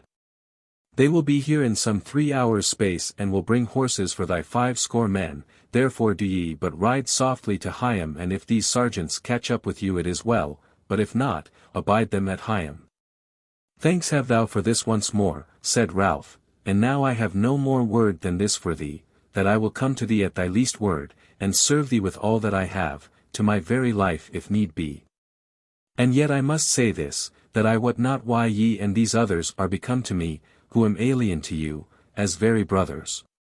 Said the captain, there is this to be said of it, as was aforesaid, that all we count thy winning of the well at the world's end as valiancy in thee, yea, and luck withal. But, moreover, she who was our lady would have had thee for her friend had she lived, and how then could we be less than friends to thee? Depart in peace, my friend, and we look to see thee again in a little while. Therewith he kissed him, and bade farewell, and Ralph bade his band to horse, and they were in the saddle in a twinkling, and rode away from Hampton at a soft pace. But as they went, Ralph turned to Ursula and said, and now belike shall we see Bourton Abbas once more, and the house where first I saw thee. And oh how sweet thou wert! And I was so happy and so young. Yea, she said, and sorely I longed for thee, and now we have long been together, as it seemeth, and yet that long space shall be but a little while of our lives. But, my friend, as to Bourton Abbas, I misdoubt me of our seeing it. For there is a nigher road by the byways to Heigham, which these men know, and doubtless that way we shall wend, and I am glad thereof, for I shall tell thee, that somewhat I fear that thorp, lest it should lay hold of me, and wake me from a dream. Yea, said Ralph, but even then, belike thou shouldst find me beside thee. As if I had fallen asleep in the alehouse, and dreamed of the well at the world's end, and then awoke and seen the dear barefoot maiden busying her about her house and its matters. That were not so ill. Ah, she said, look round on thy men, and think of the might of war that is in them, and think of the deeds to come. But oh how I would that these next few days were worn away, and we yet alive for a long while. Chapter 20. They come to the gate of Heigham by the way. It was as Ursula had deemed, and they made for Heigham by the shortest road, so that they came before the gate a little before sunset, to the very gate they came not. For there were strong barriers before it, and men at arms within them, as though they were looking for an onfall. And amongst these were bowmen who bended their bows on Ralph and his company. So Ralph stayed his men, and rode up to the barriers with Richard and Stephen A. Hurst, all 3 of them bareheaded with their swords in the sheaths, and Stephen moreover bearing a white cloth on a truncheon. Then a knight of the town, very bravely armed, came forth from the barriers and went up to Ralph, and said, Fair sir, art thou a knight? Yea, said Ralph. Said the knight, Who be ye? I hight Ralph of Upmeads, said Ralph, and these be my men, and we pray thee for guesting in the town of my lord abbot tonight, and leave to depart tomorrow betimes. O unhappy young man, said the knight, meseems these men be not so much thine as thou art theirs, for they are of the dry tree, and bear their token openly. Wilt thou then lodge thy company of strong thieves with honest men? Stephen A. Hurst laughed roughly at this word, but Ralph said mildly, These men are indeed of the dry tree, but they are my men and under my rule, and they be riding on my errands, which be lawful. The knight was silent a while and then he said, Well, it may be so, but into this town they come not, for the tale of them is overlong for honest men to hearken to. Even as he spake, a man-at-arms somewhat evilly armed shoved through the barriers, thrusting aback certain of his fellows, and, coming up to Ralph, stood staring up into his face with the tears starting into his eyes. Ralph looked a moment, and then reached down his arms to embrace him, and kissed his face, for lo! It was his own brother Hugh. Withal he whispered in his ear, Get thee behind us, Hugh, if thou wilt come with us, lad. So Hugh passed on quietly toward the band, while Ralph turned to the knight again, who said to him, Who is that man? He is mine own brother, said Ralph. Be he the brother of whom he will, said the knight, he was none the less our sworn man. Ye fools, said he, turning toward the men in the barrier, why did ye not slay him? He slipped out, said they, before we wot what he was about. Said the knight, Where were your bows, then? Said a man, they were pressing so hard on the barrier, that we could not draw a bowstring. Besides, how might we shoot him without hitting thee, belike? The knight turned toward Ralph, grown wroth and surly, and that the more he saw Stephen and Richard grinning, he said, Fair sir, ye have strengthened the old saw that saith, Tell me what thy friends are, and I will tell thee what thou art. Thou hast stolen our man with not a word on it. Fair sir, said Ralph, meseemeth thou makest more words than enough about it. Shall I buy my brother of thee, then? I have a good few pieces in my pouch. The captain shook his head angrily. Well, said Ralph, how can I please thee, fair sir? Quoth the knight, Thou canst please me best by turning thy horses' heads away from Higham, all the sort of you. He stepped back toward the barriers, and then came forward again, and said, Look you, man-at-arms, I warn thee that I trust thee not, and deem that thou least. Now have I mind to issue out and fall upon you, for ye shall be evil guests in my lord abbot's lands. Now at last Ralph waxed somewhat wroth, and he said, Come out then, if you will, and we shall meet you man for man. There is yet light on this lily Leah, and we will do so much for thee, churl though thou be. But as he spoke, came the sounds of horns, and lo, over the bent showed the points of spears, and then all those 50 of the dry tree whom the captain had sent after Ralph came pouring down the bent. The knight looked on them under the sharp of his hand, till he saw the dry tree on their coats also, and then he turned and gat him hastily into the barriers. And when he was amongst his own men he fell to roaring out a defiance to Ralph, and a bolt flew forth, and 2 or 3 shafts, but hurt no one. Richard and Stephen drew their swords, but Ralph cried out, Come away, friends, tarry not to bicker with these fools, who are afraid of they know not what, it is but lying under the naked heaven tonight instead of under the rafters. But we have all lodged thus a many times, and we shall be nigher to our journey's end tomorrow when we wake up. Therewith he turned his horse with Richard and Stephen and came to his own men. There was much laughter and jeering at the abbot's men amidst of the dry tree, both of those who had ridden with Ralph, and the newcomers. But they arrayed them to ride further in good order, and presently were skirting the walls of Higham out of bowshot, and making for the down country by the clear of the moon. The sergeants had gotten a horse for Hugh, and by Ralph's bidding he rode beside him as they went their ways, and the 2 brethren talked together lovingly. Chapter 21. Talk between those 2 brethren. Ralph asked Hugh first if he wot aught of Gregory their brother. Hugh laughed and pointed to Higham, and said, He is yonder. What, said Ralph, in the abbot's host? Yea, said Hugh, laughing again, but in his spiritual, not his worldly host, he is turned monk, brother, that is, he is already a novice, and will be a brother of the abbey in 6 months' space. Said Ralph, And Launcelot Longtongue, thy squire, how hath he sped? Said Hugh, He is yonder also, but in the worldly host, not the spiritual, he is a sergeant of theirs, and somewhat of a catch for them, for he is no ill man at arms, as thou wottest, and besides he adorneth everything with words. So that men hearken to him gladly. But tell me, said Ralph, how it befalleth that the abbot's men of war be so churlish, and chary of the inside of their town, what have they to fear? Is not the Lord Abbot still a mighty man?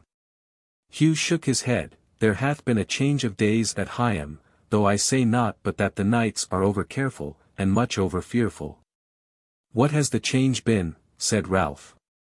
Hugh said, In time past my Lord Abbot was indeed a mighty man, and both this town of Higham was well garnished of men at arms, and also many of his manors had castles and strong houses on them. And the yeomen were ready to run to their weapons whenso the gathering was blown.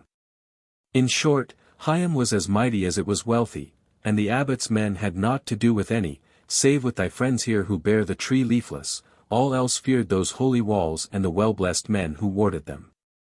But the dry tree feared, as men said, neither man nor devil, and I hope it may be so still since they are become thy friends, and they would whiles lift in the abbot's lands when they had no merrier business on hand. And not seldom came to their above in their dealings with his men. But all things come to an end, for, as I am told, some year and a half ago, the abbot had debate with the Westland barons, who both were and are ill men to deal with, being both hungry and doughty. The quarrel grew till my lord must needs defy them, and to make a long tale short, he himself in worldly armour led his host against them, and they met some 20 miles to the west in the field of the Rye Bridge. And there was Holy Church overthrown. And the abbot, who is as valiant a man as ever sang mass, though not overwise in war, would not flee, and as none would slay him, might they help it, they had to lead him away, and he sits to this day in their strongest castle. The Red Mount west away. Well, he being gone, and many of his wisest warriors slain, the rest ran into gates again. But when the Westlanders beset Higham and thought to have it good cheap, the monks and their men warded it not so ill but that the Westlanders broke their teeth over it. Forsooth, they turned away thence and took most of the castles and strong houses of the abbot's lands. Burned some and put garrisons into others, and drave away a mighty spoil of chattels and men and women, so that the lands of Higham are half ruined. And thereby the monks, though they be stout enough within their walls, will not suffer their men to ride abroad. Whereby, being cooped up in a narrow place, and with no deeds to hand to cheer their hearts withal, they are grown sour and churlish. But, brother, said Ralph, howsoever churlish they may be, and howso timorous, I cannot see why they should shut their gates in our faces, a little band, when there is no foe anear them. Ralph, said Hugh, thou must think of this once more, that the dry tree is no good let pass to flourish in honest men's faces, specialiter if they be monks.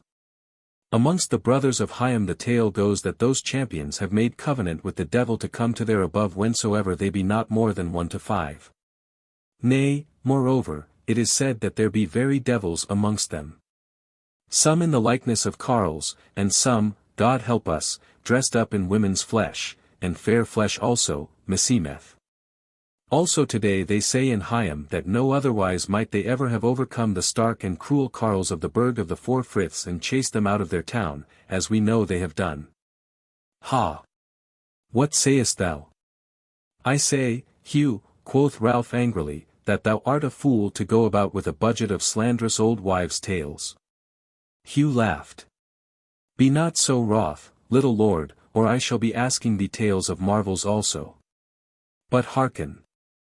I shall smooth out thy frowns with a smile when thou hast heard this. This folk are not only afeard of their old enemies, the devil-led men, but also they fear those whom the devil-led men have driven out of house and home, to wit, the burghers. Yet again they fear the burghers yet more, because they have beaten some of the very foes of Higham, to wit, the Westland barons, for they have taken from them some of their strongholds, and are deemed to be gathering force. Ralph pondered a while, and then he said, Brother, hast thou any tidings of Upmeads, or that these burghers have gone down thither? God forbid, said Hugh. Nay, I have had no tidings of Upmeads since I was fool enough to leave it. What? Brother, said Ralph, thou hast not thriven then. I have had ups and downs, said Hugh, but the ups have been 1 rung of the ladder, and the downs 3, or more. 3 months I sat in prison for getting me a broken head in a quarrel that concerned me not. 6 months was I besieged in a town whither naught led me but ill luck. 2 days I wore in running thence, having scaled the wall and swam the ditch in the night. 3 months I served squire to a knight who gave me the business of watching his wife of whom he was jealous. And to help me out of the weariness of his house I must needs make love myself to the said wife, who sooth to say was perchance worth it. Thence again I went by night and cloud. 10 months I wore away at the edge of the wildwood, and sometimes in it, with a sort of fellows who taught me many things, but not how to keep my hands from other men's goods when I was hungry. There was I taken with some 5 others by certain sergeants of Higham, whom the warriors of the town had sent out cautiously to see if they might catch a few men for their ranks. Well, they gave me the choice of the gallows tree or service for the church, and so, my choice made, there have I been ever since, till I saw thy face this evening, fair sir. Well, brother, said Ralph, all that shall be amended, and thou shalt back to Upmeads with me. Yet wert thou to amend thyself somewhat, it might not be ill. Quoth Hugh, it shall be tried, brother. But may I ask thee somewhat? Said Ralph, ask on. Fair sir, said Hugh, thou seemedst grown into a pretty man when I saw thee e'en now before this twilight made us all alike. But the men at thy back are not wont to be led by men who have not earned a warrior's name, yet they follow thee. How cometh that about? Again. Before the twilight gathered I saw the woman that rideth anigh us, who is now but a shadow. How fair and gentle she is, indeed there is no marvel in her following thee, though if she be an earl's daughter she is a fair getting for an imp of Upmeads. For thou art a well-shapen lad, little lord, and carriest a sweet tongue in thy mouth. But tell me, what is she? Brother, said Ralph kindly, she is my wife. I kiss her hands, said Hugh, but of what lineage is she? She is my wife, said Ralph. Said Hugh, that is, forsooth, a high dignity. Said Ralph, thou sayest sooth, though in mockery thou speakest, which is scarce kind to thine own mother's son, but learn, brother, that I am become a friend of the well. And were meet to wed with the daughters of the best of the kings, yet is this one meeter to wed with me than the highest of the queens. For she also is a friend of the well. Moreover, thou sayest it that the champions of the dry tree, who would think but little of an earl for a leader, are eager to follow me, and if thou still doubt what this may mean, abide, till in 2 days or 3 thou see me before the foeman. Then shalt thou tell me how much changed I am from the stripling whom thou knewest in Upmeads a little while ago. Then was Hugh somewhat abashed, and he said, I crave thy pardon, brother, but never had I a well-filed tongue, and belike it hath grown no smoother amid the hard haps which have befallen me of late. Besides it was dull in there, and I must needs try to win a little mirth out of kith and kin. So be it, lad, quoth Ralph kindly, thou didst ask and I told, and all is said. Yet forsooth, said Hugh, thou hast given me marvel for marvel, brother. Even so, said Ralph, and hereafter I will tell thee more when we sit safe by the wine at Upmeads. Now cometh back one of the 4 riders and draweth rein by Ralph and saith that they are hard on a little thorp under the hanging of the hill that was the beginning of the down country on that road. So Ralph bade make stay there and rest the night over, and seek new tidings on the morrow. And the man told Ralph that the folk of the thorp were fleeing fast at the tidings of their company, and that it were best that he and some half-score should ride sharply into the thorp, so that it might not be quite bare of victuals when they came to their night's lodging. Ralph bids him so do, but to heed well that he hurt no man, or let fire get into any house or roof, so he takes his knot of men and rides off on the spur, and Ralph and the main of them come on quietly. And when they came into the street of the thorp, lo there by the cross a big fire lighted, and the elders standing thereby cap in hand, and a score of stout carles with weapons in their hands. Then the chief man came up to Ralph and greeted him and said, Lord, when we heard that an armed company was at hand we deemed no less than that the riders of the Burg were upon us. And deemed that there was not for it but to flee each as far and as fast as he might. But now we have heard that thou art a good lord seeking his own with the help of worthy champions, and a foeman to those devils of the Burg, we bid thee look upon us and all we have as thine, Lord, and take kindly such guesting as we may give thee. The old man's voice quavered a little as he looked on the stark shapes of the dry tree. But Ralph looked kindly on him, and said, Yea, my master, we will but ask for a covering for our heads, and what victual thou mayst easily spare us in return for good silver, and thou shalt have our thanks withal. But who be these stout lads with staves and bucklers, or whither will they tonight? Thereat a tall young man with a spear in his hand and girt with a short sword came forth and said boldly, Lord, we be a few who thought when we heard that the Burg devils were at hand that we might as well die in the field giving stroke for stroke, as be hauled off and dropped to pieces under the hands of their tormentors. And now thou hast come, we have little will to abide behind, but were fain to follow thee, and do thee what good we can, and after thou hast come to thine above. When we go back to our kin thou mayst give us a gift if it please thee, but we deem that no great matter if thou but give us leave to have the comfort of thee and thy champions for a while in these hard days. When he had done speaking there rose up from the champions a hum as of praise, and Ralph was well pleased withal, deeming it a good omen. So he said, Fear not, good fellows, that I shall forget you when we have overcome the foemen, and meanwhile we will live and die together. But thou, ancient man, show our sergeants where our riders shall lie tonight, and what they shall do with their horses. So the elders marshalled the little host to their abodes for that night, lodging the more part of them in a big barn on the western outskirt of the thorp. The elder who led them thither, brought them victual and good drink, and said to them, Lords, ye were best to keep a good watch tonight, because it is on this side that we may look for an onfall from the foemen if they be abroad tonight. And sooth to say that is one cause we have bestowed you here, deeming that ye would not grudge us the solace of knowing that your valiant bodies were betwixt us and them, for we be a poor unwalled people. Stephen, to whom he spake, laughed at his word, and said, Heart up, Carl. Within these few days we shall build up a better wall than ye may have of stone and lime, and that is the overthrow of our foemen in the open field. So there was kindness and good fellowship betwixt the thorp dwellers and the riders, and the country folk told those others many tales of the evil deeds of the Burg devils, as they called them. But they could not tell them for certain whether they had gone down into Upmeads. As to Ralph and Ursula, they, with Richard and Roger, were lodged in the headman's house, and had good feast there, and he also talked over the whereabouts of the burghers with the thorp dwellers, but might have no certain tidings. So he and Ursula and his fellows went to bed and slept peacefully for the first hours of the night. Chapter 22. An old acquaintance comes from the down country to see Ralph. But an hour after midnight Ralph arose, as his purpose was, and called Richard, and they took their swords and went forth and about the thorp and around its outskirts. And found not worse than their own watch anywhere.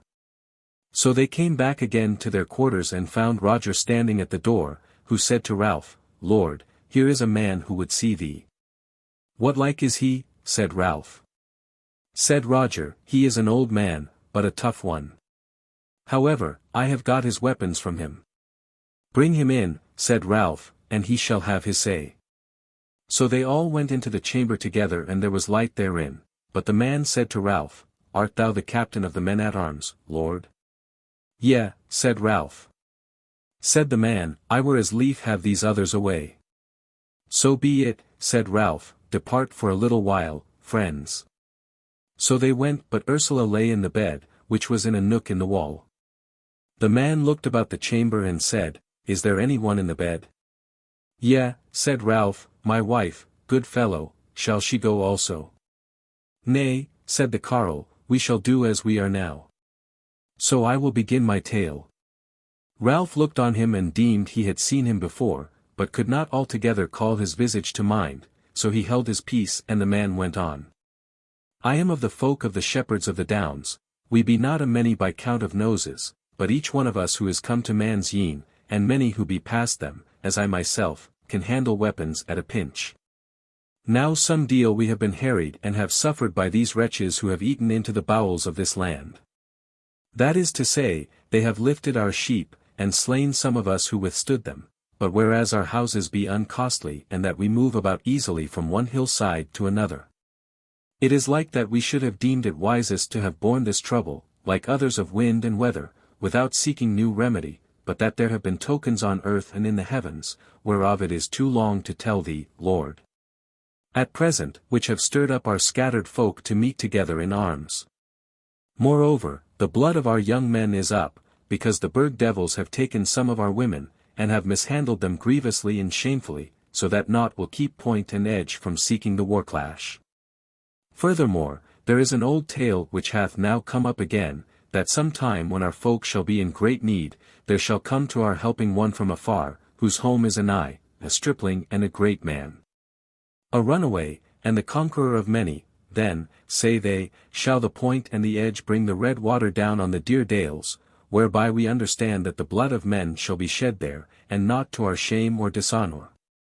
Again I mind me of a rhyme concerning this which saith, The dry tree shall be seen on the green earth, and green the wellspring shall arise. For the hope of the wise, they are one which were twain. The tree bloometh again, and the wellspring hath come from the waste to the home. Well, Lord, thou shalt tell me presently if this hath aught to do with thee, for indeed I saw the dry tree, which hath scared us so many a time, beaten on thy sergeant's coats, but now I will go on and make an end of my story. Ralph nodded to him kindly, for now he remembered the carle, though he had seen him but that once when he rode the greenway across the downs to Heightened. The old man looked up at him as if he too had an inkling of old acquaintance with Ralph, but went on presently. There is a woman who dwells alone with none to help her, anigh to St. Anne's chapel, a woman not very old. For she is of mine own age, and time was we have had many a fair play in the ingles of the downs in the July weather, not very old, I say, but wondrous wise, as I know better than most men. For oft, even when she was young, would she foretell things to come to me, and ever it fell out according to her spadum. To the said woman I sought today in the morning, not to win any wisdom of her, but to talk over remembrances of old days. But when I came into her house, lo, there was my carline walking up and down the floor, and she turned round upon me like the young woman of past days, and stamped her foot and cried out, What does the sluggard dallying about women's chambers when the time is come for the deliverance? I let her talk, and spake no word lest I should spoil her story, and she went on. Take thy staff, lad, for thou art stout as well as merry, and go adown to the thorps at the feet of the downs toward Heightened.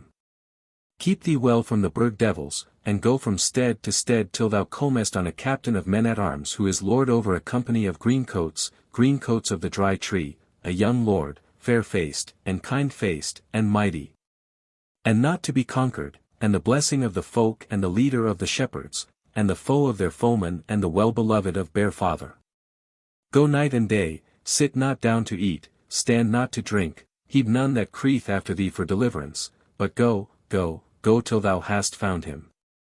Meseems I see him riding toward Heightened, but those dastards will not open gate to him, of that be sure.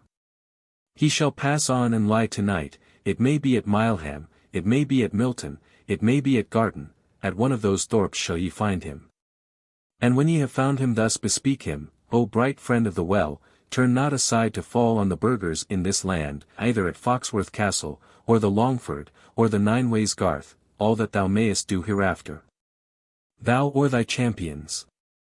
There be burghers otherwhere, housed in no strong castle, but wending the road toward the fair greensward of Upmeads.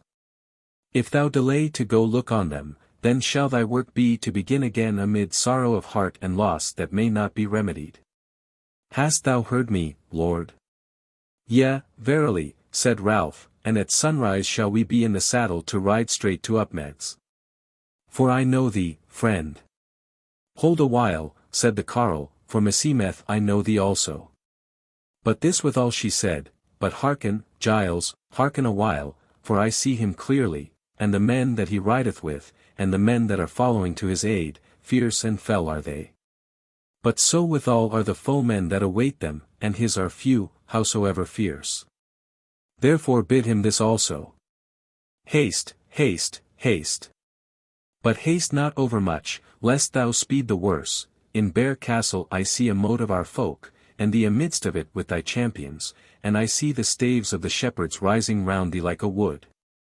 In Woolstead I see a valiant man with sword by side and sowlet on head, and with him sitteth a tall man-at-arms grizzle-headed and red-bearded, big-boned and mighty, they sit at the wine in a fair chamber, and a well-looking dame serveth them. And there are weaponed men no few about the streets.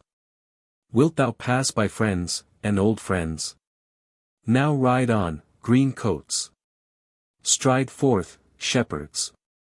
Staves on your shoulders, woolwards. And there goes the host over the hills into Upmeads, and the Burg devils will have come from the wood Debatable to find graves by the fair river. And then do thy will, O friend of the well.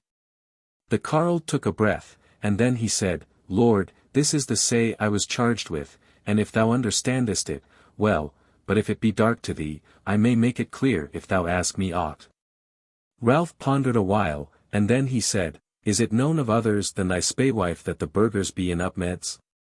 Nay, Lord, said the carle, and this also I say to thee, that I deem what she said that they be not in Upmeads yet, and but drawing thitherward, as I deem from the wood Debatable.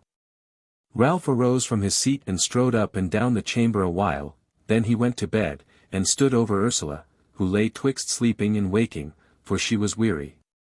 Then he came back to the carle, and said to him, Good friend, I thank thee, and this is what I shall do, when daylight is broad, and lo, the dawn beginning. I shall gather my men, and ride the shortest way, which thou shalt show me, to Bear Castle, and there I shall give the token of the 4 fires which erewhile the good man of the shepherds bade me if I were in need. And it seems to me that there shall the moat be hallowed, though it may be not before nightfall. But the moat done, we shall wend, the whole host of us, be we few or many, down to Woolstead, where we shall fall in with my friend Clement Chapman, and hear tidings. Thence shall we wend the dear ways I know into the land where I was born and the folk amongst whom I shall die. And so let Street Nicholas and All Hallows do as they will with us. Deemest thou, friend, that this is the meaning of thy wise she-friend? The carle's eyes glittered, and he rose up and stood close by Ralph, and said, Even so she meant. And now I seem to see that but few of thy riders shall be lacking when they turn their heads away from Upmeads towards the strong places of the Burg devils that are hereabouts. But tell me, captain of the host, is that victual and bread that I see on the board? Ralph laughed, Fall to, friend, and eat thy fill, and here is wine withal. Thou needest not to fear it. Wert thou any the worse of the wine that Thurley poured into thee that other day? Nay, nay, master, said the carle between his mouthfuls, but mickle the better, as I shall be after this, all luck to thee. Yet see I that I need not wish thee luck, since that is thine already. Sooth to say, I deemed I knew thee when I first set eyes on thee again. I looked not to see thee more. Though I spoke to thee words at that time which came from my heart, almost without my will. Though it is but a little while ago, thou hast changed much since then, and hast got another sort of look in the eyes than then they had. Nay, nay, said he laughing, not when thou lookest on me so frankly and kindly, that is like thy look when we passed Thurley about. Yea, I see the fashion of it, one look is for thy friends, another for thy foes. God be praised for both. And now I am full, I will go look on thy wife. So he went up to the bed and stood over Ursula, while she, who was not fully awake, smiled up into his face. The old man smiled back at her and bent down and kissed her mouth, and said, I ask thy pardon, lady, and thine, my lord, if I be too free, but such is our custom of the Downs. And sooth to say thy face is one that even a old man should not fail to kiss if occasion serve, so that he may go to paradise with the taste thereof on his lips. We are nowise hurt by thy love, friend, said Ursula. God make thy latter days of life sweet to thee. Chapter 23. They ride to Bear Castle. But while they spake thus and were merry, the dawn had well nigh passed into daylight. Then Ralph bade old Giles sleep for an hour, and went forth and called Roger and Richard and went to the great barn. There he bade the watch wake up Stephen and all men, and they gat to horse as speedily as they might, and were on the road ere the sun was fully up. The spearmen of the thorp did not fail them, and numbered 23 all told. Giles had a horse given him and rode the way by Ralph. They rode up and down the hills and dales, but went across country and not by the greenway, for thuswise the road was shorter. But when they had gone some 2 leagues, and were nigh on top of a certain low green ridge, they deemed that they heard men's voices anigh and the clash of arms, and it must be said that by Ralph's rede they journeyed somewhat silently. So Ralph, who was riding first with Giles, bid all stay and let the crown of the ridge cover them. So did they, and Giles gat off his horse and crept on to the top of the ridge till he could see down to the dale below. Presently he came down again, the old face of him puckered with mirth, and said softly to Ralph, Did I not say thou wert lucky? Here is the first fruits thereof. Ride over the ridge, lord, at once, and ye shall have what there is of them as safe as a sheep in a penfold. So Ralph drew sword and beckoned his men up, and they all handled their weapons and rode over the brow, and tarried not one moment there, not even to cry their cries. For down in the bottom were a sort of men, 26, as they counted them afterward, sitting or lying about a cooking fire, or loitering here and there, with their horses standing behind them, and they mostly unhelmed. The champions knew them at once for men of their old foes, and there was scarce time for a word ere the full half of them had passed by the sword of the dry tree. Then Ralph cried out to spare the rest, unless they offer to run. So the foemen cast down their weapons and stood still, and were presently brought before Ralph, who sat on the grass amidst of the ring of the champions. He looked on them a while and remembered the favour of those whom he had seen erewhile in the Burg, but ere he could speak Giles said softly in his ear, "These be of the Burg, forsooth, as ye may see by their dogs' faces. But they be not clad nor armed as those whom we have met heretofore. Ask them whence they be, lord." Ralph spake and said, "Whence and whither are ye, ye manslayers?" But no man of them answered. Then said Ralph, "Pass these murderers by the edge of the sword, Stephen, unless some one of them will save his life and the life of his fellows by speaking." As he spake, one of the youngest of the men hung down his head a little, and then raised it up. "Wilt thou spare our lives if I speak?" "Yea," said Ralph. "Wilt thou swear it by the edge of the blade?" said the man. Ralph drew forth his sword and said, "Lo then. I swear it." The man nodded his head, and said, "Few words are best, and whereas I wot not if my words will avail thee aught, and since they will save our lives, I will tell thee truly. We are men of the Burg whom these green-coated thieves drave out of the Burg on an unlucky day. Well, some of us, of whom I was one, fetched a compass and crossed the water that runneth through Upmeads by the Red Bridge, and so gat us into the wood Debatable through the uplands. There we struck a bargain with the main band of strong thieves of the wood, that we and they together would get us a new home in Upmeads, which is a fat and pleasant land. So we got us ready.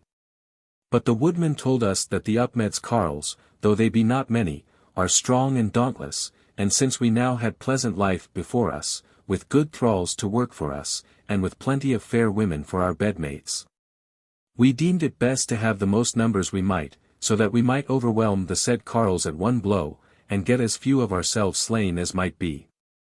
Now we knew that another band of us had entered the lands of the abbot of Heightened, and had taken hold of some of his castles. Wherefore the captains considered and thought, and sent us to give bidding to our folk south here to march at once toward us in Upmeads, that our bands might meet there, and scatter all before us. There is our story, lord." Ralph knitted his brow, and said, "Tell me, and thy life lieth on thy giving true answers, do thy folk in these strongholds know of your purpose of falling upon Upmeads?" "Nay," said the burgher. Said Ralph, "And will they know otherwise if ye do them not to wit?" "Nay," again said the man. Said Ralph, "Are thy folk already in Upmeads?" "Nay," said the captive, "but by this time they will be on the road thither." "How many all told?" Said Ralph. The man reddened and stammered, 1,000, 2,000, 1,000, lord, said he. "Get thy sword ready, Stephen," said Ralph. "How many, on thy life, burgher?" 2,000, lord, said the man. "And how many do ye look to have from Higham land?" Said the burgher, "Somewhat more than 1,000. Withal he looked uneasily at his fellows, some of whom were scowling on him felly. "Tell me now," said Ralph, "where be the other bands of the burghers?" Ere the captive could speak, he who stood next him snatched an unsheathed knife from the girdle of one of the dry tree, and quick as lightning thrust it into his fellow's belly, so that he fell dead at once amongst them. Then Stephen, who had his sword naked in his hand, straightway hewed down the slayer, and swords came out of the scabbards everywhere, and it went but a little but that all the burghers were slain at once. But Ralph cried out, "Put up your swords, champions. Stephen slew yonder man for slaying his fellow, who was under my ward, and that was but his due. But I have given life to these others, and so it must be held to. Tie their hands behind them and let us on to Bear Castle. For this tide brooks no delay." So they gat to horse, and the footmen from Garton mounted the horses of the slain burghers, and had the charge of guarding the 20 that were left. So they rode off all of them toward Bear Castle, and shortly to say it, came within sight of its rampart 2 hours before noon. Sooner had they came thither. But divers times they caught up with small companies of weaponed men, whose heads were turned the same way, and Giles told Ralph each time that they were of the shepherd folk going to the moat.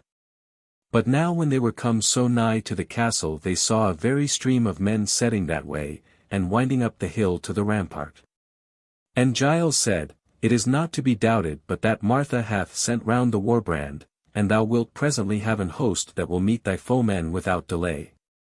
And what there lacks in number shall be made good by thy luck, which once again was shown by our falling in with that company e'en now. Yet truly, said Ralph, but wilt thou now tell me how I shall guide myself amongst thy folk, and if they will grant me the aid I ask? Look, look, said Giles, already some one hath made clear thine asking to our folk, and hearken. Up there they are naming the ancient father of our race, without whom we may do naught, even with the blessed saints to aid. There then is thine answer, Lord. Indeed as he spoke came down on the wind the voice of a chant, sung by many folk, the words whereof he well remembered, Smite aside axe, O bare father. And therewith rose up into the air a column of smoke intermingled with fire from each of the four corners of that stronghold of the ancient folk. Ralph rejoiced when he saw it, and the heart rose within him and fluttered in his bosom, and Ursula, who rode close behind him, looked up into his face well pleased and happy. Thus rode they up the bent and over the turf bridge into the plain of the Garth, and what so of people were there flocked about to behold the new-come warriors. Sooth to say, there were but some 200s, who looked but few indeed in the great square place, but more were streaming in every minute. Giles led him and his men into the northeast corner of the castle, and there they gat off their horses and lay down on the grass awaiting what should betide. Chapter 24. The folk mote of the shepherds. In about an hour all the folk within the castle began to set toward the ingle wherein lay Ralph and his fellows, and then all rose up. While the folk of the shepherds took their places on the slopes of the earth walls, but on the top hard by the fire, which was still burning, stood up an old hoar man with a beard exceeding long. He had a sallet on his head, and held a geese-arm in his hand. All men held their peace when they saw him standing there. And straightway he proclaimed the hallowing of the mote in such form of words as was due amongst that folk, and which were somewhat long to tell here. Then was silence again for a little, and then the old man spake, Few words are best today, neighbours, for wherefore are we met together? There arose a hum of assent from the shepherds as he spoke and men clashed their weapons together. But none said any clear word. Then spake the old man, We be met together because we have trouble on hand, and because there is a helper to hand, of whom the words of the wise and tales of old have told us. And because as he shall help us, so shall we help him, since indeed our trouble is his also. Now, neighbours, shall I say the word for you which you would say to this young man, who is nevertheless old in wisdom, and true-hearted and kind?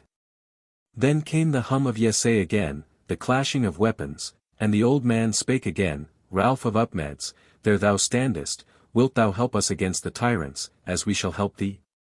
Yea, said Ralph. Said the elder, Wilt thou be our captain, if we do according to thy bidding? For thou needest not fear our failing thee. Yea verily, said Ralph.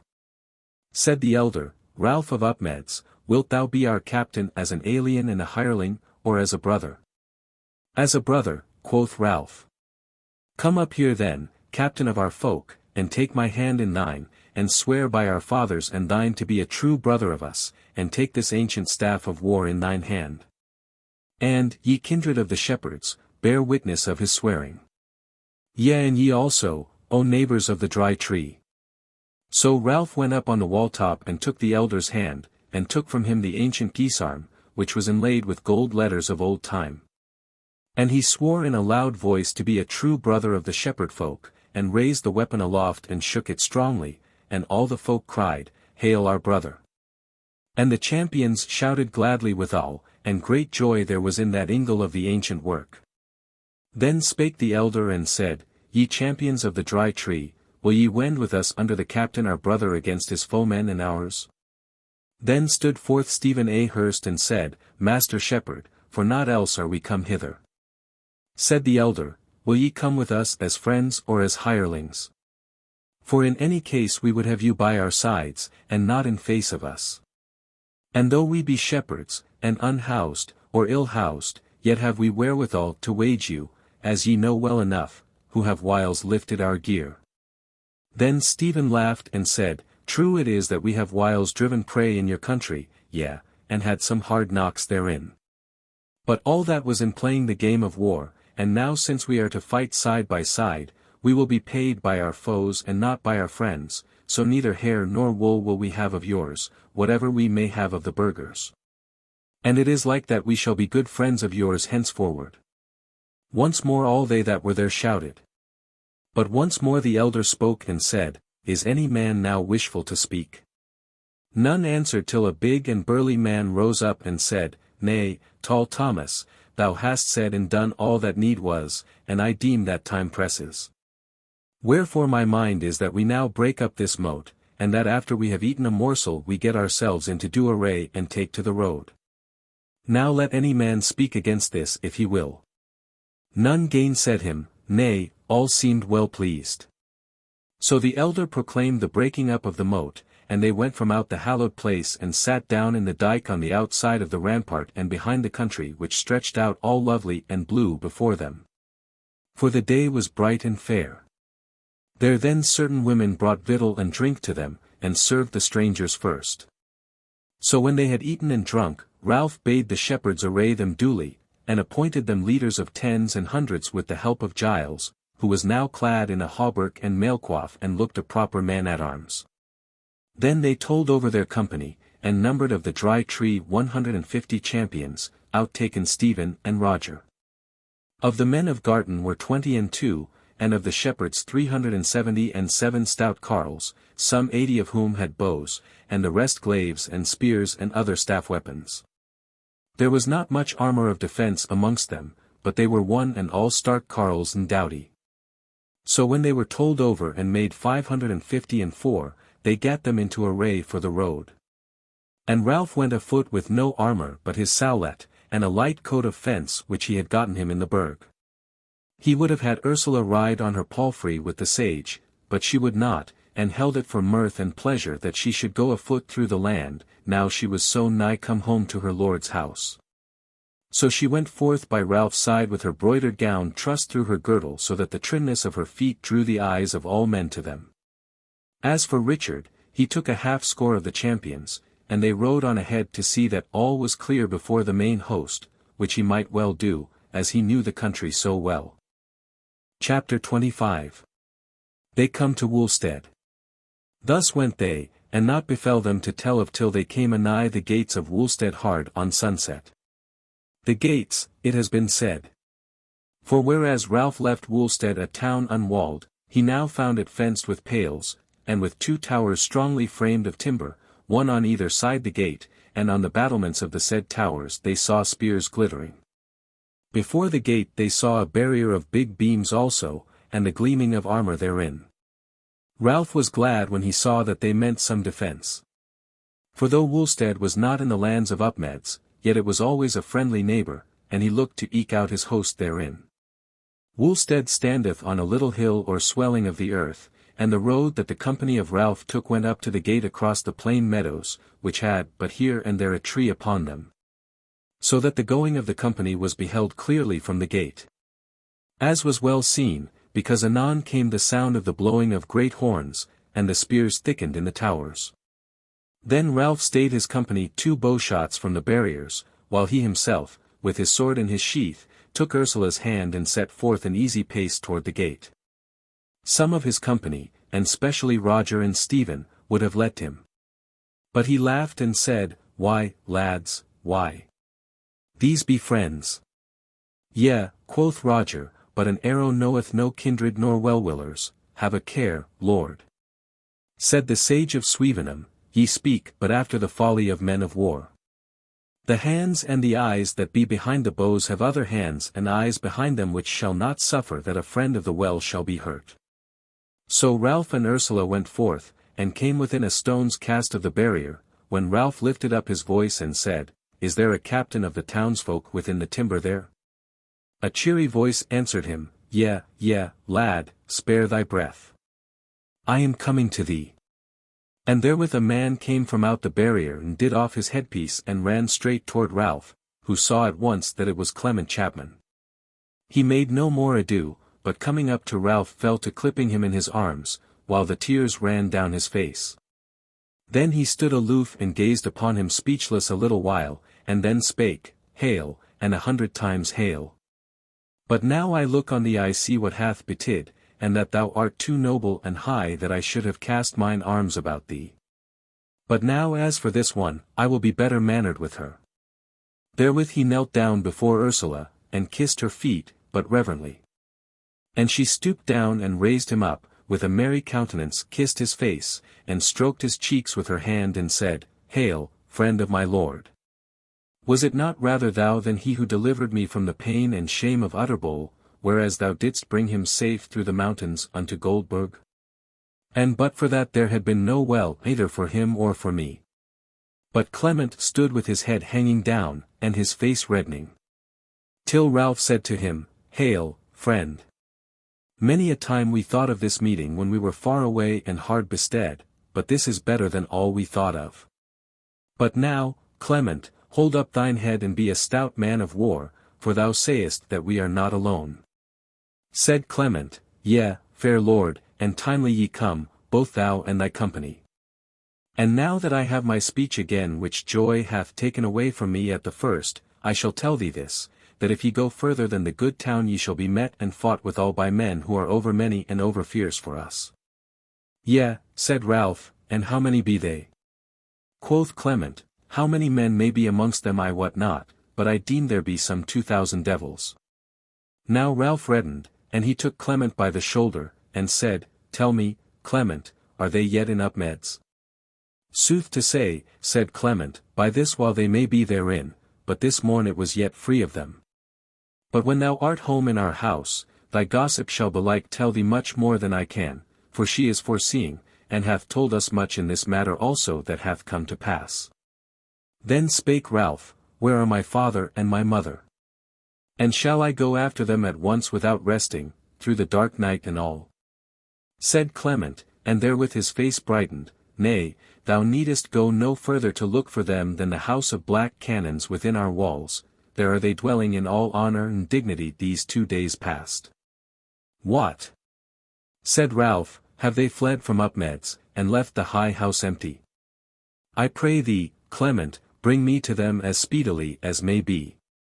Verily, said Clement, they have fled, with many another, women and children and old men, who should but hinder the carles who have abided behind. Nicholas Longshanks is the leader of them down there, and the high house is their stronghold in a way, though forsooth their stout heads and strong hands are better defence. Here Ralph brake in, Sweetling Ursula, though thy feet have worn a many miles today, I bid thee hasten back to the company and tell Richard that it is as I said, to wit, that friends, and good guesting await them. So let them hasten hither and come within gates at once. For as for me, I have sworn it that I will not go one step back till I have seen my father and mother in their house of Upmeads. Is it well said, Clement? Yea, forsooth, said Clement. But he could not take his eyes off Ursula's loveliness, as she kilted her skirts and ran her ways like one of Diana's ladies in the wildwood. At last he said, Thou shalt what, fair sir, that ye will have a little band to go with thee from us of Woolstead, forsooth we had gone tomorrow morn in any case, but since thou art here, all is well. Even as he spake a great shout broke out from the company as Ursula had given her message, and then came the tramp of men and horses and the clash of weapons as they set forward. And Clement looked and beheld how first of all the array came Ursula, bearing the hallowed staff in her hand, for her heart also was set on what was to come. Then cried out Clement, Happy art thou, Lord, and happy shalt thou be, and who shall withstand thee? Lo! What a war-duke it is! And what a leader that marches with fate in her hands before thine host! Therewith were they all joined together, and Ursula gave the geese-arm into Ralph's hand, and with his other hand he took hers, and the bar of the barrier was lifted and the gates thrown open, and they all streamed into the street. The champions coming last and towering over the footmen as they sat, big men on their big horses, as if they were very bodyguards of the god of war. Chapter 26. Ralph sees his father and mother again. Thus came they into the marketplace of Woolstead nigh to Clement's house, and there the company stood in ordered ranks. Ralph looked round about half expecting to see his gossip standing in the door, but Clement smiled and said, "Thou art looking round for thy gossip, fair sir, but she is upon the north gate in war gear. For we be too few in Woolstead to spare so clean-limbed and strong-armed a dame from our muster. But she shall be here against thou comest back from the Austin cannons, whither forsooth thou mayst go at once if thou wilt let me be master in the matter of lodging." Said Ralph, smiling, "Well, Ring of Woolstead, since thou givest leave I will e'en take it, nor needest thou give me any guide to the house of Saint Austin, for I know it well." "Sweetheart," said he, turning to Ursula, "what sayest thou, wilt thou come with me, or abide till tomorrow, when I shall show thee to my kinsman?" "Nay," she said, "I will with thee at once, my lord, if thou wilt be kind and take me. For meseemeth I also have a word to say to thy father, and the mother that bore thee." "And thou, Hugh," said Ralph, "what sayest thou?" "Why, brother," said Hugh, "I think my blessing will abide the morrow's morn, for I have not so fair and dear to show our father and mother as thou hast. Also tomorrow thou wilt have more to do, since thou art a captain, and I but a single varlet." And he smiled a little sourly on Ralph, who heeded it little, but took Ursula's hand and went his way with her. It was but a few minutes for them to come to the house of the Canons, which was well walled toward the fields at the west of the town, so that it was its chief defence of that side. It was a fair house with a church but just finished, and Ralph could see down the street its new white pinnacles and the cross on its eastern gable rising over the ridge of the dortoir. They came to the gate, and round about it were standing men-at-arms not a few, who seemed doughty enough at first sight. But when Ralph looked on them he knew some of them, that they were old men, and somewhat past warlike deeds, for in sooth they were carles of Upmeads. Him they knew not, for he had somewhat cast down the visor of his helm. But they looked eagerly on the fair lady and the goodly knight. So Ralph spake to the porter and bade him show him where was King Peter of Upmeads and his lady wife. And the porter made him obeisance and told him that they were in the church, wherein was service toward, and bade him enter. So they went in and entered the church, and it was somewhat dim, because the sun was set, and there were many pictures, and knots of flowers in the glass of the windows. So they went halfway down the nave, and stood together there. And the whole church was full of the music that the minstrels were making in the rude loft, and most heavenly sweet it was, and as Ralph stood there his heart heaved with hope and love and the sweetness of his youth. And he looked at Ursula, and she hung her head, and he saw that her shoulders were shaken with sobs, but he knew that it was with her as with him, so he spake no word to her. Now when his eyes cleared and he was used to the twilight of the church, he looked toward the choir, and saw near to the Jesus altar a man and a woman standing together even as they were standing, and they were somewhat stricken in years. So presently he knew that this would be his father and mother, so he stood still and waited till the service should be over. And by then it was done. The twilight was growing fast in the church, and the sacristan was lighting a lamp here and there in some of the chapels, and the aisles of the choir. So King Peter and his wife turned and came slowly down the nave, and when they were come anigh, Ralph spake aloud, and said, "Hail, King Peter of Upmeads." And the old man stopped and said unto him, "Yea, forsooth, my name is Peter, and my business is to be a king, or a kinglet rather, and once it seemed no such hard craft, but now it all goes otherwise, and belike my craft has left me. Even as it fares with a leech when folk are either too well or too ill to need his leechcraft."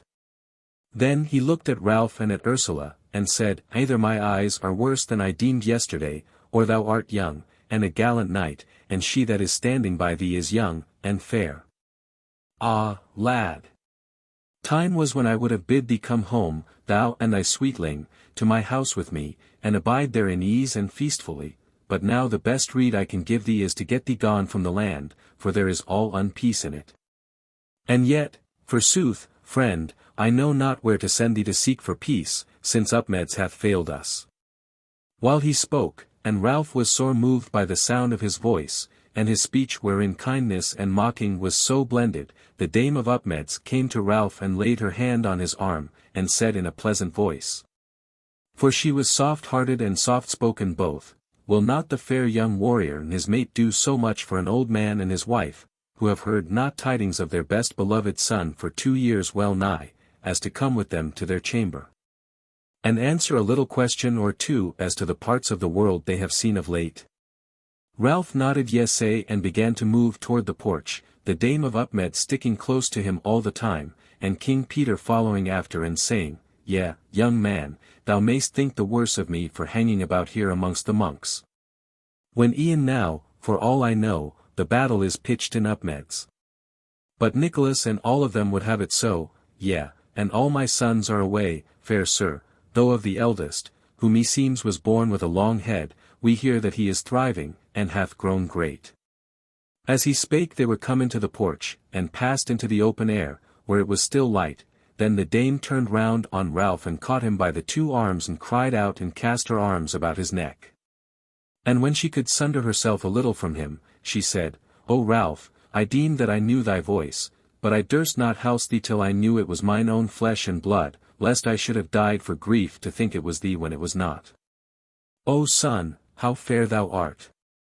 Now do off thy sallet that I may see thee, thy face and thy curly head." So did he, smiling as one who loved her, and again she fell to kissing and clipping him. Then his father came up and thrust her aside gently and embraced him also, and said, "Tell me, son, what thou art become. Thou art grown much of a man since thou stolest thyself away from me. Is there aught behind this goodly raiment of thine? And this fair lady, hath she stolen thee away from thy foes to bring thee home to us?" Ralph laughed and said, "No less than that, father, I will tell thee all presently, but this first, that I am the captain of a goodly company of men-at-arms." "And, ah, son, sweetheart," said his mother, "and thou wilt be going away from us again to seek more fame, and yet, as I look on thee thou seemest to have grown great enough already. I deem thou wilt not leave us." "Mother, my dear," said Ralph, "tomorrow morn we shall go down to battle in Upmeads, and the day after I shall come hither again, and bring you back to the high house with all honor and glory. But look, mother," and he took Ursula's hand, "here is a daughter and a darling that I have brought back to thee, for this is my wedded wife." Then Ursula looked beseechingly at the dame, who took her in her arms and clipped her and kissed her.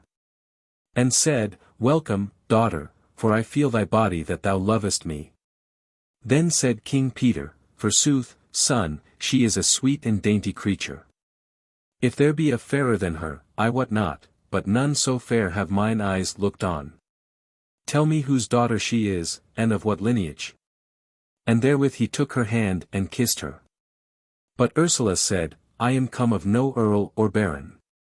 I am a yeoman's daughter, and both my father and my mother are dead, and I have no nigh kin save one brother who loveth me not, and would heed it little if he never saw my face again.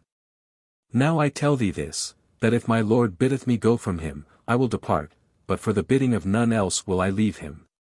King Peter laughed and said, "Never will I bid thee depart." Then he took her hand and said, "Sweetling, fair daughter, what is thy name?" "Ursula," she said. Said he, "Ursula, thy palms are harder than be the hands of the dainty dames of the cities, but there is no churl's blood in thee meseemeth. What is thy kindred of the yeoman?" She said, "We be come of the gearings of old time, it may be that the spear is broken, and the banner torn, but we forget not our forefathers, though we labour afield, and the barons and the earls call us churls. It is told amongst us that that word is but another way of saying earl and that it meaneth a man." Then spoke Ralph, "Father and mother both, I may well thank thee and bless thee that your eyes look upon this half of me with kind eyes. And now I shall tell thee that for this woman, her heart is greater than a king's or a leader of folk. And meseemeth her palms have hardened with the labor of delivering me from many troubles." Then the Dame of Upmeads put her arms about Ursula's neck again, and bade her all welcome once more, with sweet words of darling and dear, and well-beloved daughter. But King Peter said, "Son, thou hast not told me what thou art become. And true it is that thou hast the look of a great one." Said Ralph, "Father and King, I have become the lord of the little land of abundance, the sworn brother of the champions of the dry tree, the lord of the castle of the score, the brother and war duke of the shepherds. And tomorrow shall I be the conqueror of the robbers and the devils of the Burg. And this be not enough for me, hearken. I and my wife both, yea and she leading me, have drunk of the well at the world's end, and have become friends thereof. And he looked at his father with looks of love, and his father drew nigh to him again, and embraced him once more, and stroked his cheeks and kissed him as if he had become a child again. O son, said he, whatsoever thou dost, that thou dost full well. And lo, one while when I look on thee thou art my dear and sweet child, as thou wert years agone, and I love thee dearly and finely, and another while thou art a great and mighty man, and I fear thee. So much greater thou seemest than we poor upland folk. Then smiled Ralph for love and happiness, and he said, Father, I am thy child in the house and at the board, and that is for thine helping. And I am thy champion and the fierce warrior afield, and that also is for thine helping. Be of good cheer, for thine house shall not wane, but wax. And all those four were full of joy and their hearts were raised aloft. But as they spake thus came a lay brother and bent the knee before King Peter and bade him and the Dame of Upmeads to supper in the name of the prior, and the captain and the lady therewith. For indeed the rumour of the coming of an host for the helping of the countryside had gotten into that house, and the prior and the brethren sorely desired to look upon the captain, not knowing him for Ralph of Upmeads. So into the hall they went together, and there the holy fathers made them great feast and joy, and King Peter might not refrain him, but told the prior how this was his son come back from far lands, with the goodly lady he had won to wife therein. And the prior and all the fathers made much of Ralph, and rejoiced in their hearts when they saw how goodly a man of war he had gotten to be. And the prior would lead him on to tell him of the marvels he had seen in the far parts of the world. But Ralph said but little thereon, whereas his thought was set on the days that lay even before his feet. Yet some deal he told him of the uncouth manners of the lands beyond Whitwall, and at last he said, Father, when the battles be over here, and there is peace on our lands again, I will ask thee to give me guesting for a night, that I may tell thee all the tale of what hath befallen me since the last summer day when I rode through Woolstead. But now I ask leave of thee to depart, for I have many things to do this even, as behoveth a captain, before I sleep for an hour or two. And if it be thy will, I would leave the lady my wife with my mother here at least till morrow morn. So the prior gave him leave, loath though he were, and Ralph kissed his father and mother, and they blessed him. But Ursula said to him softly, It is my meaning to go with thee down into Upmeads tomorrow, for who knoweth what may befall thee. Then he smiled upon her and went his ways down the hall and out a gates, while all men looked on him and did him worship.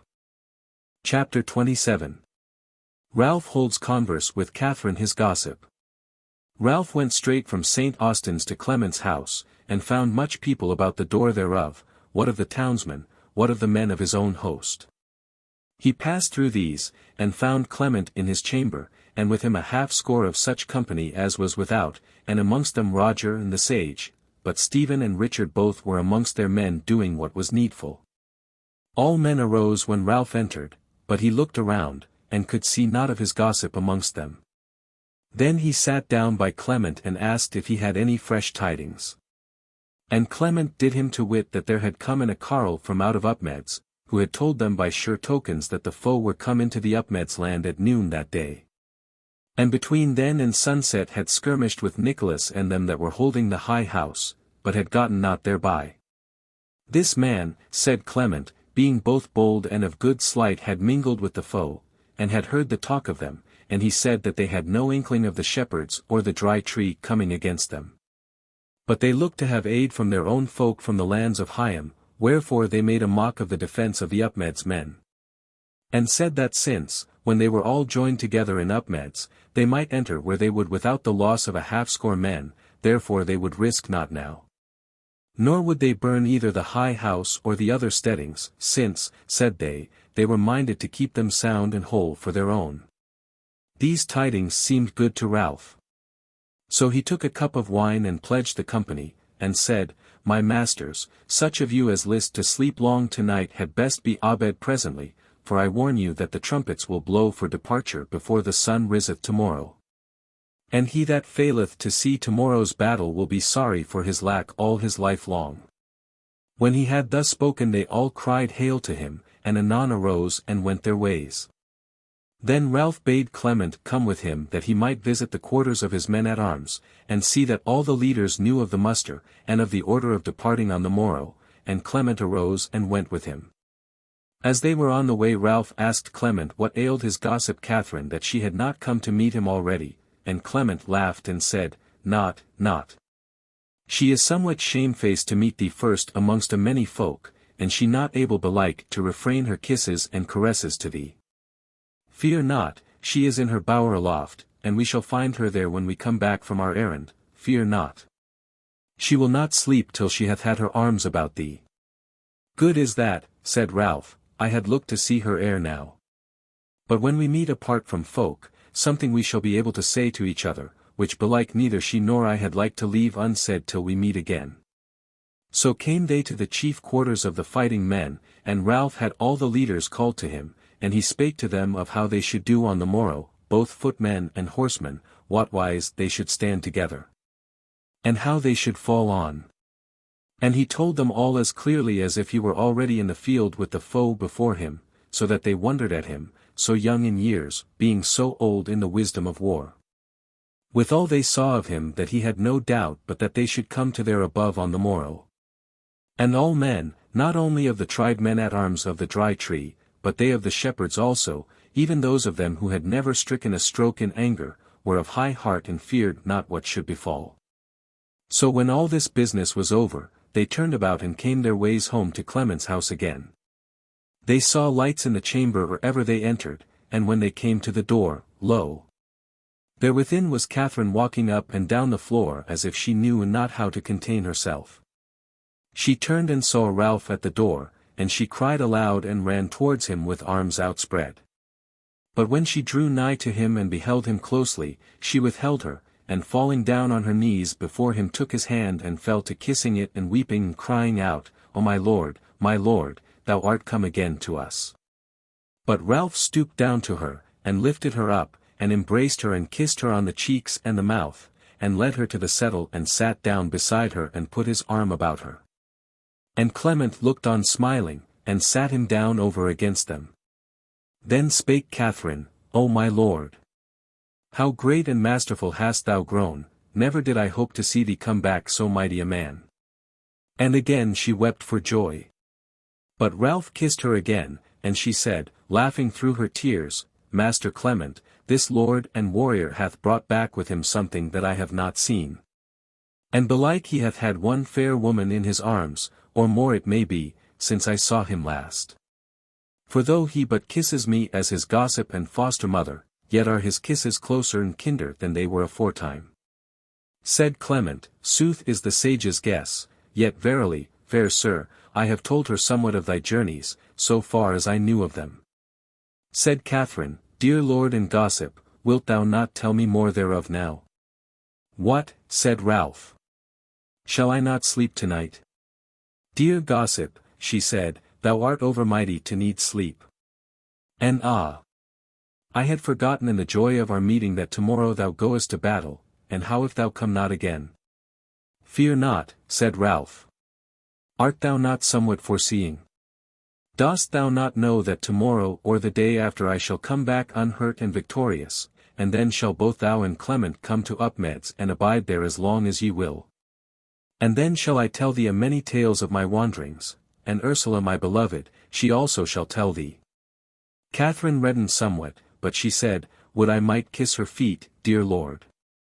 But now, I pray thee, tell me somewhat, now at once. So shall it be, said Ralph, since thou wilt have it, dear gossip, but when I have done I shall ask thee to tell me somewhat, whereof hath long been wonder in my mind. And meseemeth that by the time we are both done with tales, I shall needs be putting on my helm again. Nay, again I tell thee it is but a show of battle that I go to. So then he went and sat by Clement's side, and began and told over as shortly as might be the tidings of his journeys. And oft she wept for pity thereat. But when he was done and he had sat beholding her, and saw how goodly a woman she was, and how straight and well knit of body, he said, Gossip, I wonder now, if thou also hast drunk of the well. For thou art too fair and goodly to be of the age that we call thee. How is this? Also tell me how thou camest by this pair of beads that seem to have led me to the well at the world's end. For as I said e'en now, I have long marvelled how thou hadst them and where. Fair sir, said Clement, as for her drinking of the well at the world's end, it is not so, but this is a good woman, and a valiant, and of great wisdom. And such women wear well, even as a well-wrought piece of armour that hath borne many strokes of the craftsman's hand, and hath in it some deal of his very mind and the wisdom of him. But now let her tell thee her tale, which forsooth I know not, for night is growing old. Chapter 28. Dame Catherine tells of the pair of beads, and whence she had them. Catherine cast friendly looks on them and said, Gossip, and thou, Clement, I will make a clean breast of it once for all. In the days when I was first wedded to Master Clement yonder, he found his bed cold without me, for he was a hot lover, therefore would he often have me with him on his journeys, how hard soever or perilous the way might be. Yea, Clement, thou lookest the sooth, though thou sayest it not, I was not loath thereto, partly because I would not grieve thee, my man. But partly, and belike mostly, because I was wishful to see the ways of the world even at the risk of being thrust out of the world. So it befell us on a time to make a journey together, a journey exceeding long, in the company of certain chapmen, whereof some, and not a few, died on the way. But we lived, and came into the eastern parts of the earth to a city right ancient, and fulfilled of marvels, which hight Sarah's the Holy. There saw we wonders whereof were it overlong to tell of here, but one while I will tell thee, my lord. But this I must needs say, that I heard tell of a woman dwelling there, who was not old by seeming, but had in her the wisdom of 10 lives, and the longing gat hold of me to see her and learn wisdom of her. So I entreated many who were called wise, some with prayers, and some with gifts also, to help me to speech of her, but I gat nothing either by praying or giving, they that would have helped me could not, and they that could would not. So, what between one thing and another, the longing to see the wise woman grew as it were into a madness in me. Amidst of which we fell in with a merchant exceeding wise in ancient lore, who looked at me, though Clement knew it not, with eyes of love. Of this man I asked concerning the wise woman, and he seeing my desire, strove to use it merchant-like, and would deal with me and have in payment for his learning a gift which I had not to do to give. Howbeit madness and my desire for speech with the wise woman got the better of me, and I promised to give no less than he would, trusting to beguile him after I had got my desire, and be quit of him. So he led me to the woman and went his ways. She dwelt all by herself in a nook of an ancient ruined palace, erst the house of the ancientest of all the kings of Sorceress. When I came to her, I saw naught dreadful or ugsome about her, she was cheerful of countenance and courteous of demeanour, and greeted me kindly as one neighbour in the street of Woolstead might do to another. I saw her, that she was by seeming a woman of some 40 winters, trim and well-fashioned of body, nowise big, but slender, of dark red hair and brown eyes somewhat small. Now, she said to me, I have looked for thee a while. Now thou art come, thou shalt tell me what thou needest, and thy needs will I fulfill. Yet needs must thou do a thing for me in return, and maybe thou wilt deem it a great thing. Yet whereas thou hast struck a bargain before thou camest hither, if I undo that for thee, the bargain with me may be not so burdensome. How sayest thou? Well, I saw now that I was in the trap, for ill had it been in those days had Clement come to know that I had done amiss, for he was a jealous lover, and a violent man. Clement smiled her eat, but said not, and Catherine went on, trap or no trap, if I were eager before, I was over-eager now, so when she bade me swear to do her will, I swore it without tarrying. Then she said, Sit down before me, and I will teach thee wisdom. What did she teach me? Say ye. Well, if I told you belike ye would be none the wiser, but so much she told me, that my heart swelled with joy of the wisdom which I garnered. Say thou, Clement, if I have been the worser woman to thee, or thy friends, or mine. Nay, good wife, said Clement, I have not against thee. Catherine laughed and went on. At last the wise woman said, Now that thou hast of me all that may avail thee, comes the other part of our bargain, wherein I shall take and thou shalt give. Quoth I, that is but fair, and thou shalt find me true to thee. She said, If thou be not, I shall know it, and shall amend it in such wise that it shall cost thee much. Then she looked on me long and keenly, and said afterward, Forsooth I should forbear laying this charge upon thee if I did not deem that thou wouldst be no less than true. But now I will try it, whereas I deem that the days of my life henceforward shall not be many, and many days would it take me to find a woman as little foolish as thee and as little false, and thereto as fairly fashioned. Therewith she put her hand to her neck, and took thence the selfsame pair of beads which I gave to thee, dear gossip, and which, praise be to all hallows, thou hast borne ever since, and she said, Now hearken. Thou shalt take this pair of beads, and do with them as I bid thee. Swear again thereto. So I swore by all angels, and she said again, This pair of beads shall one day lead a man unto the well at the world's end, but no woman. Forsooth, if a woman have them of a woman, or the like of them, for there be others, they may serve her for a token, but will be no talisman or leading stone to her, and this I tell thee lest thou seek to the well on the strength of them. For I bid thee give them to a man that thou lovest well, when he is in most need, only he shall not be of thine own blood. This is all that I lay upon thee. And if thou do it, thou shalt thrive, and if thou do it not, thou shalt come to harm. And I will tell thee now that this meeting betwixt us is not by chance hap, but of my bringing about. For I have labored to draw thee to me, knowing that thou alone of women would avail me herein. Now shalt thou go home to thine hostel, and take this for a token of my soothsaying. The wise merchant who led thee unto me is abiding thine homecoming that he may have of thee that which thou promisedst to him. If then thou find him at thine hostel, and he take thee by the hand and lead thee to bed, whereas Clement is away till tomorrow even, then shalt thou call me a vain word-spinner and a liar. But if when thou comest home there, the folk there say to thee Merchant Valerius is ridden away hastily, being called afar on a message of life and death, then shalt thou trow in me as a wise woman. Herewith depart, and I bid thee farewell. So I went my ways to my hostel trembling, and at the door I met the chamberlain, who said to me, Lady, the merchant Valerius hath been here seeking thee, and he said that he would abide thy coming. But amidst of his abiding cometh a man who would speak to him privily. Whereof it came that he called for his horse and bade me tell thee, Lady, that he was summoned on a matter of life and death, and would return to kiss thine hands in 5 days' space.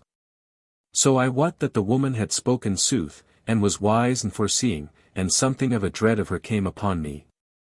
But the next even back cometh Clement, and the day after we rode away from Sarah's the Holy, and Valerius I saw never again. And as to the beads, there is naught to tell of them till they came into thine hands, and something tells me that it was the will of the wise woman that to no other hands they should come. Here Catherine made an end, and both the men sat pondering her tale a little. As for Ralph, he deemed it certain that the wise woman of Sarah's would be none other than she who had taught lore to the Lady of Abundance. But why she should have meant the beads for him he wot not. Again he wondered how it was that the Lady of Abundance should have given the beads to Ursula, and whether she knew that they had no might to lead her to the well at the world's end. And yet further he wondered how it was that Ursula, unholpen by the talisman, should have done so much to bring him to the well, and how she was the first to see it while he slept. But his heart told him that whereas he was seeking the well with her, she must needs come thither with him, unless they were both cast away. Withal Catherine looked at him and said, Dear Lord, I wot what thou art thinking of. But couldst thou have left her, when thou hadst once found her again, well or no well? Sooth is that, said Ralph, yet for all that she hath done without help of talisman or witchcraft is she the more worshipful and the dearer. Then speech came into Clement's mouth, and he said, Wife, it is as I said before, when thy gossip had just departed from us. It was meet enough that thou shouldst have loved him better than me. But now it is even less to be undone than ever, when he has come back bringing with him a woman so valiant and lovely as is my Lady Ursula. So thou must e'en take the life that fate hath sent thee. Catherine laughed through her tears, and said, Withal, goodman, I have been no bad wife to thee. And moreover, look thou, gossip dear, when I was wandering about with Clement amongst many perils, when our need seemed sorest, then would I think to give the beads to Clement. But so soon as I began to speak to him of the well at the world's end he would belittle the tale of it, and would bid me look to it if it were not so, that where the world endeth the clouds begin. As she spoke, Ralph lifted up his hand and pointed to the window, and said, Friends, as we were speaking of all these marvels we were forgetting the need of Upmeads and the day of battle, and lo now! How the dawn is widening and the candles fading.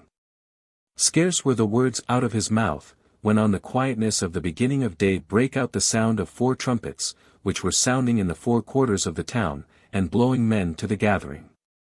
Then rose up both Ralph and Clement and took their weapons, and they kissed Catherine and went soberly out a doors into the marketplace, where already weaponed men were streaming in to the muster. Chapter 29. They go down to battle in Upmeads. Before it was light were all men come into the marketplace, and Ralph and Richard and Clement and Stephen A. Hurst fell to and arrayed them duly. And now, what with the company which Ralph had led into Woolstead, what with the men of the town, and them that had fled from Upmeads, though these last were mostly old men and lads, they were 1,063. Ralph would go afoot as he went yesterday, but today he bore in his hand the ancient staff of war, the gold-ridden guisarme. And he went amongst the shepherds, with whom were joined the feeble folk of Upmeads, men whom he had known of old and who knew him, and it was as if their hearts had caught fire from his high heart. And that whatever their past days had been to them, this day at least should be glorious. Withal anon comes Ursula from St. Austin's with the sage of Swevenham, whose face was full smiling and cheerful.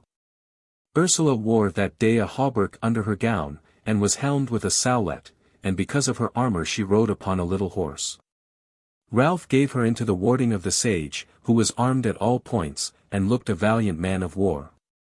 But Ralph's brother, Hugh, had gotten him a horse, and had fallen into the company of the champions, saying that he deemed they would go further forth than a sort of sheep-tending churls and the runaways of Upmeads. As for Ralph, he walked up and down the ranks of the stout men of the down country, and saw how they had but little armor for defence, though their weapons for cutting and thrusting looked fell and handy. So presently he turned about to Giles, who, as aforesaid, bore a long hauberk, and said, Friend, the walk we are on today is a long one for carrying burdens, and an hour after sunrise it will be hot. Wilt thou not do with thy raiment as I do? And therewith he did off his hauberk and his other armor save his sallet. This is good, said he, for the sun to shine on, so that I may be seen from far, but these other matters are good for folk who fight a horseback or on a wall. We striders have no need of them. Then arose great shouting from the shepherds, and men stretched out the hand to him and called hail on his valiant heart. Amidst of which cries Giles muttered, but so as Ralph might hear him, it is all downhill to Upmeads, I shall take off my iron coat coming back again. So Ralph clapped him on the shoulder and bade him come back whole and well in any case. Yea, and so shalt thou come back, said he. Then the horns blew for departure, and they went their ways out of the marketplace, and out into the fields through the new wooden wall of Woolstead. Richard led the way with a half-score of the champions, but he rode but a little way before Ralph, who marched at the head of the shepherds. So they went in the fresh morning over the old familiar fields, and strange it seemed to Ralph that he was leading an host into the little land of Upmeads. Speedily they went, though in good order. And it was but a little after sunrise when they were wending toward the brow of the little hill whence they would look down into the fair meads whose image Ralph had seen on so many days of peril and weariness. And now Richard and his 4 riders had come up onto the brow and sat there on their horses clear against the sky, and Ralph saw how Richard drew his sword from the scabbard and waved it over his head, and he and his men shouted. Then the whole host set up a great shout, and hastened up the bent, but with the end of their shout and the sound of the tramp of their feet and the rattle of their war gear was mingled a confused noise of cries away off, and the blowing of horns. And as Ralph and his company came crowding up onto the brow, he looked down and saw the happy meadows black with weaponed men, and armor gleaming in the clear morning. And the points of weapons casting back the low sun's rays and glittering like the sparks in a dying fire of straw. Then again he looked, and lo! The high house rising over the meadows unburned and unhurt, and the banner of the fruited tree hanging forth from the topmost tower thereof. Then he felt a hand come on to his cheek, and lo, Ursula beside him, her cheeks flushed and her eyes glittering, and she cried out, "O thine home, my beloved, thine home." And he turned to her and said, "Yea, presently, sweetheart." "Ah," she said, "will it be long? And they so many? And we so mighty," said Ralph. "Nay, it will be but a little while. Wise man of Swevenham, see to it that my beloved is anigh me today, for where I am, there will be safety." The sage nodded yesay and smiled. Then Ralph looked along the ridge to right and left of him, and saw that all the host had come up and had a sight of the foemen. On the right stood the shepherd staring down into the meadow and laughing for the joy of battle and the rage of the oppressed. On the left sat the champions of the dry tree on their horses, and they also were tossing up their weapons and roaring like lions for the prey. And down below the black crowd had drawn together into ordered ranks, and still the clamour and rude roaring of the warriors arose thence, and beat against the hill's brow. Now so fierce and ready were the men of Ralph's company that it was a near thing but that they, and the shepherds in especial, did not rush tumultuously down the hill all breathless and in ill order. But Ralph cried out to Richard to go left, and Giles to go right, and stay the onset for a while, and to bid the leaders come to him where he stood.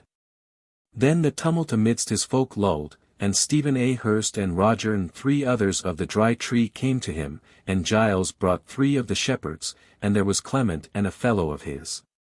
So when they were come and standing in a ring round Ralph, he said to them, "Brothers in arms, ye see that our foes are all in array to meet us, having had belike some spy in Woolstead, who hath brought them the tale of what was toward.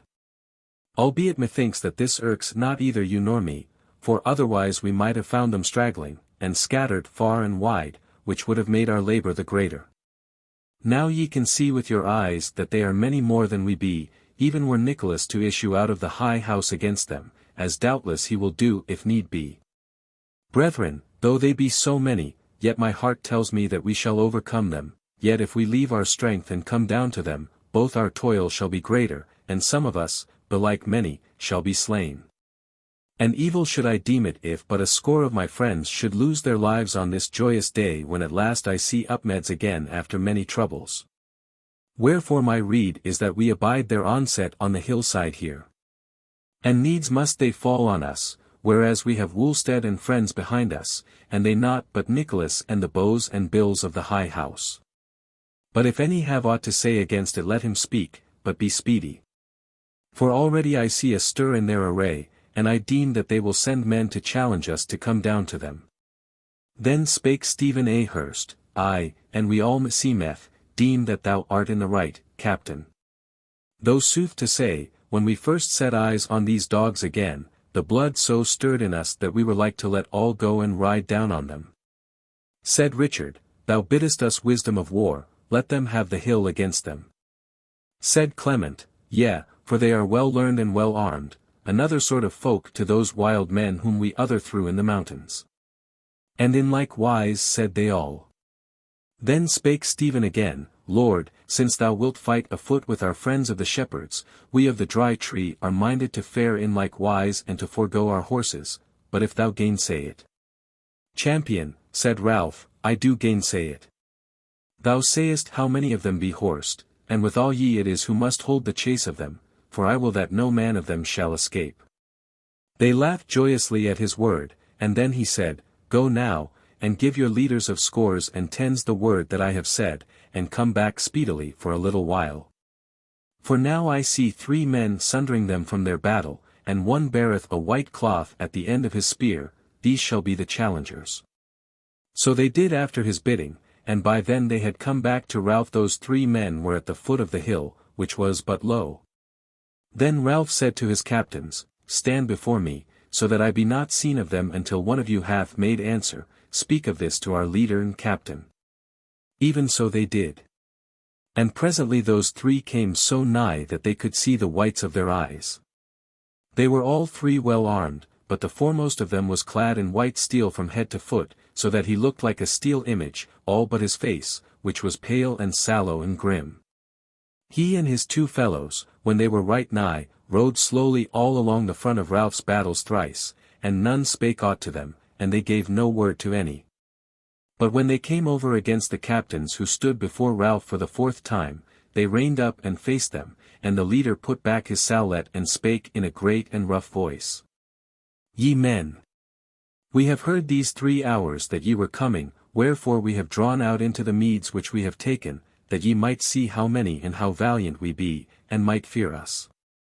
Wherefore now, ye broken reavers of the dry tree, ye silly shepherds of silly sheep, ye weavers and apprentices of woolstead, and if there by any more, ye fools.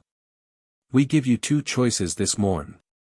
Either come down to us into the meadow yonder, that we may slay you with less labor, or else, which will be the better for you, give up to us the Upmeads thralls who be with you, and then turn your faces and go back to your houses. And abide there till we come and pull you out of them, which may be some while yet. Ha! What say ye, fools? Then spake Clement and said, Ye messengers of the robbers and oppressors, why make ye this roaring to the common people and the sergeants? Why speak ye not with our captain? Cried out the challenger, Where then is the captain of the fools? Is he hidden? Can he hear my word? Scarce was it out of his mouth ere the captains fell away to right and left, and there, standing by himself, was Ralph, holding the ancient lettered warstaff. His head was bare, for now he had done off his sallet, and the sun and the wind played in his bright hair. Glorious was his face, and his grey eyes gleamed with wrath and mastery as he spake in a clear voice, and there was silence all along the ranks to hearken him.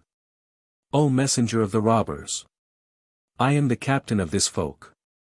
I see that the voice hath died away within the jaws of you, but it matters not, for I have heard thy windy talk, and this is the answer, we will neither depart, nor come down to you, but will abide our death by your hands here on this hillside. Go with this answer. The man stared wild at Ralph while he was speaking, and seemed to stagger in his saddle. Then he let his sallet fall over his face, and, turning his horse about, rode swiftly, he and his two fellows, down the hill and away to the battle of the burghers. None followed or cried after him. For now had a great longing and expectation fallen upon Ralph's folk, and they abode what shall befall with little noise. They noted so soon as the messenger was gotten to the main of the foemen that there was a stir amongst them, and they were ordering their ranks to move against the hill. And withal they saw men all armed coming from out the high house, who went down to the bridge and abode there. Upmeads water ran through the meadows betwixt the hill and the high house, as hath been said afore. But as it winded along, one reach of it went nigh to the house, and made well nigh a quarter of a circle about it before it turned to run down the meadows to the eastward, and at this nighest point was there a wide bridge well builded of stone. The Burg devils heeded not the men at the bridge, but, being all arrayed, made but short tarrying, and that belike only to hear the tale of their messenger, ere they came in 2 battles straight across the meadow. They on their right were all riders, and these faced the champions of the dry tree, but a great battle of footmen came against the shepherds and the rest of Ralph's footmen, but in their rearward was a company of well-horsed men at arms. And all of them were well armed and went right orderly and warrior-like. It was but some 15 minutes ere they were come to the foot of the hill, and they fell to mounting it with laughter and mockery, but Ralph's men held their peace. The horsemen were somewhat speedier than those on foot, though they rode but at a foot's pace, and when they were about halfway up the hill and were faltering a little, for it was somewhat steep, though not high, the champions of the dry tree could forbear them no longer, but set up a huge roar, and rode at them, so that they all went down the hill together, but the champions were lost amidst of the huge mass of the foemen. But Ralph was left at the very left end of his folk, and the foemen came up the hill speedily with much noise and many foul mocks as aforesaid, and they were many and many more than Ralph's folk, and now that the champions were gone, could have enfolded them at either end. But no man of the company blenched or faltered, only here and there one spake soft to his neighbor, and here and there one laughed the battle laugh. Now at the hanging of the hill, when as either side could see the whites of the foemen's eyes, the robbers stayed a little to gather breath. And in that nick of time Ralph strode forth into the midst between the two lines and up on to a little mound on the hillside, which well he knew, and he lifted up the ancient Geesarm, and cried on high, Home now! Home to Upmeads! Then befell a marvel, for even as all eyes of the foemen were turned on him, straightway their shouts and jeering and laughter fell dead, and then gave place to shrieks and wailing. As all they who beheld him cast down their weapons and fled wildly down the hill, overturning whatever stood in their way, till the whole mass of them was broken to pieces. And the hill was covered with naught but cravens and the light-footed shepherds slaughtering them in the chase. But Ralph called Clement to him and they drew a stalwart band together, and, heeding not the chase of the runaways, they fell on those who had the champions in their midst, and fell to smiting down men on either hand. And every man who looked on Ralph crouched and cowered before him, casting down his weapons and throwing up his hands. Shortly to say it, when these horsemen felt this new onset, and looking round saw their men fleeing hither and thither over the green fields of Upmeads, smitten by the shepherds and leaping into the deep pools of the river, they turned and fled. Every man who could keep his saddle, and made for the bridge, the dry tree thundering at their backs. But even as they came within bowshot, a great flight of arrows came from the further side of the water, and the banner of the fruitful tree came forth from the bridge end with Nicholas and his tried men-at-arms behind it. And then indeed great and grim was the murder, and the proud men of the Burg grovelled on the ground and prayed for mercy till neither the champions nor the men of Nicholas could smite helpless men any longer. Now had Ralph held his hand from the chase, and he was sitting on a mound amidst of the meadow under an ancient thorn, and beside him sat the sage of Swevenham and Ursula. And she was grown pale now and looked somewhat scared, and she spake in a trembling voice to Ralph, and said, Alas friend! That this should be so grim. When we hear the owls a night-time about the high house, shall we not deem at whiles that it is the ghosts of this dreadful battle and slaughter wandering about our fair fields? But Ralph spake sternly and wrathfully as he sat there bareheaded and all unarmed save for the ancient glaive, Why did they not slay me then? Better the ghosts of robbers in our fields by night, than the overburdened hapless thrall by day, and the scourged woman, and ruined child. These things they sought for us and have found death on the way, let it be. He laughed as he spake. But then the grief of the end of battle came upon him and he trembled and shook, and great tears burst from his eyes and rolled down his cheeks, and he became stark and hard-faced. Then Ursula took his hands and caressed them, and kissed his face, and fell a-talking to him of how they rode the pass to the valley of sweet chestnuts. And in a while his heart and his mind came back to him as it did that other time of which she spake, and he kissed her in turn, and began to tell her of his old chamber in the turret of the high house. And now there come riding across the field 2 warriors. They draw rein by the mound, and one lights down, and lo! It is long Nicholas, and he took Ralph in his arms, and kissed him and wept over him for all his grizzled beard and his gaunt limbs. But few words he had for him, save this, My little lord, was it thou that was the wise captain today, or this stout lifter and reaver? But the other man was Stephen A. Hurst, who laughed and said, Nay, Nicholas, I was the fool, and this stripling the wise warrior. But, Lord Ralph, thou wilt pardon me, I hope, but we could not kill them all, for they would not fight in any wise.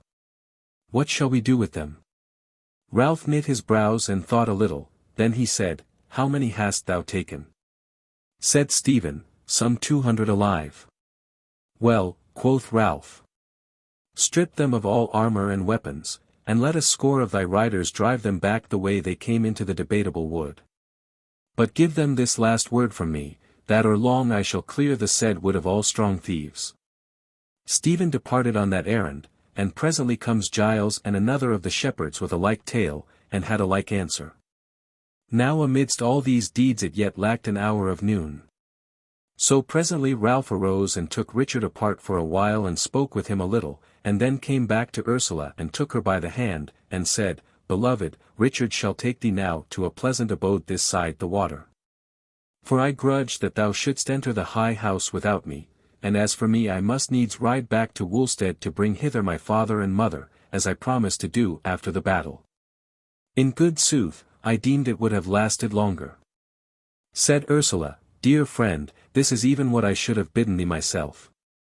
Depart speedily, that thou mayst be back the sooner, for sorely do I long to enter thine house, beloved. Then Ralph turned to Nicholas, and said, Our host is not so great but that thou mayst victual it well, yet I deem it is little less than when we left Woolstead early this morning. True is that, little lord, said Nicholas. Here a wonder amongst battles, of thy shepherds and the other footmen is not one slain, and but some 5 hurt. The champions have lost 3 men slain outright and some 15 hurt, of whom is thy brother Hugh, but not sorely. Better than well is thy story then, said Ralph. Now let them bring me a horse. So when he was horsed, he kissed Ursula and went his ways. And she abode his coming back at Richard's house anigh the water. Chapter 30. Ralph brings his father and mother to Upmeads. Short was the road back again to Woolstead, and whereas the day was not very old when Ralph came there, he failed not to stop at Clement's house. And came into the chamber where sat Dame Catherine in pensive wise nigh to the window, with her open hands in her lap. Quoth Ralph, Rejoice, gossip. For neither is Clement hurt, nor I, and all is done that should be done. She moved her but little, but the tears came into her eyes and rolled down her cheeks. What, gossip, quoth Ralph. These be scarce tears of joy, what aileth thee? Nay, said Catherine, indeed I am joyful of thy tidings, though sooth to say I looked for none other. But, dear lord and gossip, forgive me my tears on the day of thy triumph. For if they be not wholly of joy, so also are they not wholly of sorrow. But love and the passing of the days are bittersweet within my heart today. Later on thou shalt see few faces more cheerful and merry in the hall at Upmeads than this of thy gossips. So be merry now, and go fetch thy father and thy mother, and rejoice their hearts that thou hast been even better than thy word to them. Farewell, gossip, but look to see me at Upmeads before many days are past, for I know thee what thou art, and that the days will presently find deeds for thee, and thou wilt be riding into peril, and coming safe from out of it. Farewell. So he departed and rode to the house of St. Austin, and the folk gathered so about him in the street that at the gate of the priory he had to turn about and speak to them, and he said, Good people, rejoice. There are no more foemen of Woolstead anigh you now, and take this word of me, that I will see to it in time to come that ye live in peace and quiet here. Folk shouted for joy, and the fathers who were standing within the gate heard his word and rejoiced, and some of them ran off to tell King Peter that his son was come back victorious already. So that by then he had dismounted at the guest-house door, lo! There was the king and his wife with him, and both they albowed for departure. And when they saw him King Peter cried out, There is no need to say a word, my son. Unless thou wouldst tell the tale to the holy Father Prior, who, as ye see, has e'en now come out to us. Said Ralph, Father and mother, I pray your blessing, and also the blessing of the Father Prior here. And the tale is short enough, that we have overthrown them and slain the more part, and the others are now being driven like a herd of swine into their stronghold of the Wood Debatable, where, forsooth, I shall be ere the world is 1 month older. And in the doing of all this have but 3 of our men been slain and a few hurt, amongst whom is thy son Hugh, but not sorely. Oh yea, son, said his mother, he shall do well enough. But now with thy leave, holy prior, we will depart, so that we may sleep in the high house tonight, and feel that my dear son's hand is over us to ward us. Then Ralph knelt before them, and King Peter and his wife blessed their son when they had kissed and embraced each other, and they wept for joy of him. The prior also, who was old, and a worthy prelate, and an ancient friend of King Peter, might not refrain his tears at the joy of his friends as he gave Ralph his blessing. And then, when Ralph had risen up and the horses were come, he said to him, One thing thou art not to forget, young conqueror, to wit, that thou art to come here early one day, and tell me all thy tale at full length. Yea, prior, said Ralph, or there is the high house of Upmeads for thee to use as thine own, and a rest for thee of 3 or 4 days while thou hearkenest the tale, for it may need that. Hearken, said King Peter softly to the dame, how he reckons it all his own, my day is done, my dear. He spake smiling, and she said, Soothly he is waxen masterful, and well it becometh the dear youngling. Now they get to horse and ride their ways, while all folk blessed them. The two old folk rode fast and pressed their nags whatever Ralph might do to give them pastime of words, so they came into the plain field of Upmeads 2 hours before sunset. And King Peter said, Now I account it that I have had 1 day more of my life than was my due, and thou, son, hast added it to the others whereas thou didst not promise to bring me hither till morrow. Ralph led them round by the ford, so that they might not come across the corpses of the robbers, but already were the Upmeads carles at work digging trenches wherein to bury them. So Ralph led his father and his mother to the gate of the garth of High House, then he got off his horse and helped them down, and as he so dealt with his father, he said to him, Thou art springy and limber yet, father. Maybe thou wilt put on thine helm this year to ride the debatable wood with me. The old man laughed and said, Maybe, son, but as now it is time for thee to enter under our roof tree once more. Nay, said Ralph, but go ye in and sit in the high seat and abide me. For did I not go straight back to you from the field of battle? And can I suffer it that any other hand than mine should lead my wife into the hall and up to the high seat of my fathers, and therefore I go to fetch her from the house of Richard the Red where she is abiding me. But presently I shall lead her in, and do ye then with us what ye will. Therewith he turned about and rode his ways to Richard's house, which was but a half-mile thence.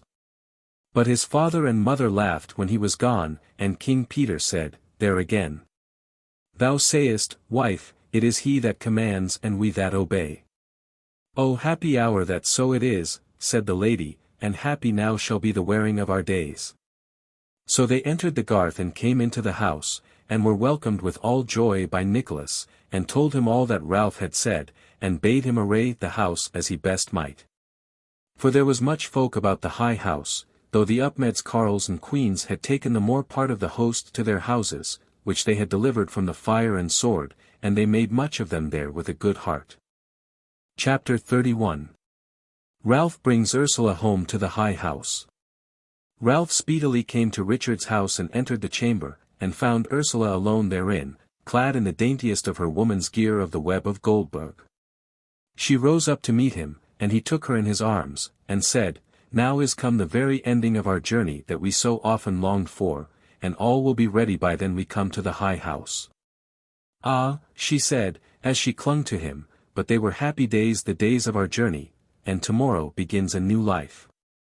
Nay, he said, but rather this even, shall it be loathly to thee, lady? She said, There will be many people whom I knew not yesterday. There will be but me, he said, when the night hath been dark for a little. She kissed him and said naught. And therewithal came some of Richard's folk, for it was his house, and led with them a white palfrey for Ursula's riding, dight all gay and goodly. Come then, said Ralph, thou needest not to fear the ancient house, for it is kind and lovely, and my father and my mother thou hast seen already, and they love thee. Come then, lest the hall be grown too dusk for men to see thy fairness. Yea, she said, but first here is a garland I made for thee, and one also for me, while I was abiding thee after the battle, and my love and my hope is woven into it. And she set it on his head, and said, O thou art fair, and I did well to meet thee in the dark wood. Then he kissed her dearly on the mouth and led her forth, and none went with them, and they mounted and went their ways. But Ralph said, I deem that we should ride the meadow to the bridge, because that way lies the great door of the hall, and if I know my father and Nicholas they will look for us that way. Dost thou yet fear these dead men, sweetheart, whom our folk slew this morning? Nay, she said, it has been a long time since the morning, and they, and their fieriness which has so burned out, are now to me as a tale that hath been told. It is the living that I am going to, and I hope to do well by them. Came they then to the bridge end and there was no man there, not but the kine that were wandering about over the dewy grass of eventide. Then they rode over the bridge and through the orchard, and still there was no man, and all gates were open wide. So they came into the base court of the house, and it also was empty of folk. And they came to the great doors of the hall and they were open wide, and they could see through them that the hall was full of folk. And therein by the light of the low sun that streamed in at the shot window at the other end they saw the faces of men and the gleam of steel and gold. So they lighted down from their horses, and took hand in hand and entered bright-faced and calm, and goodly beyond the goodliness of men. Then indeed all that folk burst forth into glad cries, and tossed up their weapons, and many wept for joy. As they went slowly up the long hall, and it was 30 fathom of length, Ralph looked cheerfully and friendly from side to side, and beheld the faces of the shepherds and the champions, and the men of Woolstead, and his own folk. And all they cried hail to him and the lovely and valiant lady. Then he looked up to the high seat, and saw that his father's throne was empty, and his mother's also. But behind the throne stood a knight all armed in bright armor holding the banner of Upmeads, but his father and mother stood on the edge of the dais to meet him and Ursula. And when they came up thither these old folk embraced them and kissed them and led them up to the table. Then Ralph bade Ursula sit by his mother, and made him ready to sit by his father in all love and duty. But King Peter stayed him and said, Nay, dear son, not there, but here shalt thou sit, thou saviour of Upmeads and conqueror of the hearts of men. This is a little land, but therein shall be none above thee. And therewith he set Ralph down in the throne, and Ralph, turning to his left hand, saw that it was Ursula, and not his mother, who sat beside him. But at the sight of these two in the throne the glad cries and shouts shook the very timbers of the roof, and the sun sank under while yet they cried hail to the King of Upmeads. Then were the lights brought and the supper, and all men fell to feast, and plenteous was the wine in the hall, and sure since first men met to eat together none have been merrier than they. But now when men had well eaten, and the great cup called the river of Upmeads was brought in, the cupbearers, being so bidden before, brought it last of all to King Peter, and he stood up with the river in his hand and spoke aloud. And said, Lords and warriors, and good people all, hear I to you to wit, that it is not because my son Ralph has come home today and wrought us a great deliverance, and that my love hath overcome me. It is not for this cause that I have set him in my throne this even, but because I see and perceive that of all the kindred he is meetest to sit therein so long as he liveth. Unless perchance this lovely and valiant woman should bear him a son even better than himself, and so may it be. Therefore I do you all to wit that this man is the King of Upmeads, and this woman is his lady and queen. And so deem I of his prowess, and his wisdom, and kindliness, that I trow he shall be lord and servant of other lands than Upmeads, and shall draw the good towns and the kindreds and worthy good lords into peace and might and well-being, such as they have not known heretofore. Now within 3 days shall Mass be sung in the choir of St. Lawrence, and then shall King Ralph swear on the Gospels such oaths as ye wot of, to guard his people, and help the needy, and oppress no man, even as I have sworn it. And I say to you, that if I have kept the oath to my power, yet shall he keep it better, as he is mightier than I. Furthermore, when he hath sworn, then shall the vassals swear to him according to ancient custom, to be true to him and hearty in all due service. But so please you I will not abide till then, but will kneel to him and to his lady and queen here and now. Even so he did, and took Ralph's hand in his and swore service to him such as was due. And he knelt to Ursula also, and bade her all thanks for what she had done in the helping of his son, and they raised him up and made much of him and of Ralph's mother, and great was the joy of all folk in the hall. So the feast went on a while till the night grew old, and folk must fare bedward. Then King Peter and his wife brought Ralph and Ursula to the chamber of the Solar, the kingly chamber, which was well and goodly dight with hangings and a fair and glorious bed, and was newly decked with such fair flowers as the summer might furnish. And at the threshold King Peter stayed them and said, Kinsman, and thou, dear friend, this is become your due chamber and resting place while ye live in the world, and this night of all others it shall be a chamber of love. For ye are, as it were, new wedded, since now first ye are come amongst the kindred as lover and beloved, and thou, Ursula, art now at last the bride of this ancient house. Now tell me, doth it not look friendly and kindly on thee? Oh yeah, she said. Come thou, my man and my darling, and let us be alone in the master chamber of this ancient house. Then Ralph drew her unto him. And the old man blessed them and prayed for goodly offspring for them, that the house of Upmeads might long endure. And thus were they two left alone amidst the love and hope of the kindred, as erst they lay alone in the desert. Chapter 32. Yet a few words concerning Ralph of Upmeads. Certain it is that Ralph failed not of his promise to the good prior of St. Austin's at Woolstead, but went to see him speedily, and told him all the tale of his wanderings as closely as he might, and hid naught from him, which, as ye may wot, was more than one day's work or 2 or 3. And ever when Ralph thus spoke was a brother of the house sitting with the prior, which brother was a learned and wise man and very speedy and deft with his pen. Wherefore it has been deemed not unlike that from this monk's writing has come the more part of the tale above told. And if it be so, it is well.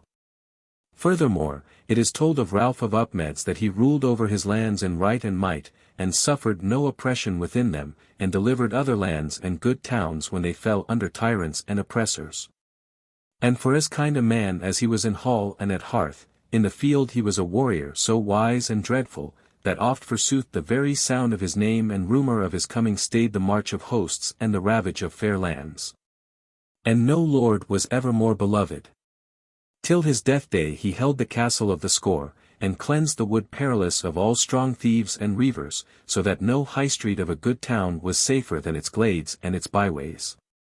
The new folk of the Burg of the Four Friths made him their lord and captain, and the champions of the Dry Tree obeyed him in all honour so long as any of them lasted. He rode to Higham and offered himself as captain to the abbot thereof, and drave out the tyrants and oppressors thence, and gave back peace to the Frank of Higham. Ever was he true captain and brother to the shepherd folk, and in many battles they followed him, and were there any scarcity or ill hap amongst them, he helped them to the uttermost of his power. The wood debatable also he cleared of foul robbers and reivers, and rooted out the last of the Burg devils, and delivered 3 good towns beyond the wood from the cruelty of the oppressor. Once in every year he and Ursula his wife visited the land of abundance, and he went into the castle there as into a holy place, and worshipped the memory of the lady whom he had loved so dearly. With all the friends of his quest he was kind and well beloved. In about 2 years from the day when he rode home, came to him the Lord Bull of Utterbol with a chosen band, of whom were both Otter and Redhead. That very day they came he was about putting his foot in the stirrup to ride against the foemen. So Bull and his men would not go into the high house to eat, but drank a cup where they stood, and turned and rode with him straightway, and did him right manly service in battle. And went back with him afterwards to Upmeads, and abode with him there in feasting and joyance for 2 months wearing. And thrice in the years that followed, when his lands at home seemed safest and most at peace, Ralph took a chosen band, and Ursula with them, and Clement withal, and journeyed through the wastes and the mountains to Utterbol. And passed joyous days with his old thrall of war, Bull Nosy, now become a very mighty man the warder of the peace of the uttermost lands. Clement and Catherine came off to the high house, and Catherine exceeding often, and she loved and cherished Ursula and lived long in health of body and peace of mind. All the days that Ralph of Upmeads lived, he was the goodliest of men, and no man to look on him had known it when he grew old, and when he changed his life, an exceeding ancient man, he was to all men's eyes in the very blossom of his age. As to Ursula his wife, she was ever as valiant and true as when they met in the dark night amidst of the Eastland wood. 8 goodly children she bore him, and saw 4 generations of her kindred wax up. But even as it was with Ralph, never was she less goodly of body, nay rather, but fairer than when first she came to Upmeads, and the day whereon any man saw her was a day of joyful feast to him, a day to be remembered for ever. On one day they 2 died and were laid together in one tomb in the choir of St. Lawrence of Upmeads.